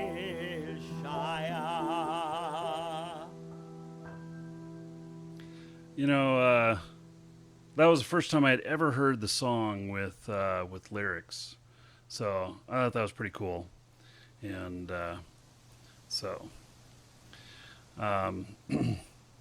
anyway, Bernie will be with us on the 24th, and I'm going to be challenging him to play music for the different situations that I put my character into, and it should be a lot of fun.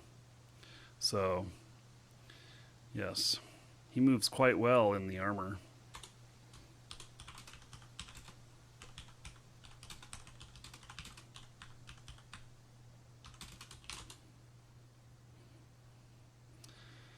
I really feel like we need to get voice in the game.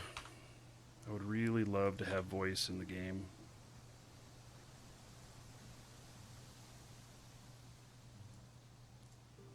So, okay, time to find some new armor.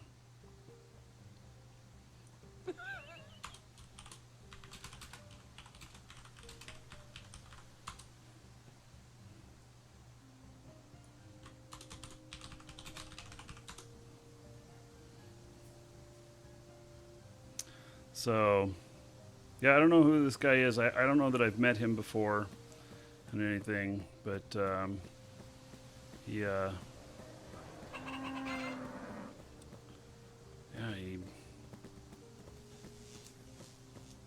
gave me 20,000 gold. It's a lot. Okay. Augmented plate boots.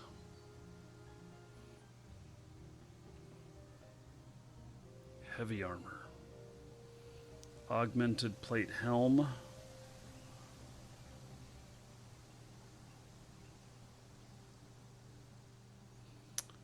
Okay.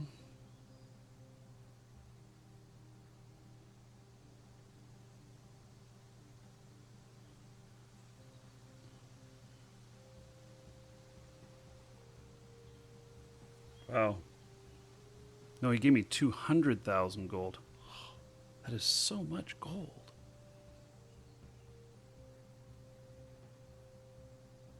It's so much. Plate helm of defense. Round shield of dodge. Is it a round shield of Chevy?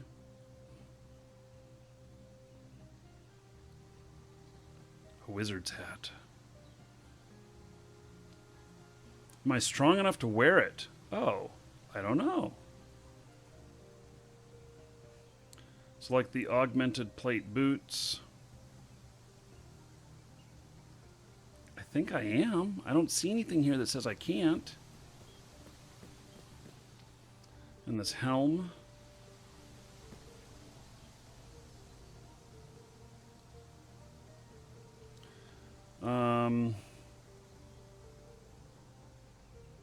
Epic plate boots. 4 and 2.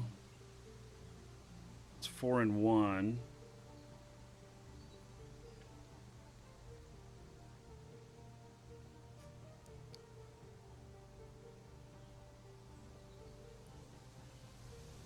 Well, I should look around a little bit and see what else is available down here.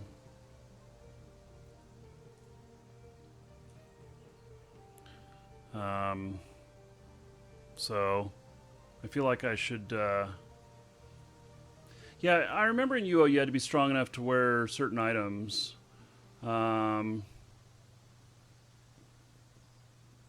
So yeah, let's look around a little bit. There's some other vendors out here, and I have a customer.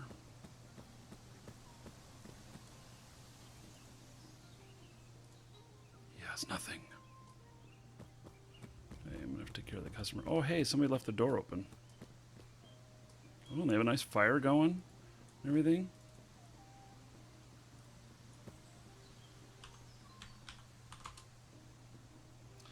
You know, I can just get warm here by the fire while I take care of this customer.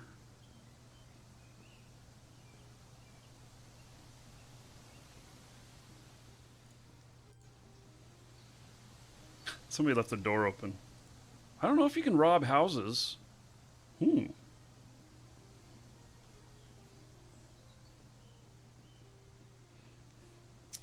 Okay. The more I'm playing Shroud of the Avatar, the more I think we should be involved in selling the game. Probably talk to them about that sometime soon. So, because I think I could play the hell out of this game, and really, I just, it's starting to get that right magic that we had in UO. It's not all the way there yet, but it's starting to get there.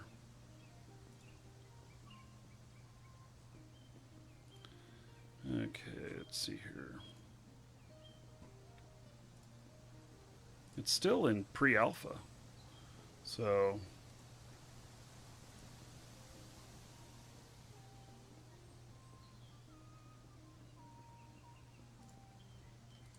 for pre-alpha it is just excellent.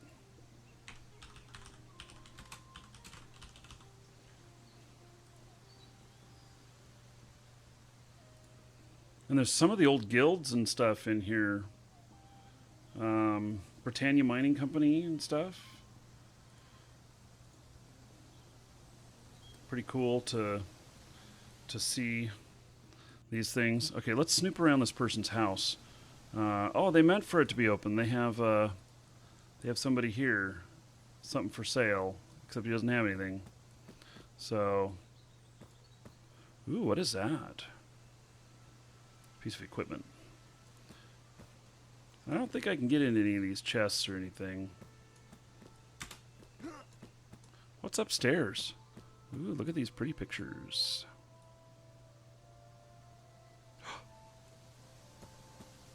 Look at all this artwork. Is this person making artwork? Where does all this come from? It's kind of cool. They've got their throne up here. You know, we can just sit here and we can appreciate all of the artwork.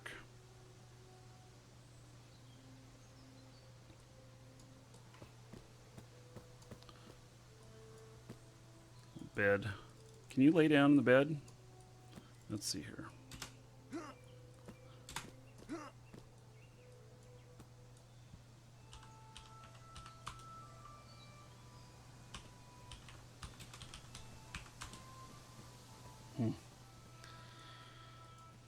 Can I sleep?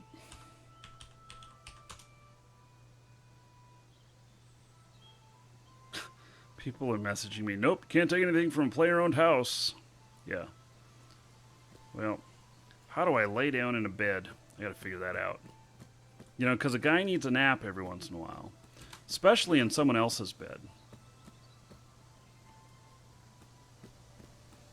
Okay, let's find some more vendors here. Maybe. You wonder if Lum the Mad is trying it out. You know, he is working in the video game industry. I forget what game he's working on right now. Is he... Gosh, they got some of the original members back working on this. I don't remember what Lum is working on. Scott Jennings is his name in real life. I don't remember what he's working on. Epic cloth, epic plate gauntlets.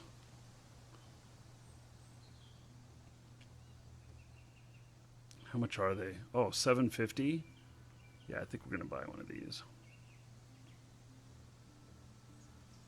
Lie down. Okay, Celestial Knight. Thanks for the...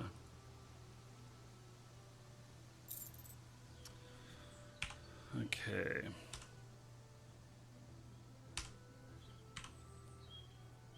So,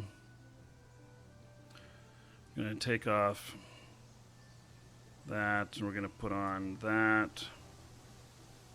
So strength, dexterity, and intelligence are all 10.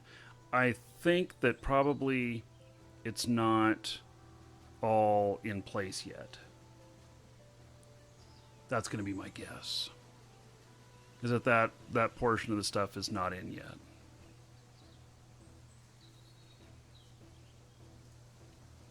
I think we should turn up the music a little bit.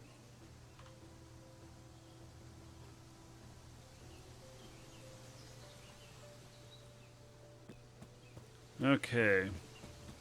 Now,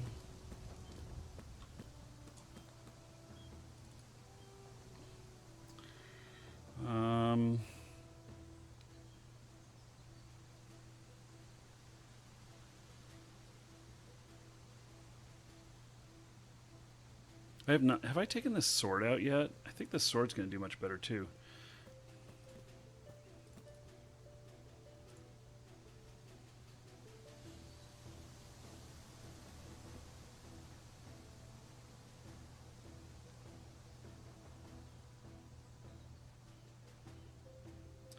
I think, let's check out this other guy over here.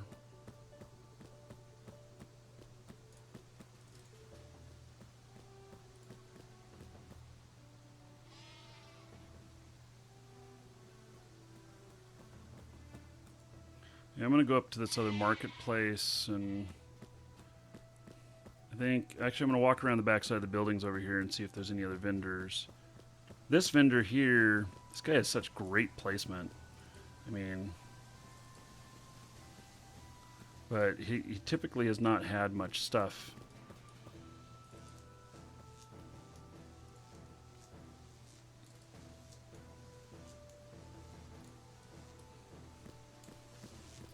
You know, even though I all of a sudden have a whole bunch of money, I feel like I really, I do want to make sure that I make good choices with the money.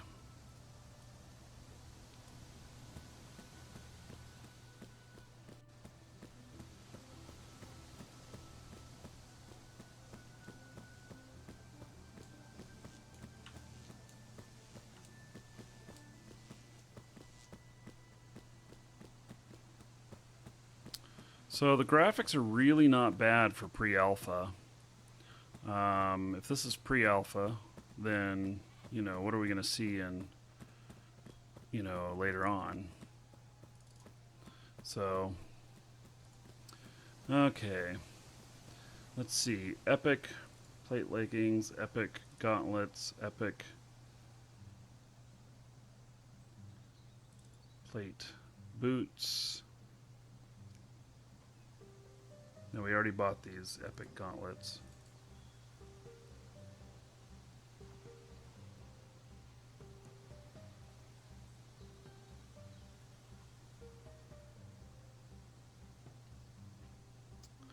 So, okay, so that's 9,000. It's a little bit more expensive at this vendor here than it is at other public vendors. I mean, I kind of get that, but okay, so epic plate boots. Can I just drag them on and replace them? Yes, I guess I can. And then epic plate leggings. Ooh, look at that.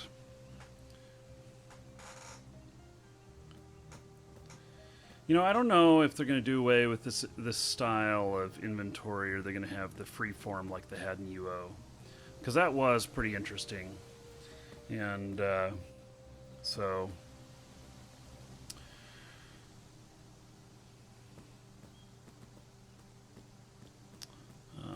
Celestial's saying that there's other places for NPC vendors. Well,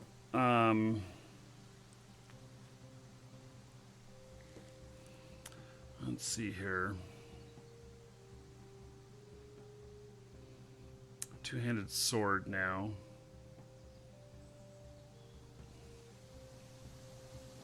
Still got a lot of other stuff that I need, but I feel like I've probably got better defense already. So I need a helm. I need chest plate. And is there arms, or do the arms come with the chest plate? I think the arms come with the chest plate. So, you know what I'm going to do? I'm going to do like Dernick. And so he was a friend of mine that I met back in game. He always ran around bare-chested. It's kind of funny. He always wore Valorite armor and ran around bare-chested. Alright, so see, I am handsome, and I don't just have a 6-pack. Check that out. I have an 8-pack there. Yes. Right. Now, only in real life.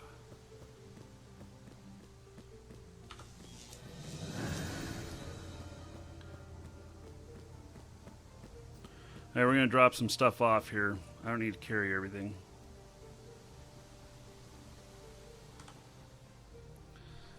And, okay.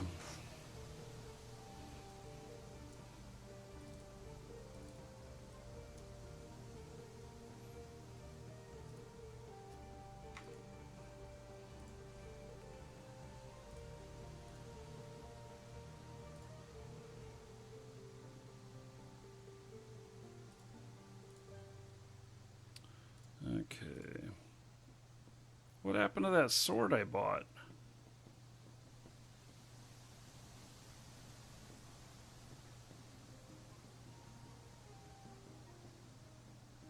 Is there the thieving skill already in the game? That was something that could happen to you.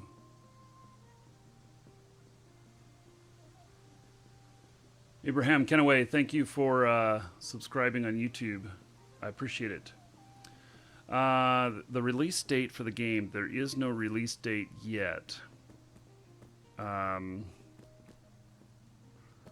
Oh, currently equipped. Okay, I do have that other sword. Okay, it just didn't show up in my inventory.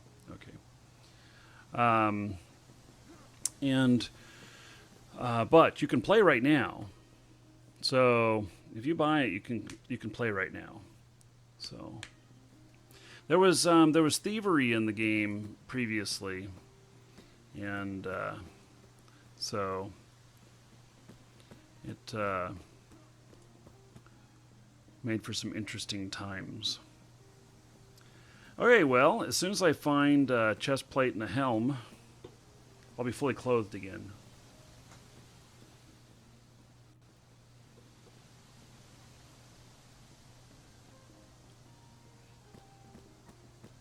Here I go. Sheep, out of my way.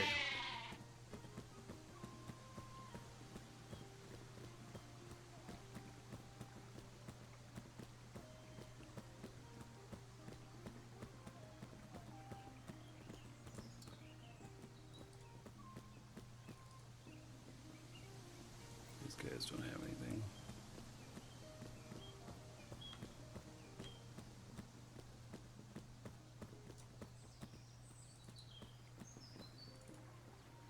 I like how the lighting works pretty good.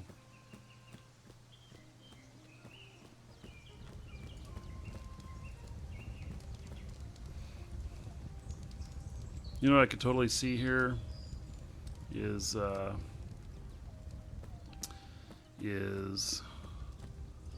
services when you're looking for things. If there's some sort of API where you could hook up and list all of your goods.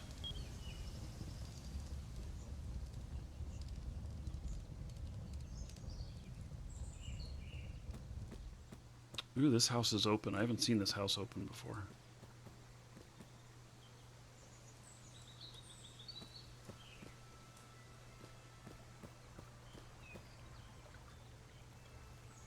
Nice. Look at all them plants. He's got a little garden going on over here.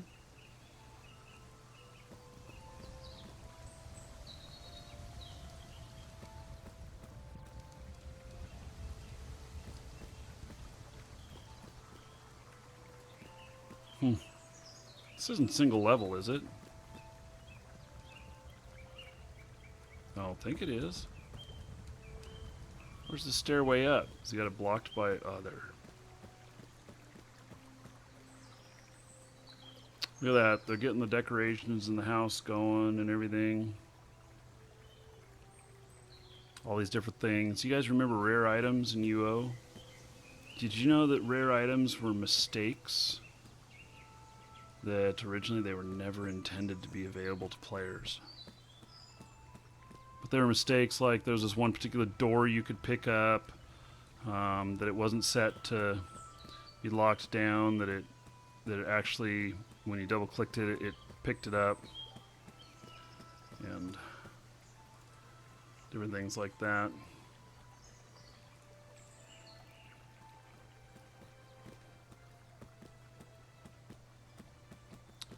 So there's the portal to the other lands. Materials. Interesting. For making stuff. Server birth items, yeah. The combat is okay at the moment.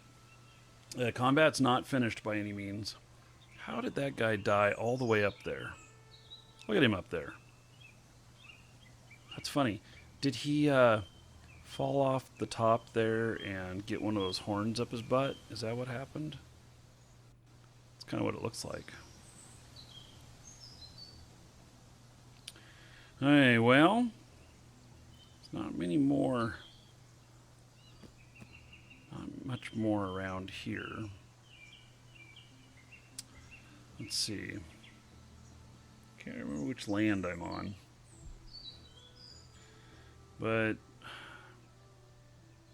well, let's go into the overview map. Let's see, and I can hit up towns along my way. I don't know if I actually have enough, you know, enough skills yet to do everything. Okay, so this is the new player island, right?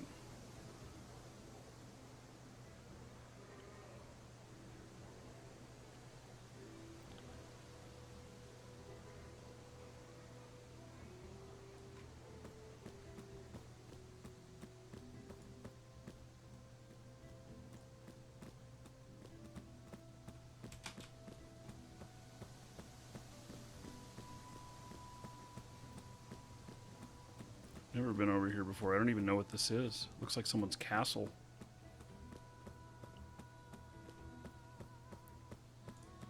Ruined Keep. Oh, sounds like a good place to go fight.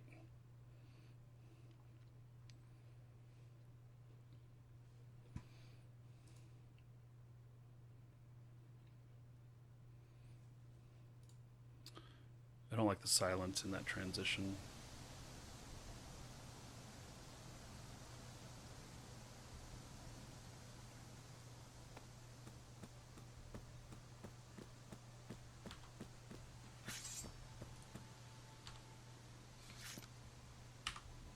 A little light going on here.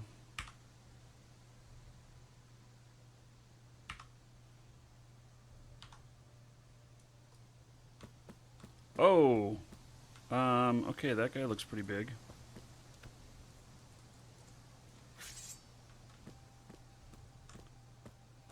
Let's try this bear on for size first.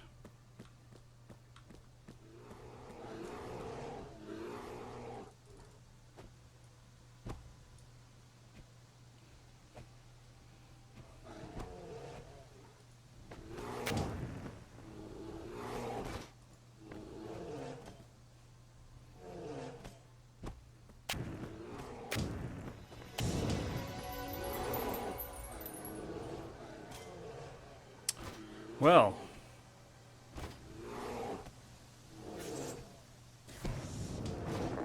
That didn't work out very well. Why is my map not on? There it is. You guys can't see my map thing. It's up underneath the bar up there at the top. Okay.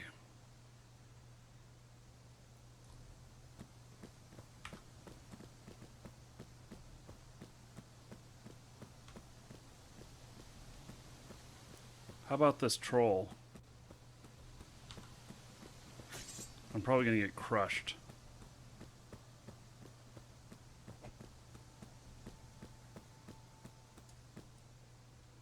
Hello there, troll.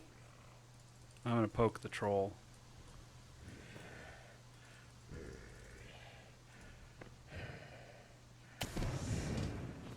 Look at him look at me. Oh, shit.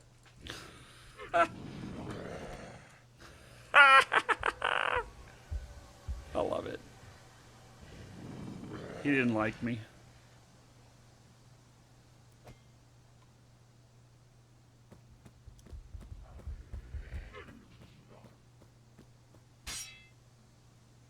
That's funny.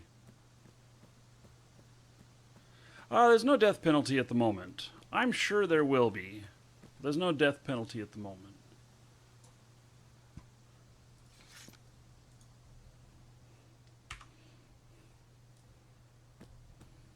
Okay. I must get past this troll. Let's see if I can do it.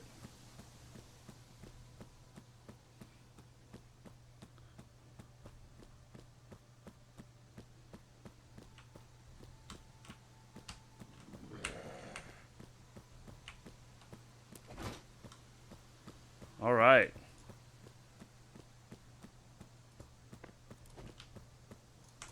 Run, keep running.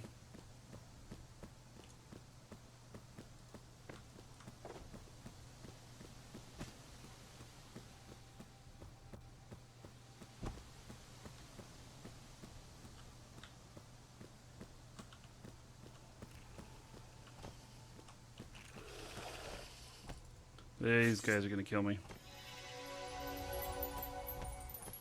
Yep. Yeah, so even this, I haven't even gone very far.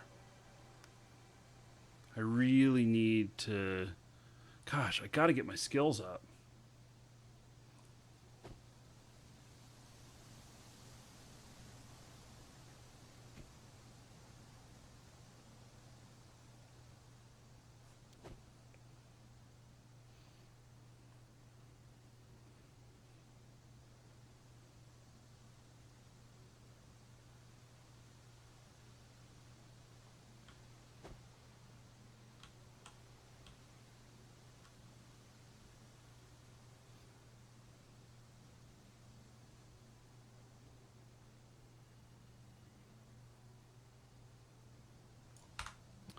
I'm like not hardly hearing anything.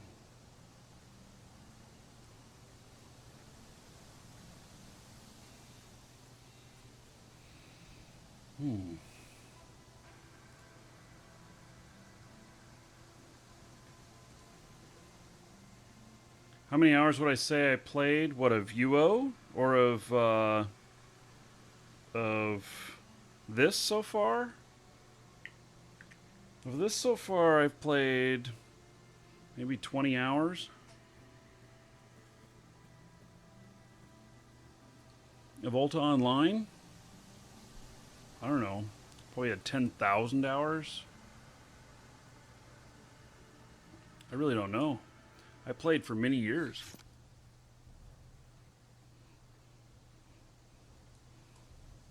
I'm not going to have any success in here. Time to move on.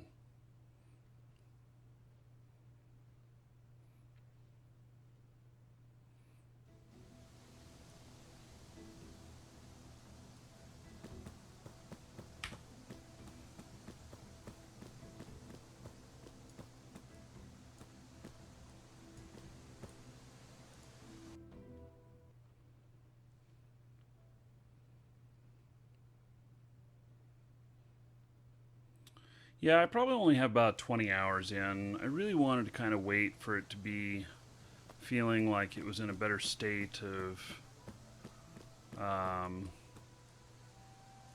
being done. And it's starting to get close. So yeah, I feel like now it's starting to get close.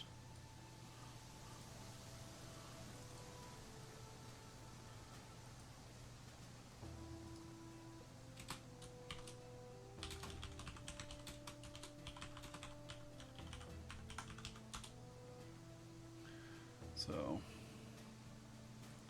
take care of this customer here. The experience curve. I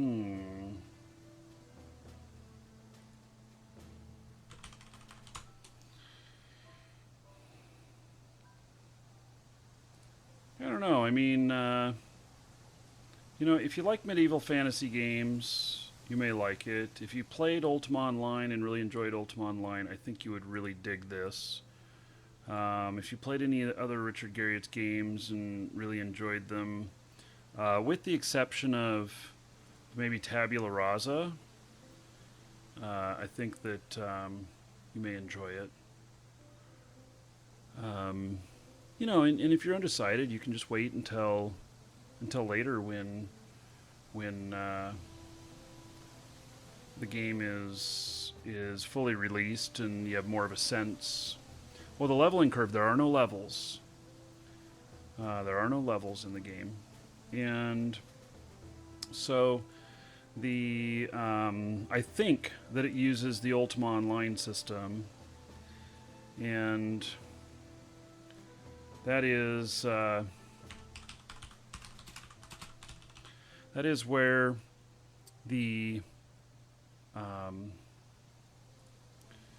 that's where basically there's skill gain in two ways. There's use and there is view. And the view way would be you could walk up to somebody and see them practice, fighting somebody, and you could start gaining some sword skill, but just by watching them. But you can only gain so far before you end up needing to go out and do it yourself. And so you might be able to gain like the first 20% or something like that off of watching other people. And so that's kind of cool, But then, never been to this place before. I wonder, is this a player-owned? There are some player-owned towns and villages.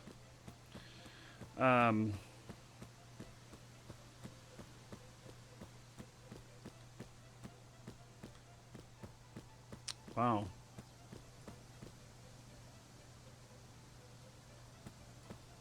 Looks like there's some land spots available out here.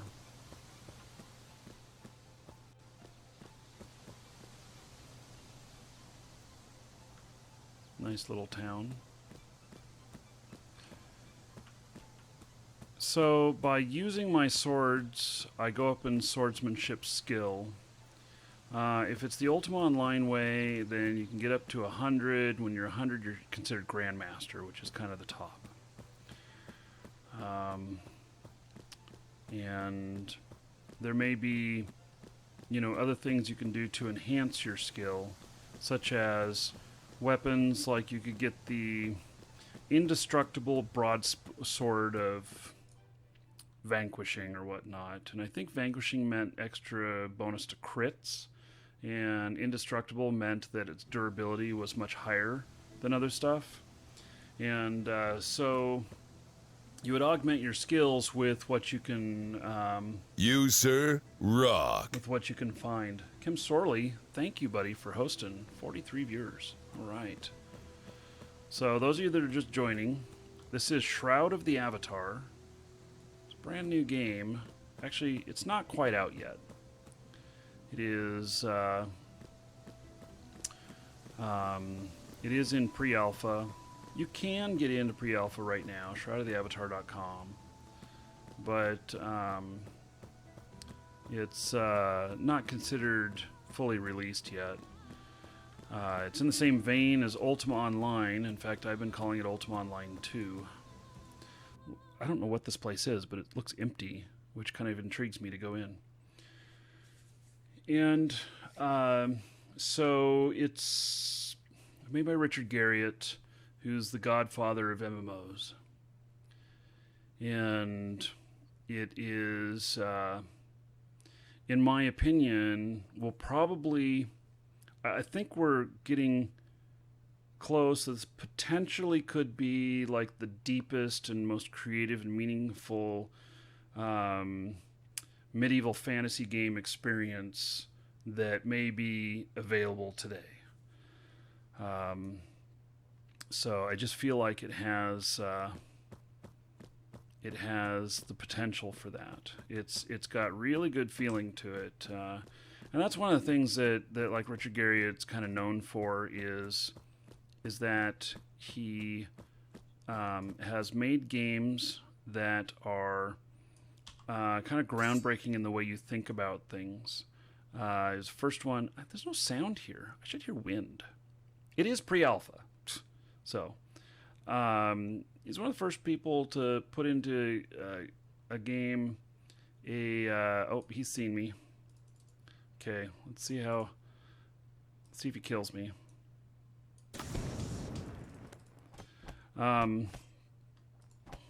Oh, damn. Yep.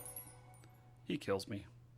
He's one of the first person to put into games kind of ethics and morality, and the ethics and morality really changes your experience in the game and makes it so that it's something that that your actions directly affect the outcome of the game experience for you. And so it's a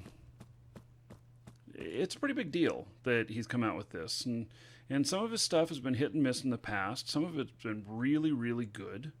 And hey, Ultima Wizard. Some of it's been really, really good, and some of it has not been so good. But that's all part of being an entrepreneur, being a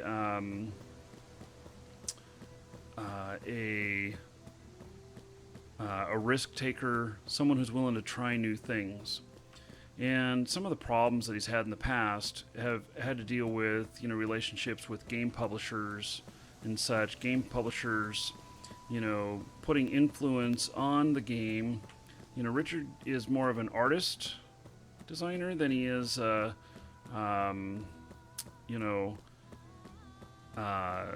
so than a businessman, I would say. I mean, he's a good businessman, I guess, but he's a lot more on the creative side. And with that,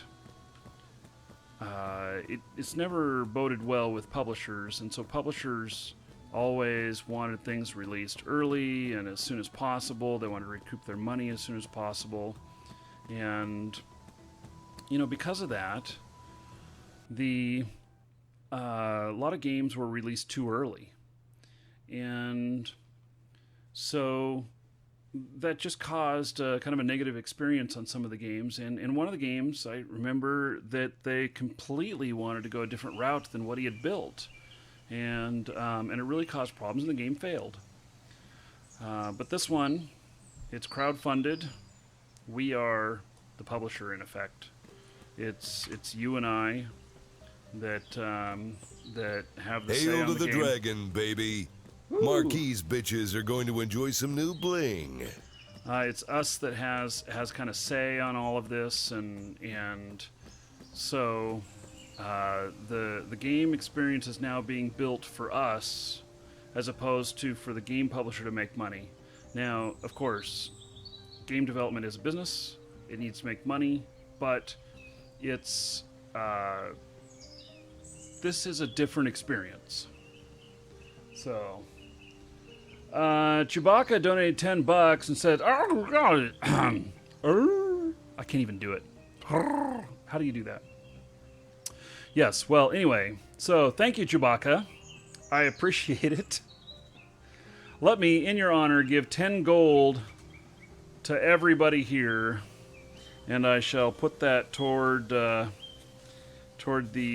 video card, which brings the total.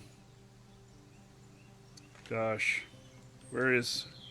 I lost my stuff here. My pages are falling off. What does it bring us down to? 145, so that brings us down to 135. I better start this on a new page. My notebook here is just falling apart. So, brings us down to 135. I went ahead and got it. It arrived today, and hopefully we'll put it in tonight. And but I still gotta recoup the costs on that. So, thank you anyway for that. I appreciate it. Appreciate the support. Okay, so did he have anything? No. Yellow pages inside store. Yellow pages inside the store. Is there? Oh. Dedication page.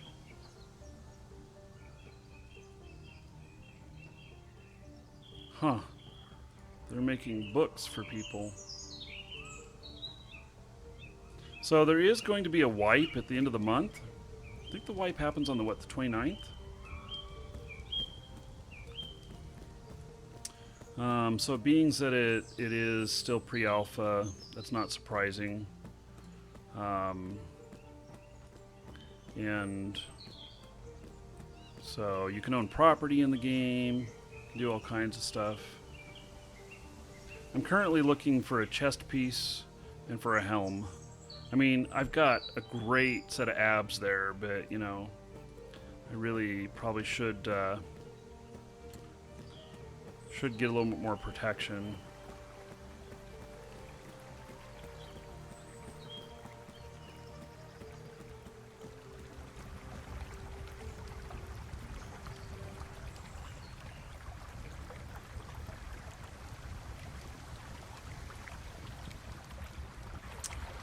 So, epic plate chest armor. Yay! How much is it? 500? Oh my goodness. Do you guys know how much I paid for like those pants? I paid like 3,000 for them or whatever. And here the chest plate is 500?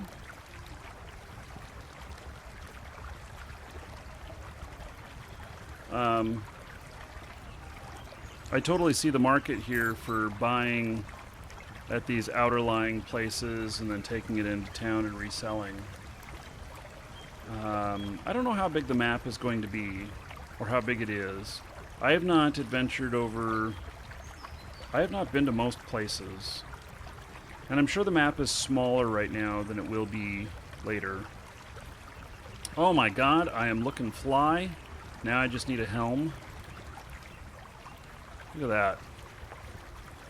Yes. Now, too bad my beard gets stuck in my chest piece.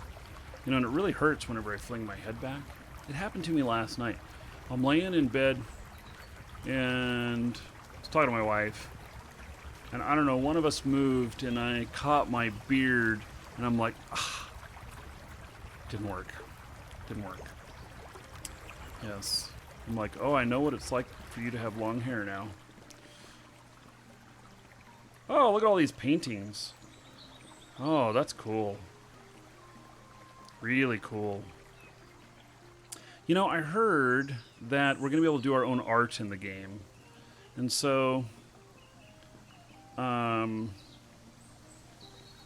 it's interesting that, you know, maybe we'll be able to put our own pieces of artwork onto canvas.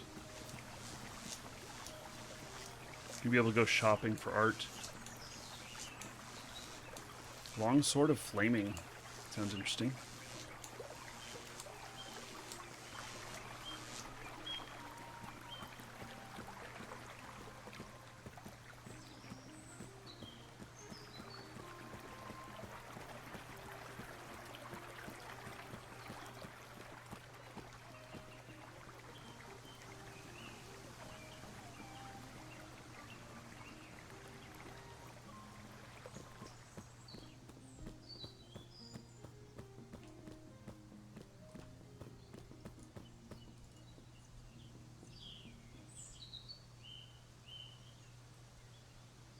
What is this? Arthric trombus.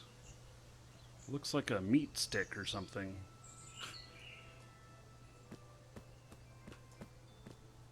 Alright, so all I need is a helm. And I've got a full set of this epic armor. It'd be nice to get an epic helm because that will allow me to get set bonuses.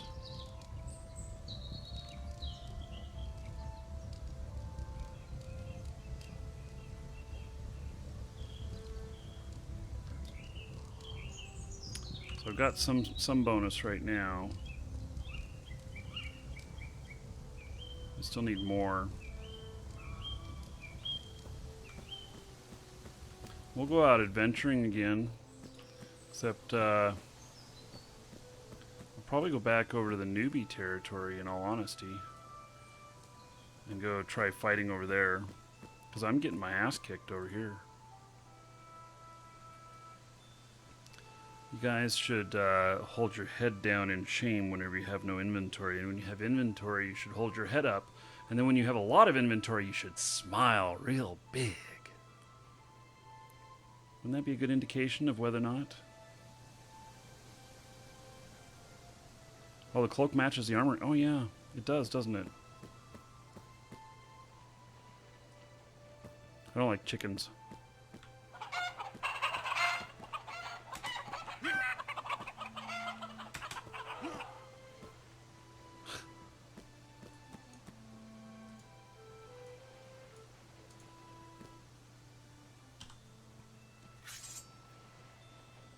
Chicken dinner, anyone?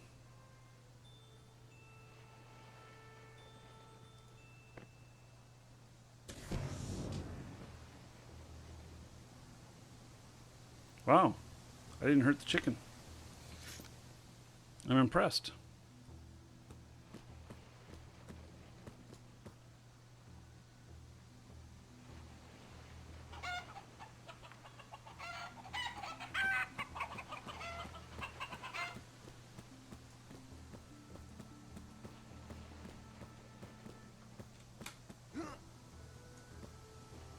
Oh, I hurt myself. Founder Village Homes.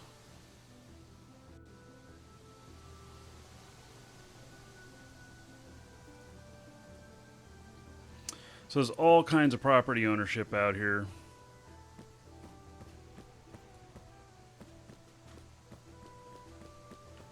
A buddy of mine owns his own island. There's a lot of equipment here. Not what I need, though. At this point, I've not seen a single helm. Well, I've only seen one helm. So I guess if I could find just one helm.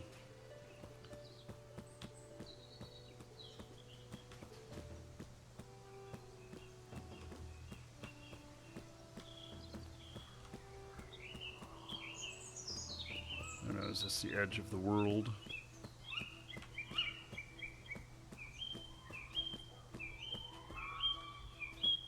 Can I really get up here? Wow. Holy cow, look at this view.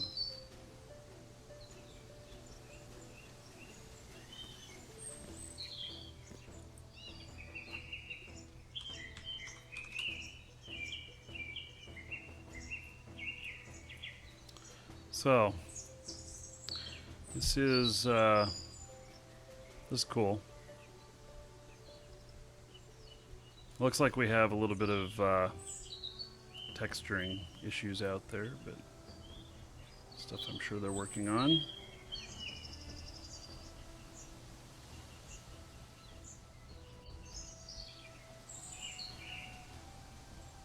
Invulnerable chickens taste the best.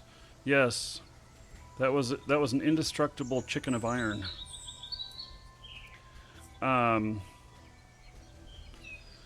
So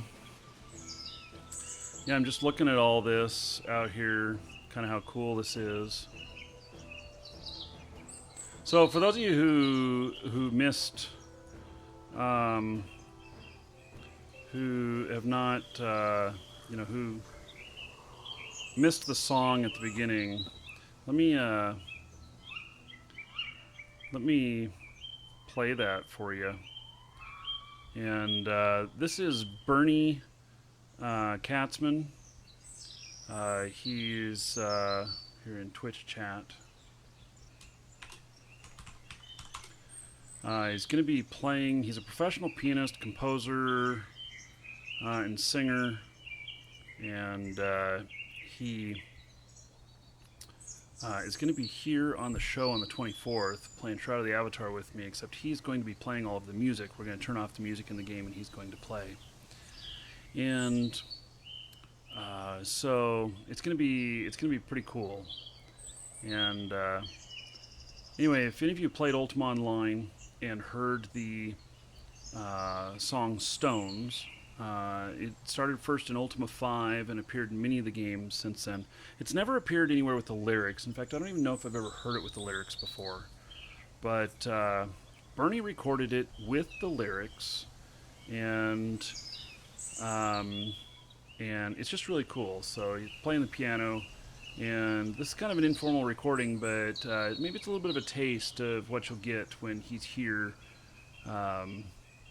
playing this for us on the 24th. He's going to play all the music in the game as I go through things.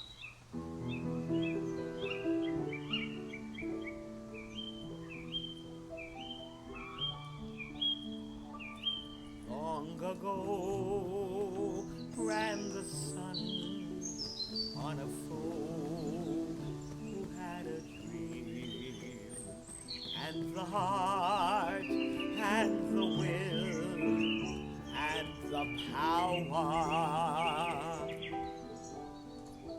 They moved earth, they carved stone, molded hill and channeled stream, that we might stand on the wide plains of Wilshire. Now men ask who they were, how they built, and wonder why that they wrought standing stones of such size.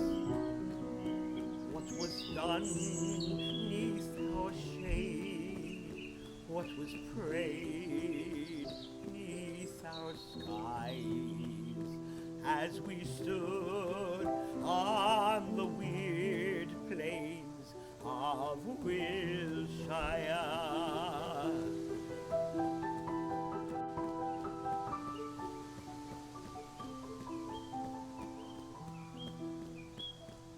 Oh, what secrets we could tell if you'd listen and be still. Rid the stink and the noise from our skirts.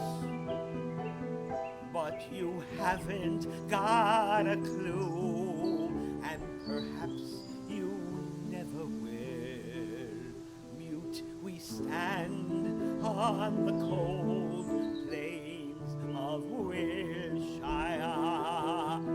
Still we loom in the mists as the ages roll away, and we say of our folk, they are here, that they built us and they died, and you'll not be knowing why, save we stand on the bare plains of Wilshire.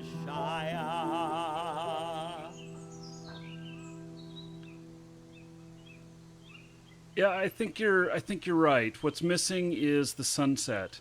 You know, I was just thinking, okay, so what if we played that song, and maybe I should just do a little recording, and then we just put that to the video and post that up. So, oh, there is no YouTube link for that song. That was 100%. That is just, this is the only place you will have heard that. And yeah, and we're going to have Bernie Katzman, who sang that song and who played that. He's going to be here on the 24th. And I'm looking Welcome to the forward to that. Dragons. And, you know, there's a couple things here. One is I noticed a mistake back here. Can we walk off the map? Holy cow!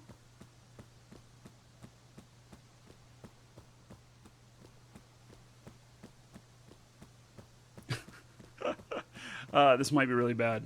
Maybe I don't want to walk this far. I don't know. I am at the edge of the world. I probably don't want to go any further. Might die. Uh-oh. Uh-oh.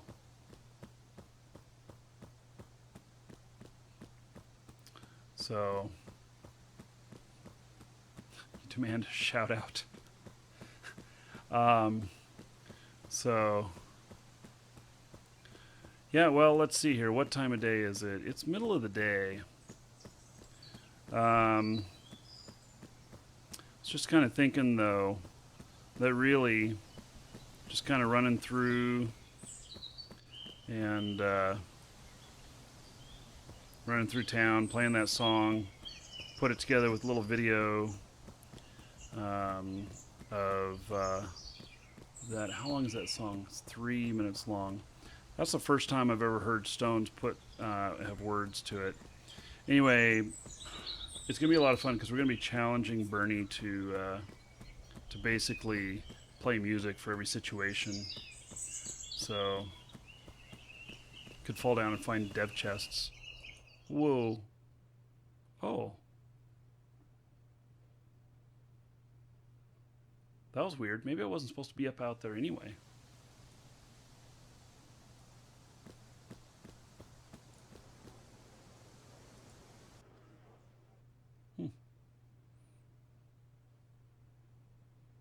That was kind of weird.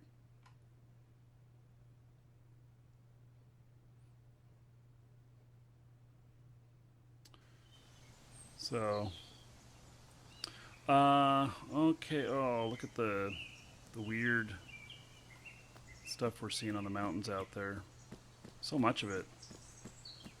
I'd really like to replicate that. I think that would make a great little video of, you know, running through town.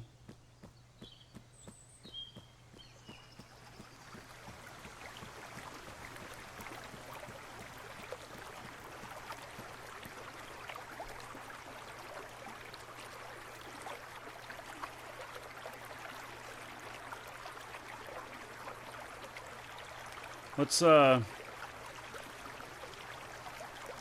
no problem, Eternal. Let's see if we can replicate that. I'm just gonna start a recording and play that, and we'll see what happens. See what I can produce out of that.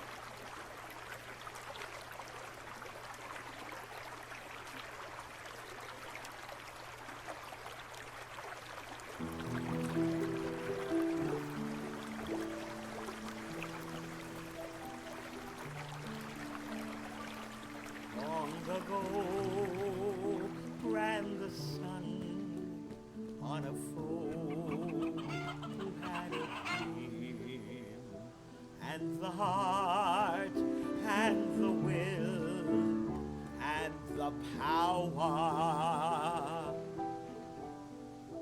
They moved earth, they carved stone, molded hill and channeled stream, that we might stand on the wide plains of Wilshire. Now men asked who they were, how they built and wonder why that they wrought standing stones of such size. What was done neath our shade. Oh, you know what? I've messed this up. Because I have my picture on the video. We don't need to see me.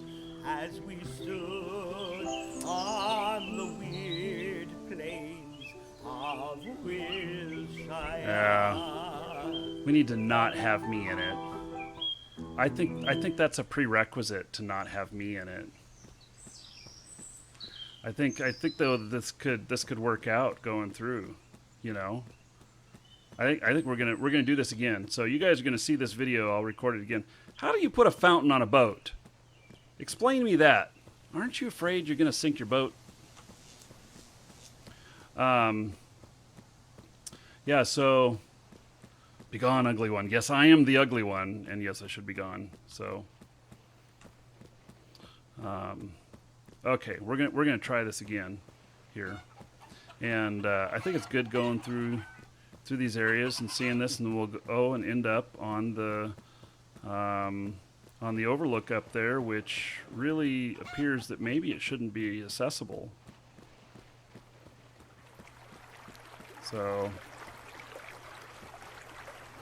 okay, so I'm gonna get rid of my ugly mug here, and in fact, gosh. How do we do this? Let's see.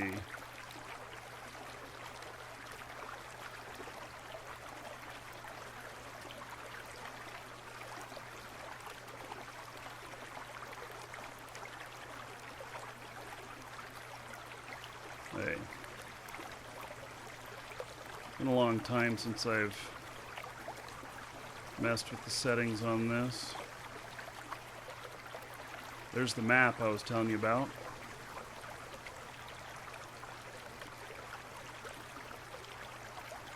Okay, so I'll remain silent during this and just head out and we'll do this again. Oh, and let's turn all this off. I don't need any of it while we're doing this. So we'll try this again. Here we go.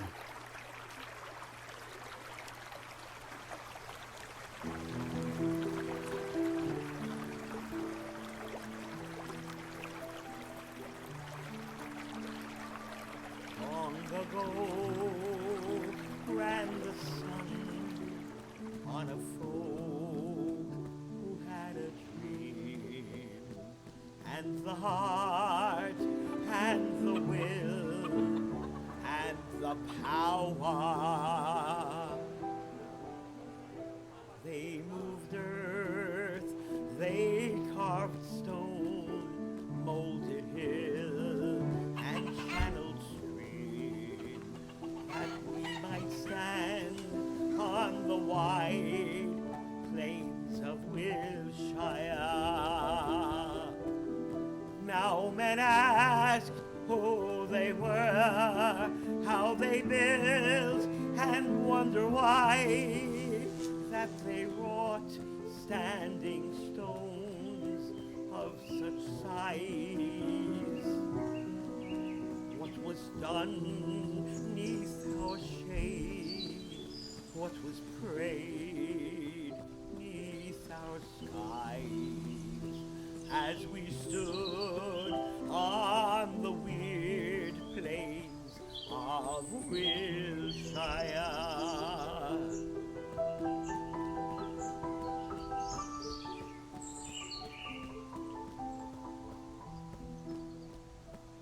Oh, what secrets we could tell if you'd listen and be still. Rid the stink and the noise from our skirts. But you haven't got a clue, and perhaps you never will. Mute we stand on the cold plains of Wilshire. Still we loom in the midst as the ages roll away, and we say of our folk, they are here, that they built us and they died, and you'll not be knowing why, save we stand on the bare plains of Wilshire.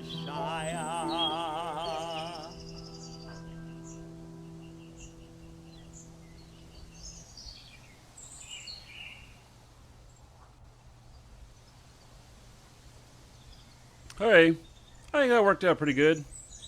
Let's turn everything back on here. I just really wish we didn't have that rainbow in the background, but it is what it is. The game's pre-alpha, so let's see here.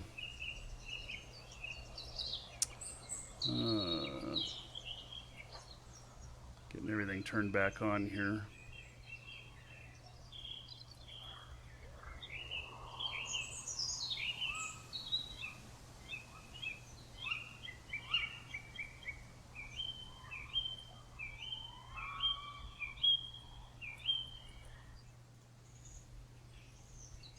So, there we go.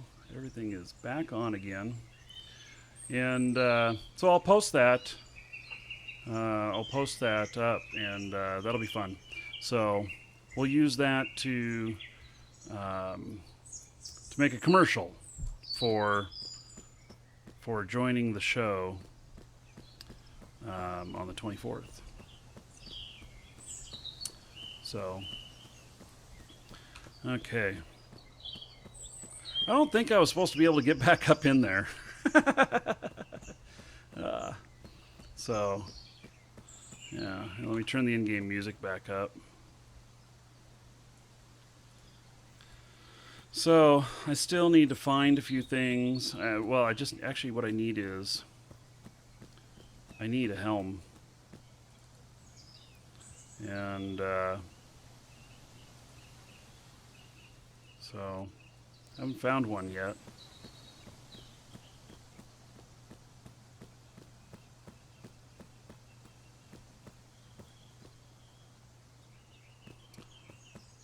Guess maybe I'm not going to find much more here. So I suppose we can head up to, try heading up to the other area.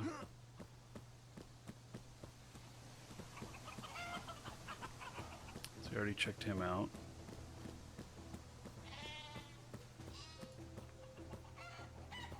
I see a vendor up in here. We'll break him up through here.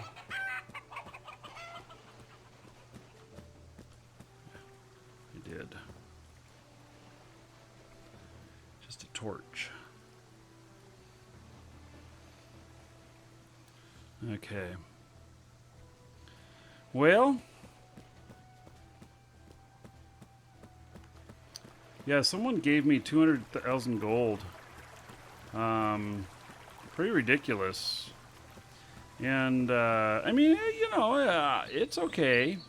But, I can tell you that after the wipe, the only reason I accepted it is that, you know, it's just allow a few things to happen. But, after the wipe, I'm not going to accept money from anybody. And, so I want to go out and adventure and earn it myself, you know? I want to be self-sufficient. I really enjoy being self-sufficient in games. I appreciate gifts and stuff, but I like the adventure of trying to figure out how to get those things and everything as well. So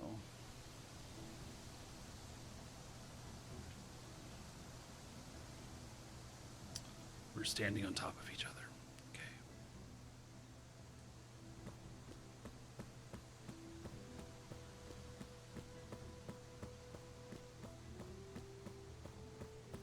So let's see if I can remember where all these places are.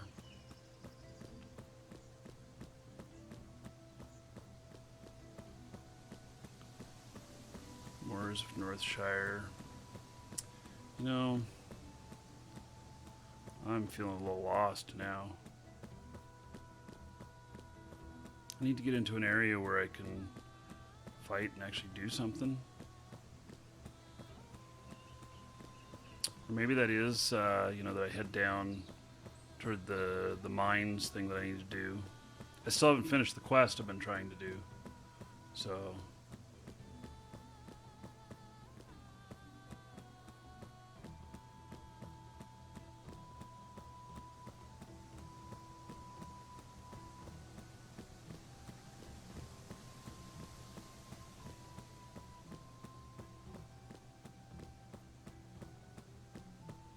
I think it was up through these mountains. Gosh. I'm so lost.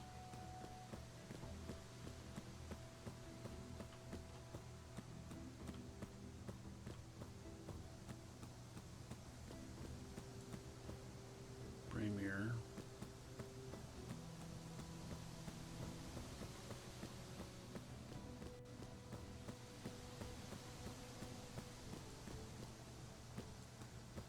Ravensmoor. I don't even know what this place is. I'm just gonna go look.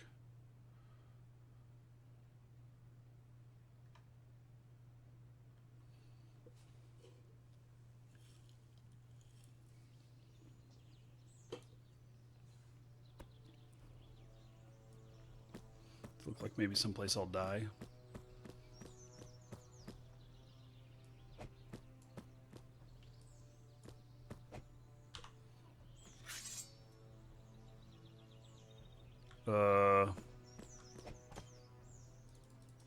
There's too many of them. Whoa, what the hell was that?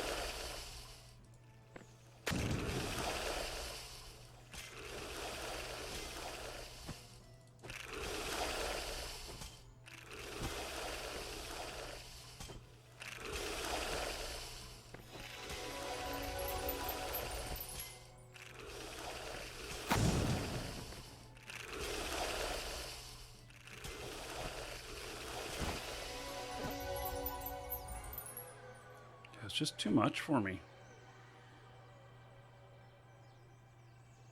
Oh, there's no Ankh on the map. Okay. These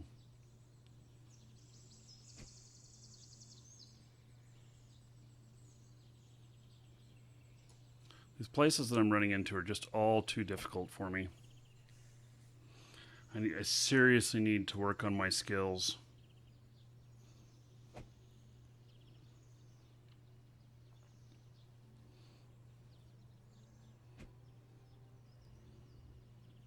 See what happens when I go out, if it'll resurrect me. There's no death penalty yet. So...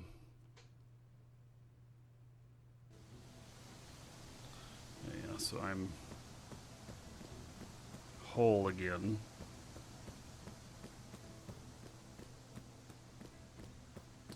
Oh, here's this other place where I was dying before.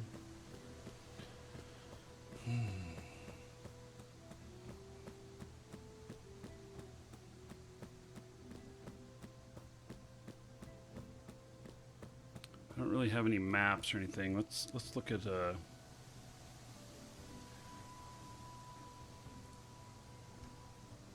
map application here.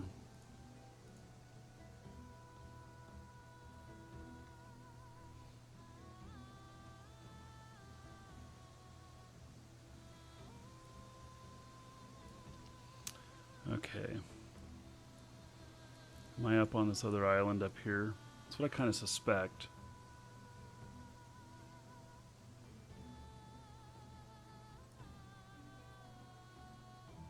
Yeah, Wormlands down here. Ravensmoor. Oh, you know, I only went to the Skull and Crossbones place, that's all. So, I gotta go up to Owl's Head, which is up at the top. Okay. I can do that.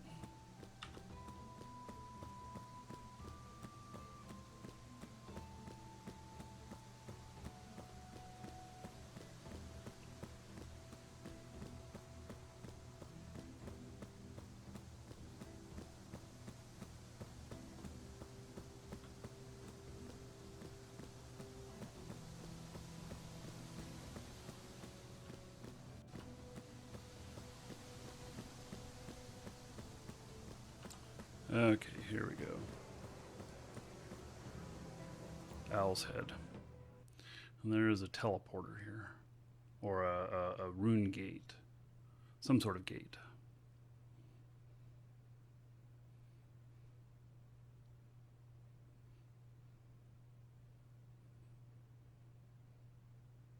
Again, I don't like the silence right here. I should keep playing the previous music until it's loaded fully. Or something like that.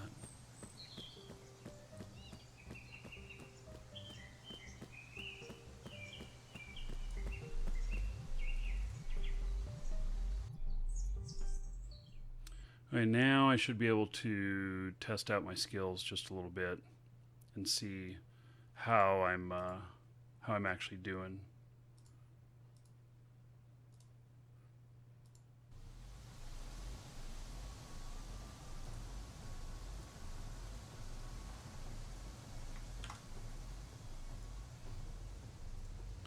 I'm taking care of a customer real quick.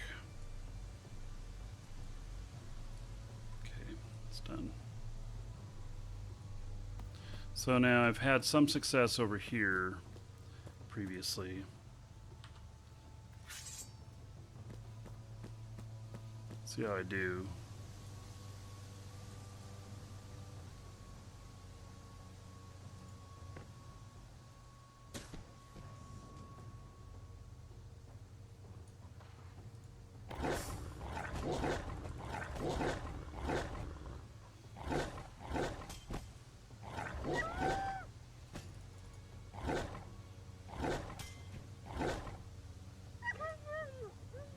I'm so cruel to these poor little doggies.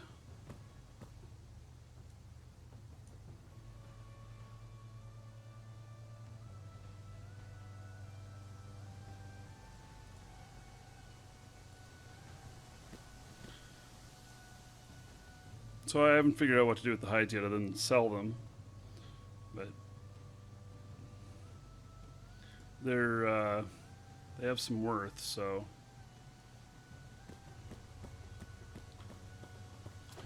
hey, I don't think they really hurt me.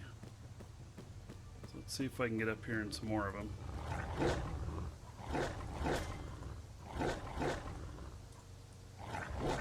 Really, they're doing 0 to me?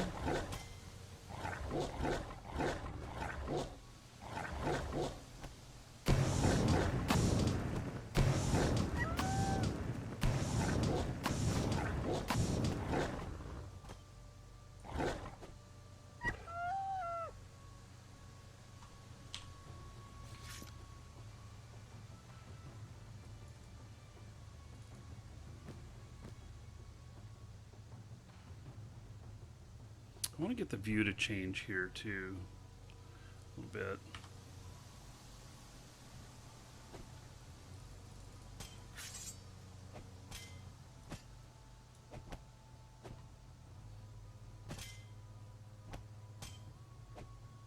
So they're not hurting me at all. Which seems to me to be a little bit strange.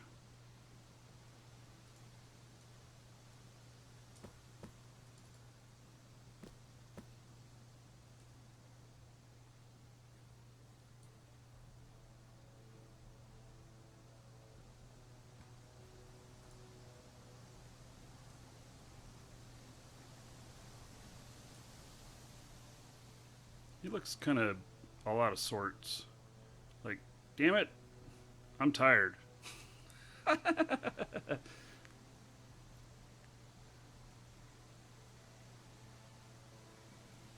well, these guys aren't hurting me at all.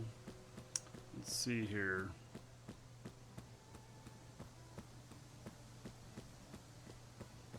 See if I can get into something a little nastier down here. I want some zombies. And spiders, all at the same time.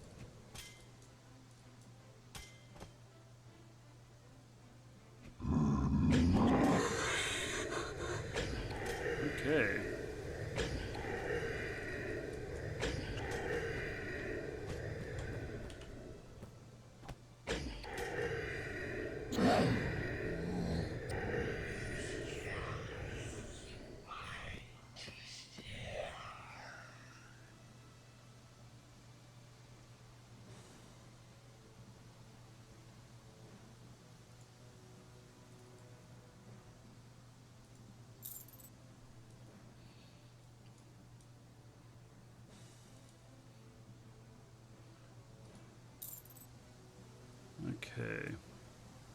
So they did a little bit of damage to me. Now I've got this curse on me, which I don't get rid of until I get out of here.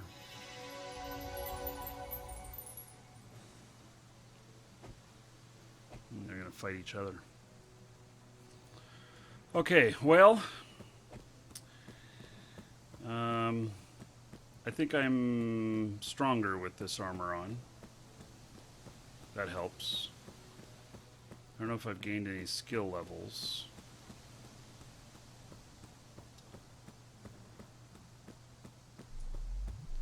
So,